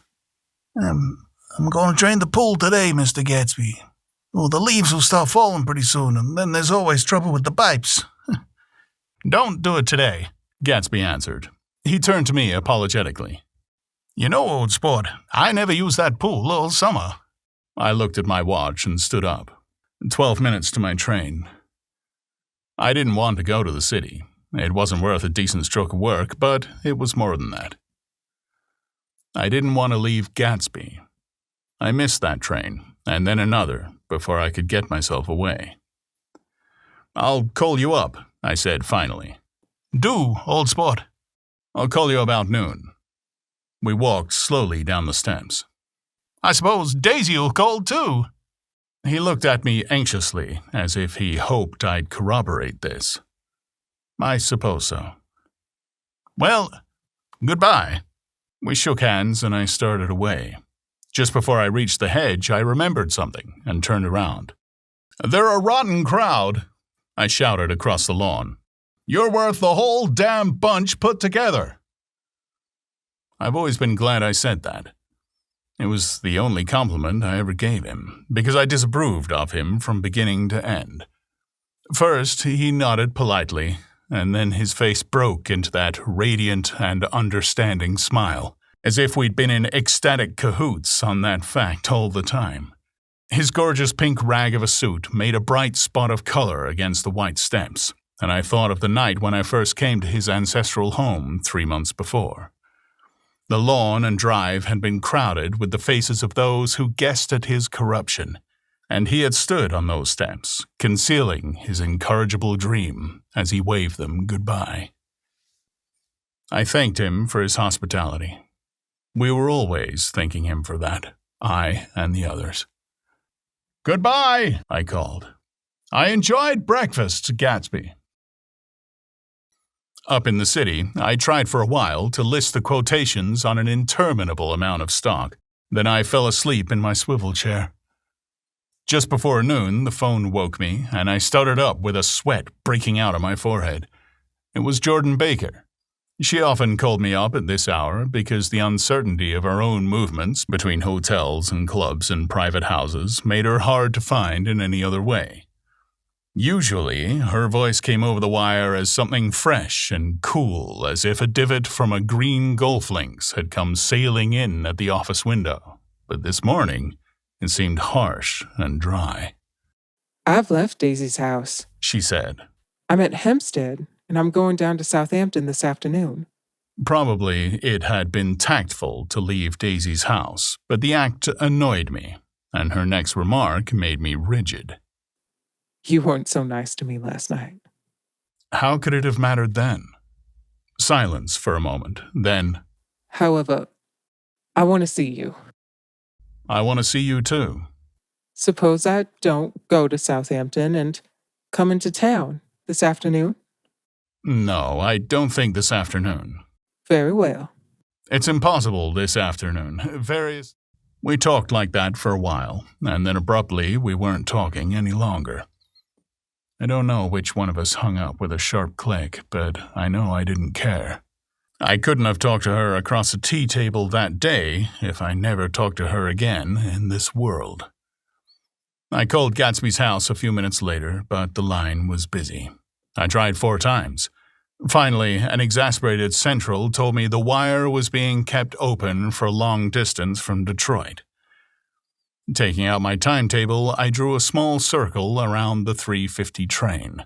Then I leaned back in my chair and tried to think. It was just noon. When I passed the ash heaps on the train that morning, I crossed deliberately to the other side of the car. I suppose there'd be a curious crowd around there all day, with little boys watching for dark spots in the dust, and some garrulous man telling over and over what had happened, until it became less and less real even to him, and he could tell it no longer. And Myrtle Wilson's tragic achievement was forgotten. Now I want to go back a little and tell what happened at the garage after we left there the night before. They had difficulty in locating the sister, Catherine. She must have broken her rule against drinking that night, for when she arrived, she was stupid with liquor and unable to understand that the ambulance had already gone to Flushing. When they convinced her of this, she immediately fainted, as if that was the intolerable part of the affair.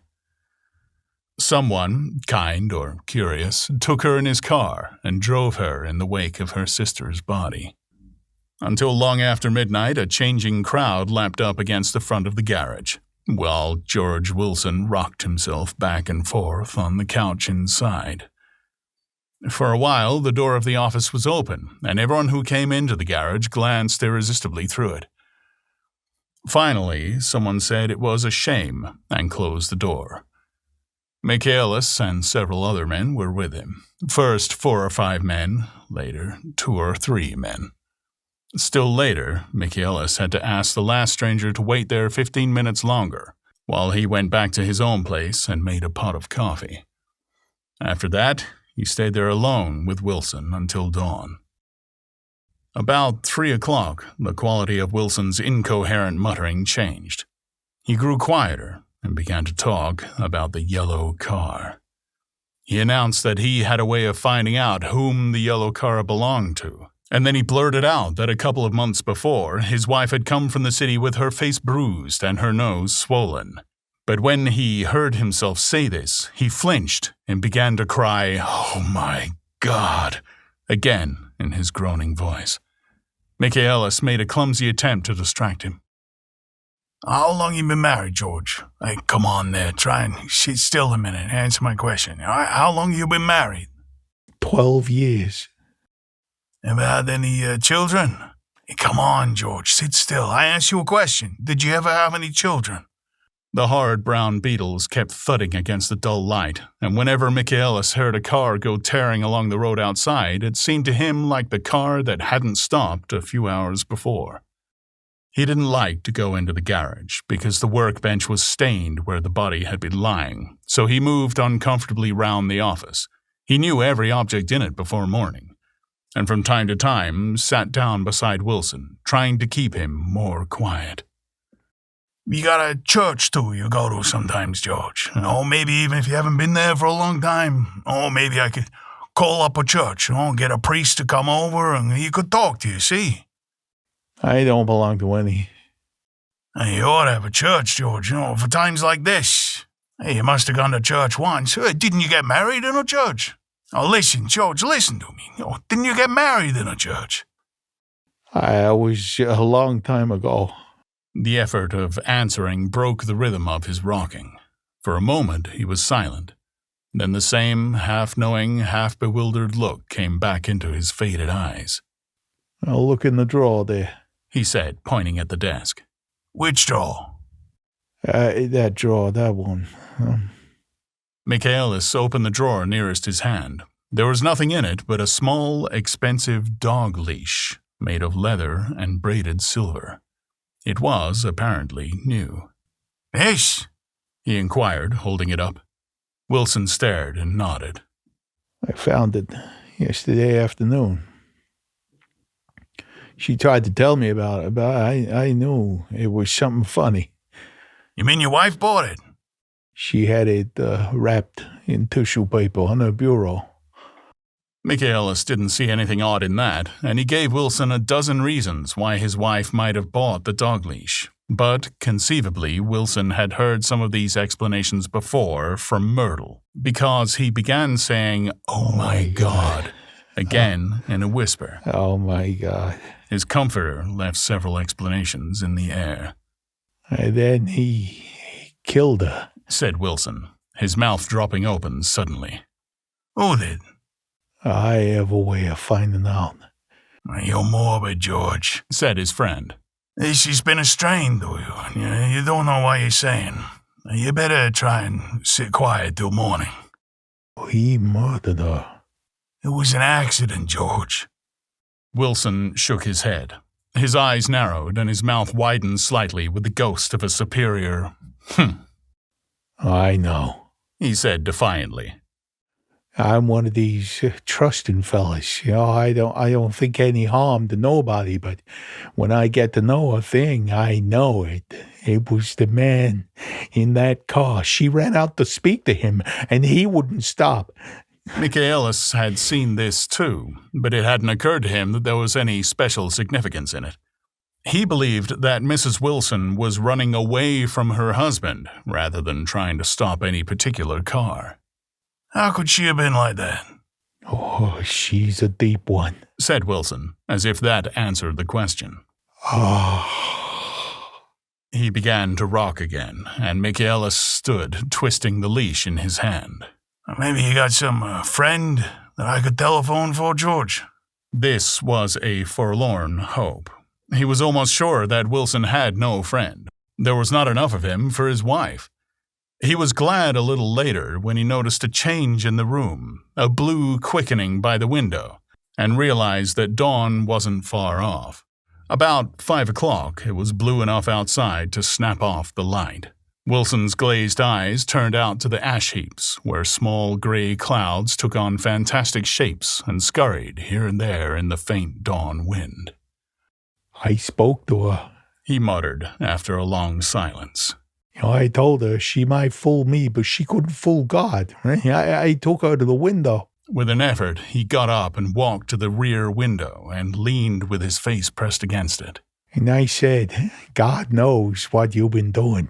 Everything you've been doing. You may fool me, but you can't fool God." Standing behind him, Michaelis saw with a shock that he was looking at the eyes of Dr. T.J. Eckelberg, which had just emerged, pale and enormous, from the dissolving night. "God sees everything," repeated Wilson. "That's an advertisement," Michaelis assured him. Something made him turn away from the window and look back into the room, but Wilson stood there a long time, his face close to the window pane, nodding into the twilight. By 6 o'clock, Michaelis was worn out and grateful for the sound of a car stopping outside.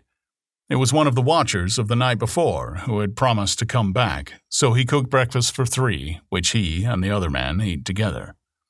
Wilson was quieter now, and Michaelis went home to sleep. When he awoke 4 hours later and hurried back to the garage, Wilson was gone. His movements, he was on foot all the time, were afterwards traced to Port Roosevelt and then to Gad's Hill, where he bought a sandwich that he didn't eat and a cup of coffee. He must have been tired and walking slowly, for he didn't reach Gad's Hill until noon. Thus far, there was no difficulty in accounting for his time. There were boys who had seen a man acting sort of crazy, and motorists at whom he had stared oddly from the side of the road. Then, for 3 hours, he disappeared from view.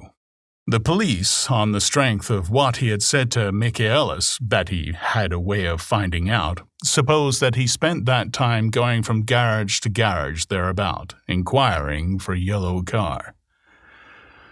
On the other hand, no garage man who had seen him ever came forward, and perhaps he had an easier, surer way of finding out what he wanted to know.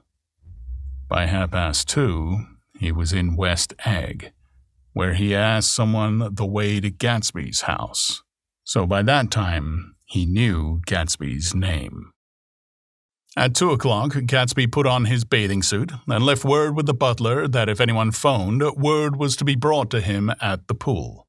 He stopped at the garage for a pneumatic mattress that had amused his guests during the summer, and the chauffeur helped him to pump it up.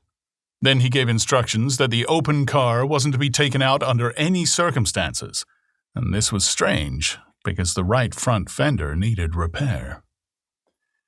Gatsby shouldered the mattress and started for the pool. Once, he stopped and shifted a little, and the chauffeur asked him if he needed help, but he shook his head, and in a moment disappeared among the yellowing trees. No telephone message arrived, but the butler went without his sleep and waited for it until 4 o'clock, until long after there was anyone to give it to if it came. I have an idea that Gatsby himself didn't believe it would come, and perhaps he no longer cared. If that was true, he must have felt that he had lost the old warm world, paid a high price for living too long within a single dream. He must have looked up at an unfamiliar sky through frightening leaves and shivered as he found what a grotesque thing a rose is, and how raw the sunlight was upon the scarcely created grass. A new world, material without being real, where poor ghosts breathing dreams like air drifted fortuitously about. God, like that ashen, fantastic figure gliding towards him through the amorphous trees. Everything. The chauffeur, he was one of Wolfsheim's protégés, heard the shots. Afterward, he could only say that he hadn't thought anything much about them. I drove from the station directly to Gatsby's house, and my rushing anxiety up the front steps was the first thing that alarmed anyone. But they knew then, I firmly believe. With scarcely a word said, 4 of us, the chauffeur, butler, gardener, and I, hurried down to the pool. There was a faint, barely perceptible movement of the water, as the fresh flow from one end urged its way toward the drain at the other. With little ripples that were hardly the shadows of waves, the laden mattress moved irregularly down the pool. A small gust of wind that scarcely corrugated the surface was enough to disturb its accidental course with its accidental burden. The touch of a cluster of leaves revolved it slowly, tracing, like the leg of transit, a thin red circle in the water. It was after we started with Gatsby towards the house that the gardener saw Wilson's body a little way off in the grass, and the Holocaust was complete. Chapter 9. After 2 years, I remember the rest of that day and that night and the next day only as an endless drill of police and photographers and newspaper men in and out of Gatsby's front door. A rope stretched across the main gate, and a policeman by it kept out the curious, but little boys soon discovered that they could enter through my yard. There were always a few of them clustered open-mouthed about the pool. Someone with a positive manner, perhaps a detective, used the expression madman as he bent over Wilson's body that afternoon, and the adventitious authority of his voice set the key for the newspaper reports next morning. Most of these reports were a nightmare, grotesque, circumstantial, eager, and untrue. When Michaelis's testimony at the inquest brought to light Wilson's suspicions of his wife, I thought the whole tale would shortly be served up in racy pasquinade, but Catherine, who might have said anything, didn't say a word. She showed a surprising amount of character about it, too. Looked at the coroner with determined eyes under that corrected brow of hers and swore that her sister had never seen Gatsby. That her sister was completely happy with her husband, that her sister had been into no mischief whatever. She convinced herself of it, and cried into her handkerchief as if the very suggestion was more than she could endure. So, Wilson was reduced to a man deranged by grief, in order that the case might remain in its simplest form, and it rested there.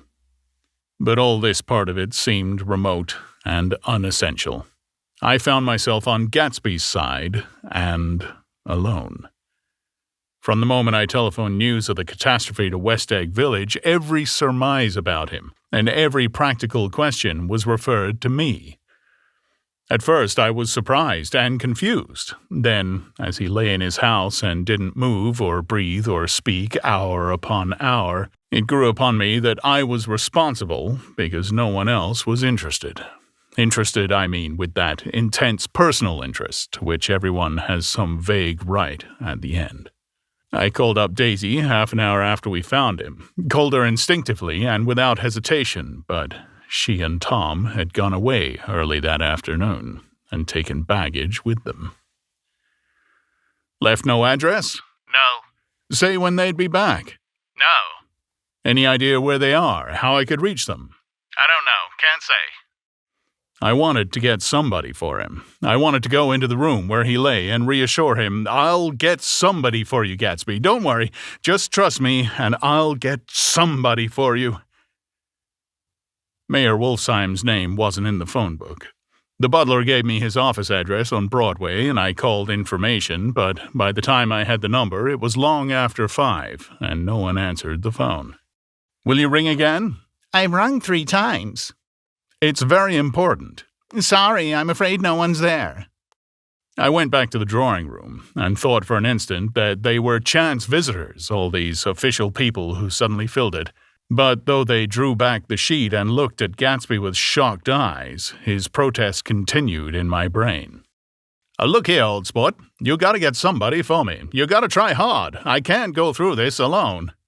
Somebody started to ask me questions, but I broke away, and going upstairs, looked hastily through the unlocked parts of his desk. He never told me definitely that his parents were dead, but there was nothing. Only the picture of Dan Cody, a token of forgotten violence, staring down from the wall. Next morning, I sent the butler to New York with a letter to Wolfsheim, which asked for information and urged him to come out on the next train. That request seemed superfluous when I wrote it. I was sure he'd start when he saw the newspapers, just as I was sure there would be a wire from Daisy before noon, but neither a wire nor Mr. Wolfsheim arrived. No one arrived, except more police and photographers and newspapermen. When the butler brought back Wolfsheim's answer, I began to have a feeling of defiance, of scornful solidarity between Gatsby and me against them all. Dear Mr. Carraway, this has been one of the most terrible shocks of my life to me. I can hardly believe that it is true at all. Such a mad act as that man did should make us all think. I cannot come down now as I am tied up in some very important business and cannot get mixed up in this thing now. If there is anything I can do a little later, let me know in a letter by Edgar. I hardly know where I am when I hear about a thing like this and am completely knocked down and out. Yours truly, Maya Wolfsheim. And then a hasty addenda beneath. Let me know about the funeral, etc. Do not know his family at all. When the phone rang that afternoon and long distance said Chicago was calling, I thought this would be Daisy at last, but the connection came through as a man's voice, very thin and far away. This is Slagle speaking. Yes? The name was unfamiliar. Hell of a note, isn't it? Get my wire? There haven't been any wires. Young Park's in trouble, he said rapidly. They picked him up when he handed the bonds over the counter. They got a circular from New York giving him the numbers just 5 minutes before. What do you know about that, huh? You never can tell in these hick towns. Hello, I interrupted breathlessly. Look here, this isn't Mr. Gatsby. Mr. Gatsby's dead. There was a long silence on the other end of the wire, followed by an exclamation, and then a quick squawk as the connection was broken. I think it was on the third day that a telegram signed Henry C. Gatz arrived from a town in Minnesota. It said only that the sender was leaving immediately and postponed the funeral until he came. It was Gatsby's father, a solemn old man, very helpless and dismayed, bundled up in a long, cheap ulster against the warm September day. His eyes leaked continuously with excitement, and when I took the bag and umbrella from his hands, he began to pull so incessantly at his sparse gray beard that I had difficulty in getting off his coat. He was on the point of collapse, so I took him into the music room and made him sit down while I sent for something to eat. But he wouldn't eat, and the glass of milk spilled from his trembling hand. I saw it in the Chicago newspaper, he said. It was all in the Chicago newspaper. I started right away. I didn't know how to reach you. His eyes, seeing nothing, moved ceaselessly about the room. It was a madman, he said. He must have been mad. Wouldn't you like some coffee? I urged him. I don't want anything. I'm all right now, Mr. Carraway. Well, I'm all right now. Where have they got Jimmy? I took him into the drawing room where his son lay and left him there. Some little boys had come up on the steps and were looking into the hall. When I told them who had arrived, they went reluctantly away.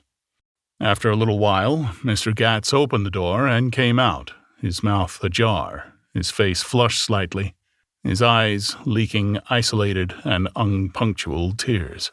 He had reached an age where death no longer has the quality of ghastly surprise, and when he looked about him now for the first time and saw the height and splendor of the hall and the great rooms opening out from it into other rooms, his grief began to be mixed with an awed pride. I helped him to a bedroom upstairs. While he took off his coat and vest, I told him that all arrangements had been deferred until he came. I didn't know what you'd want, Mr. Gatsby.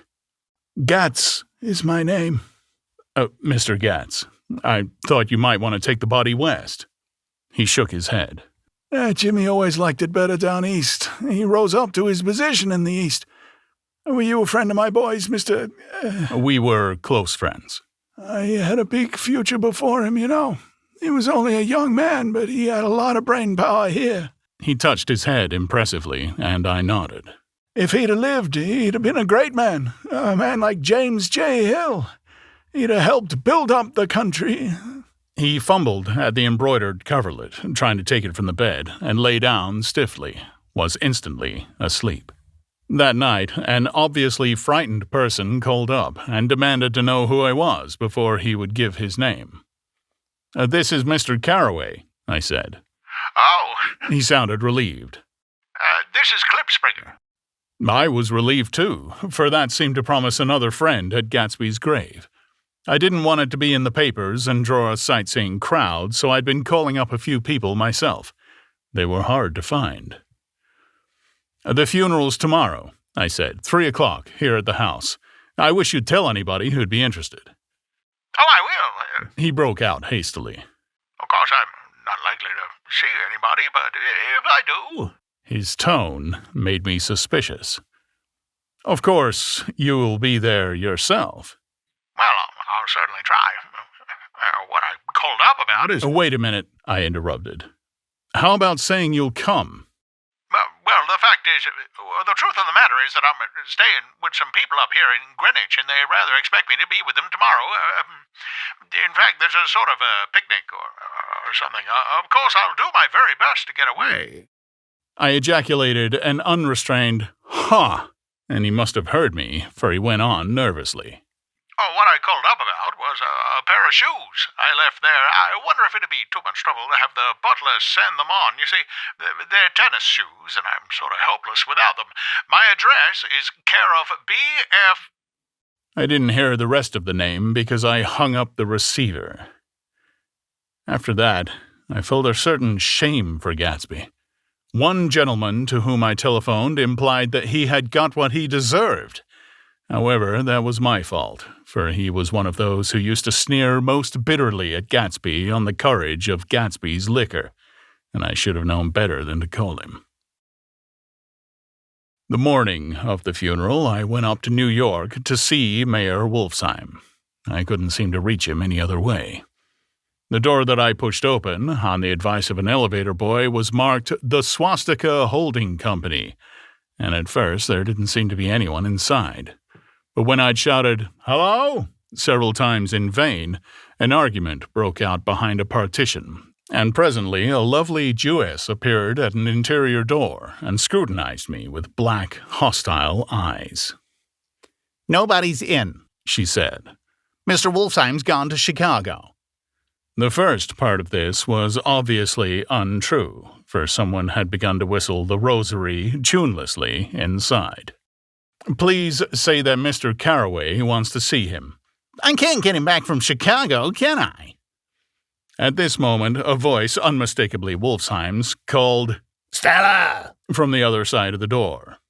"Leave your name on the desk," she said quickly. "I'll give it to him when he gets back." "But I know he's there." She took a step toward me and began to slide her hands indignantly up and down her hips. "You young men think you can force your way in here at any time," she scolded. "We're getting sick and tired of it. When I say he's in Chicago, he's in Chicago." I mentioned Gatsby. Oh. She looked at me over again. "Will you just... what was your name?" She vanished. In a moment, Mayor Wolfsheim stood solemnly in the doorway, holding out both hands. He drew me into his office, remarking in a reverent voice that it was a sad time for all of us, and offered me a cigar. "My memory goes back to when I first met him," he said. "A young major just out of the army and covered over with medals he got in the war.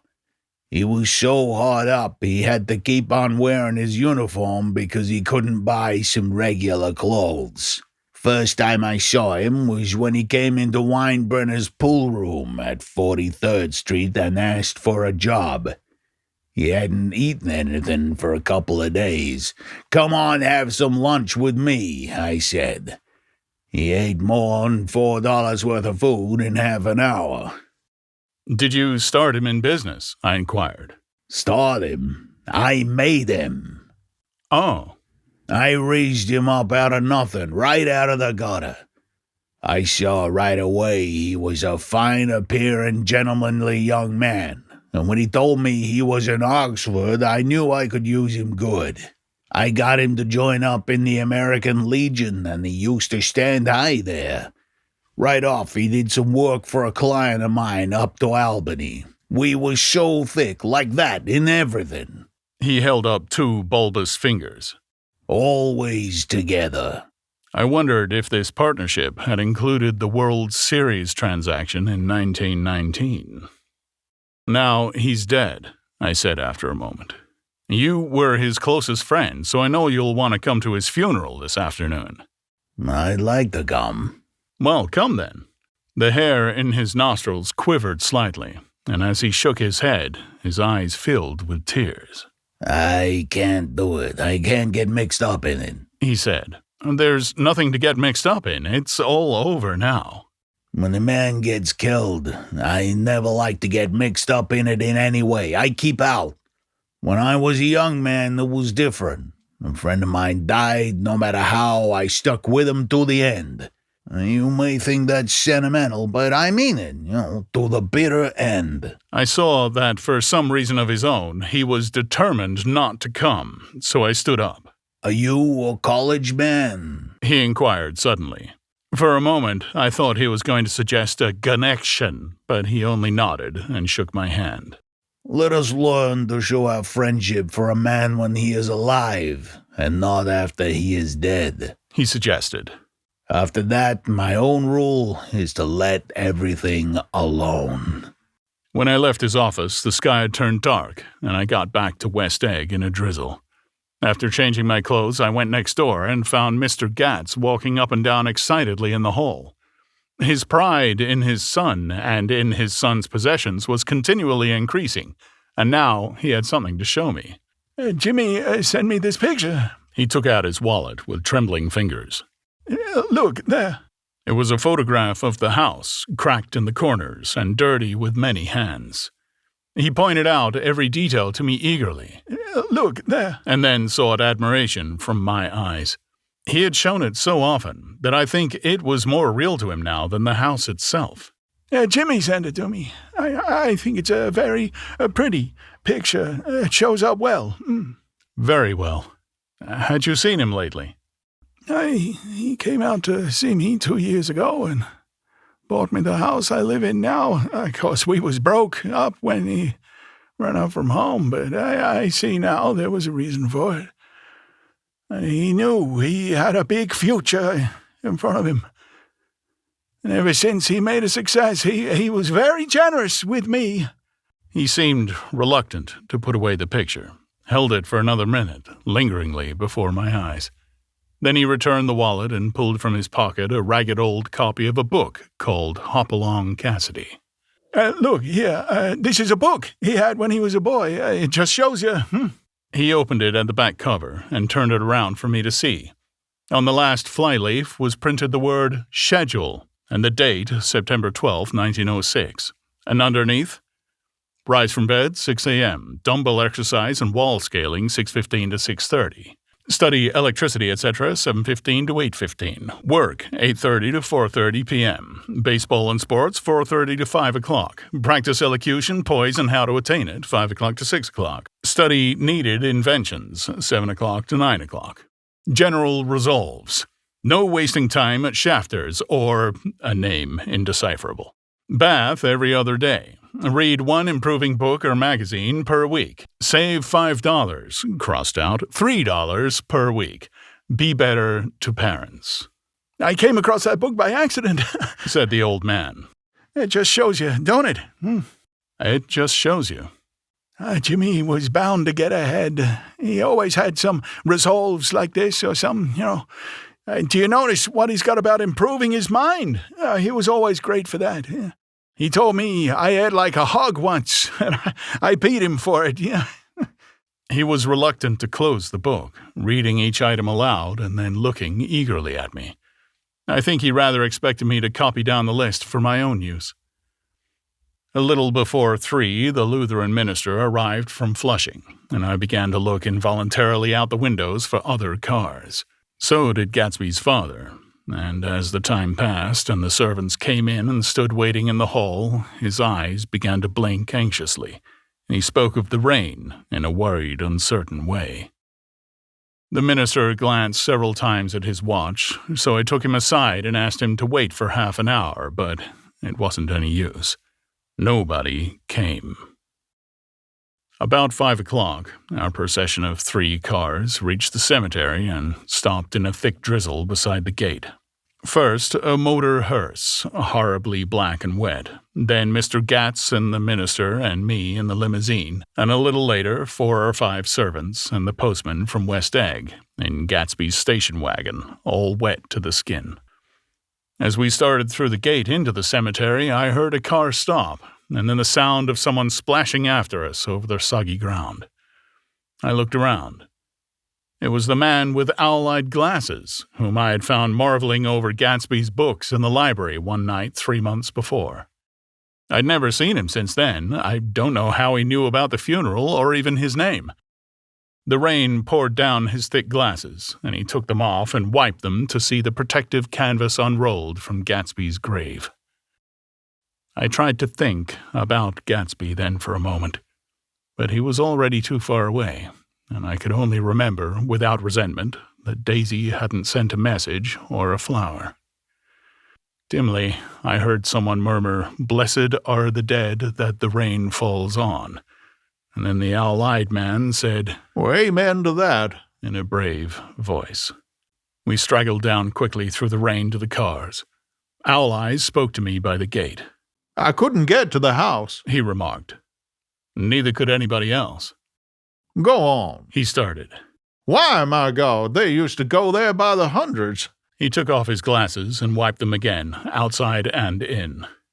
"The poor son of a bitch," he said. One of my most vivid memories is of coming back west from prep school and later from college at Christmas time. Those who went farther than Chicago would gather in the old dim Union Station at 6 o'clock of a December evening with a few Chicago friends, already caught up into their own holiday gaieties, to bid them a hasty goodbye. I remember the fur coats of the girls returning from Miss This or That's, and the chatter of frozen breath, and the hands waving overhead as we caught sight of old acquaintances, and the matching of invitations. Are you going to the Ordways, the Herseys, the Schultzes? And the long green tickets clasped tight in our gloved hands.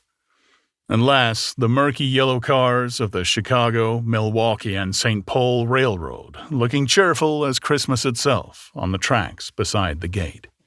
When we pulled out into the winter night and the real snow, our snow, began to stretch out beside us and twinkle against the windows, and the dim lights of small Wisconsin stations moved by, a sharp, wild brace came suddenly into the air. We drew in deep breaths of it as we walked back from dinner through the cold vestibules, unutterably aware of our identity with this country for one strange hour, before we melted indistinguishably into it again. That's my Middle West. Not the wheat, or the prairies, or the lost Swede towns, but the thrilling returning trains of my youth, and the street lamps and sleigh bells in the frosty dark, and the shadows of holly wreaths thrown by lighted windows on the snow. I am part of that, a little solemn with the feel of those long winters, a little complacent from growing up in the Carraway house, in a city where dwellings are still called through decades by a family's name. I see now that this has been a story of the West. After all, Tom and Gatsby, Daisy and Jordan and I were all Westerners. And perhaps we possessed some deficiency in common which made us subtly unadaptable to Eastern life. Even when the East excited me most, even when I was most keenly aware of its superiority to the bored, sprawling, swollen towns beyond the Ohio, with their interminable inquisitions which spared only the children and the very old, even then it had always for me a quality of distortion. West Egg, especially, still figures in my more fantastic dreams. I see it as a night scene by El Greco, 100 houses, at once conventional and grotesque, crouching under a sullen, overhanging sky and a lusterless moon. In the foreground, 4 solemn men in dress suits are walking along the sidewalk with a stretcher on which lies a drunken woman in a white evening dress. Her hand, which dangles over the side, sparkles cold with jewels. Gravely, the men turn in at a house, the wrong house, but no one knows the woman's name, and no one cares. After Gatsby's death, the East was haunted for me like that, distorted beyond my eye's power of correction. So when the blue smoke of brittle leaves was in the air and the wind blew the wet laundry stiff on the line, I decided to come back home. There was one thing to be done before I left. An awkward, unpleasant thing that perhaps had better have been left alone, but I wanted to leave things in order, and not just trust that obliging and indifferent sea to sweep my refuse away. I saw Jordan Baker, and talked over and around what had happened to us together, and what had happened afterward to me, and she lay perfectly still, listening in a big chair. She was dressed to play golf, and I remember thinking she looked like a good illustration. Her chin raised a little jauntily, her hair the color of an autumn leaf, her face the same brown tint as the fingerless glove on her knee. When I had finished, she told me without comment that she was engaged to another man. I doubted that, though there were several she could have married at a nod of her head, but I pretended to be surprised. For just a minute I wondered if I wasn't making a mistake. Then I thought it all over again quickly and got up to say goodbye. Nevertheless, you did throw me over, said Jordan suddenly. You threw me over on the telephone. I don't give a damn about you now, but it was a new experience for me and I felt dizzy for a little while. We shook hands. And do you remember? She added. A conversation we had once about driving a car? Oh, why, not exactly. You said a bad driver was only safe until she met another bad driver. Well, I met another bad driver, didn't I? I mean, it was careless of me to make such a wrong guess. I thought you were rather an honest, straightforward person. I thought it was your secret pride. I'm 30, I said. I am 5 years too old to lie to myself and call it honor. She didn't answer. Angry and half in love with her and tremendously sorry, I turned away. One afternoon late in October, I saw Tom Buchanan. He was walking ahead of me along Fifth Avenue in his alert, aggressive way, his hands out a little from his body as if to fight off interference. His head moving sharply here and there, adapting itself to his restless eyes. Just as I slowed up to avoid overtaking him, he stopped and began frowning into the windows of a jewelry store. Suddenly he saw me and walked back, holding out his hand. "What's the matter, Nick? Do you object to shaking hands with me?" "Yes. You know what I think of you." "You're crazy, Nick," he said quickly. "Crazy as hell. I don't know what's the matter with you." "Tom," I inquired, "what did you say to Wilson that afternoon?" He stared at me without a word, and I knew I had guessed right about those missing hours. I started to turn away, but he took a step after me and grabbed my arm. "I told him the truth," he said. "He came to the door while we were getting ready to leave, and when I sent down word that we weren't in, he tried to force his way upstairs. He was crazy enough to kill me if I hadn't told him who owned the car. His hand was on the revolver in his pocket every minute he was in the house." He broke off defiantly. "What if I did tell him? The fellow had it coming to him. Well, he threw dust in your eyes just like he did in Daisy's, but he was a tough one. He ran over Myrtle like you'd run over a dog. Never even stopped his car." There was nothing I could say, except the one unutterable fact that it wasn't true. "And if you think I didn't have my share of suffering, look here. When I went to give up that flat and saw that damn box of dog biscuits sitting there on the sideboard, I sat down and cried like a baby. By God, it was awful." I couldn't forgive him or like him, but I saw that what he had done was, to him, entirely justified. It was all very careless and confused. They were careless people, Tom and Daisy. They smashed up things and creatures and then retreated back into their money or their vast carelessness or whatever it was that kept them together, and let other people clean up the mess they had made. I shook hands with him. It seemed silly not to, for I felt suddenly as though I were talking to a child. Then he went into the jewelry store to buy a pearl necklace or perhaps only a pair of cuff buttons, rid of my provincial squeamishness forever. Gatsby's house was still empty when I left. The grass on his lawn had grown as long as mine. One of the taxi drivers in the village never took a fare past the entrance gate without stopping for a minute and pointing inside. Perhaps it was he who drove Daisy and Gatsby over to East Egg the night of the accident, and perhaps he had made a story about it all his own. I didn't want to hear it, and I avoided him when I got off the train. I spent my Saturday nights in New York because those gleaming, dazzling parties of his were with me so vividly that I could still hear the music and the laughter, faint and incessant, from his garden and the cars going up and down his drive. One night, I did hear a material car there and saw its lights stop at his front steps, but I didn't investigate. Probably it was some final guest who had been away at the ends of the earth and didn't know that the party was over. On the last night, with my trunk packed and my car sold to the grocer, I went over and looked at that huge, incoherent failure of a house once more.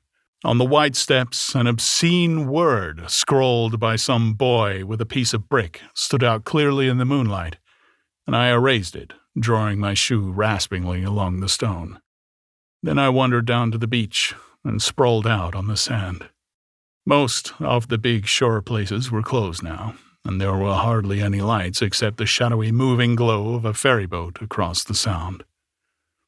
And as the moon rose higher, the inessential houses began to melt away, until gradually I became aware of the old island here that flowered once for Dutch sailors' eyes, a fresh green breast of the New World.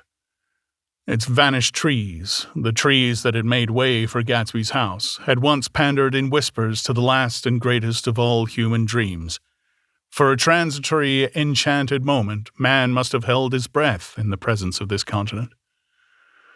Compelled into an aesthetic contemplation he neither understood nor desired, face to face for the last time in history with something commensurate to his capacity for wonder. And as I sat there brooding on the old, unknown world, I thought of Gatsby's wonder when he first picked out the green light at the end of Daisy's dock. He had come a long way to this blue lawn, and his dream must have seemed so close that he could hardly fail to grasp it. He did not know that it was already behind him, somewhere back in that vast obscurity beyond the city, where the dark fields of the Republic rolled on under the night. Gatsby believed in the green light, the orgastic future that year by year recedes before us. It eluded us then, but that's no matter. Tomorrow, we will run faster, stretch out our arms further, and one fine morning. So, we beat on, boats against the current, borne back ceaselessly into the past. You've been listening to a Steve Parker Audiobooks presentation of The Great Gatsby by F. Scott Fitzgerald, read by Steve Parker and edited by Maciej Wachowski. If you've enjoyed this reading and want more, you can get it at steveparkeraudiobooks.com or find us on YouTube.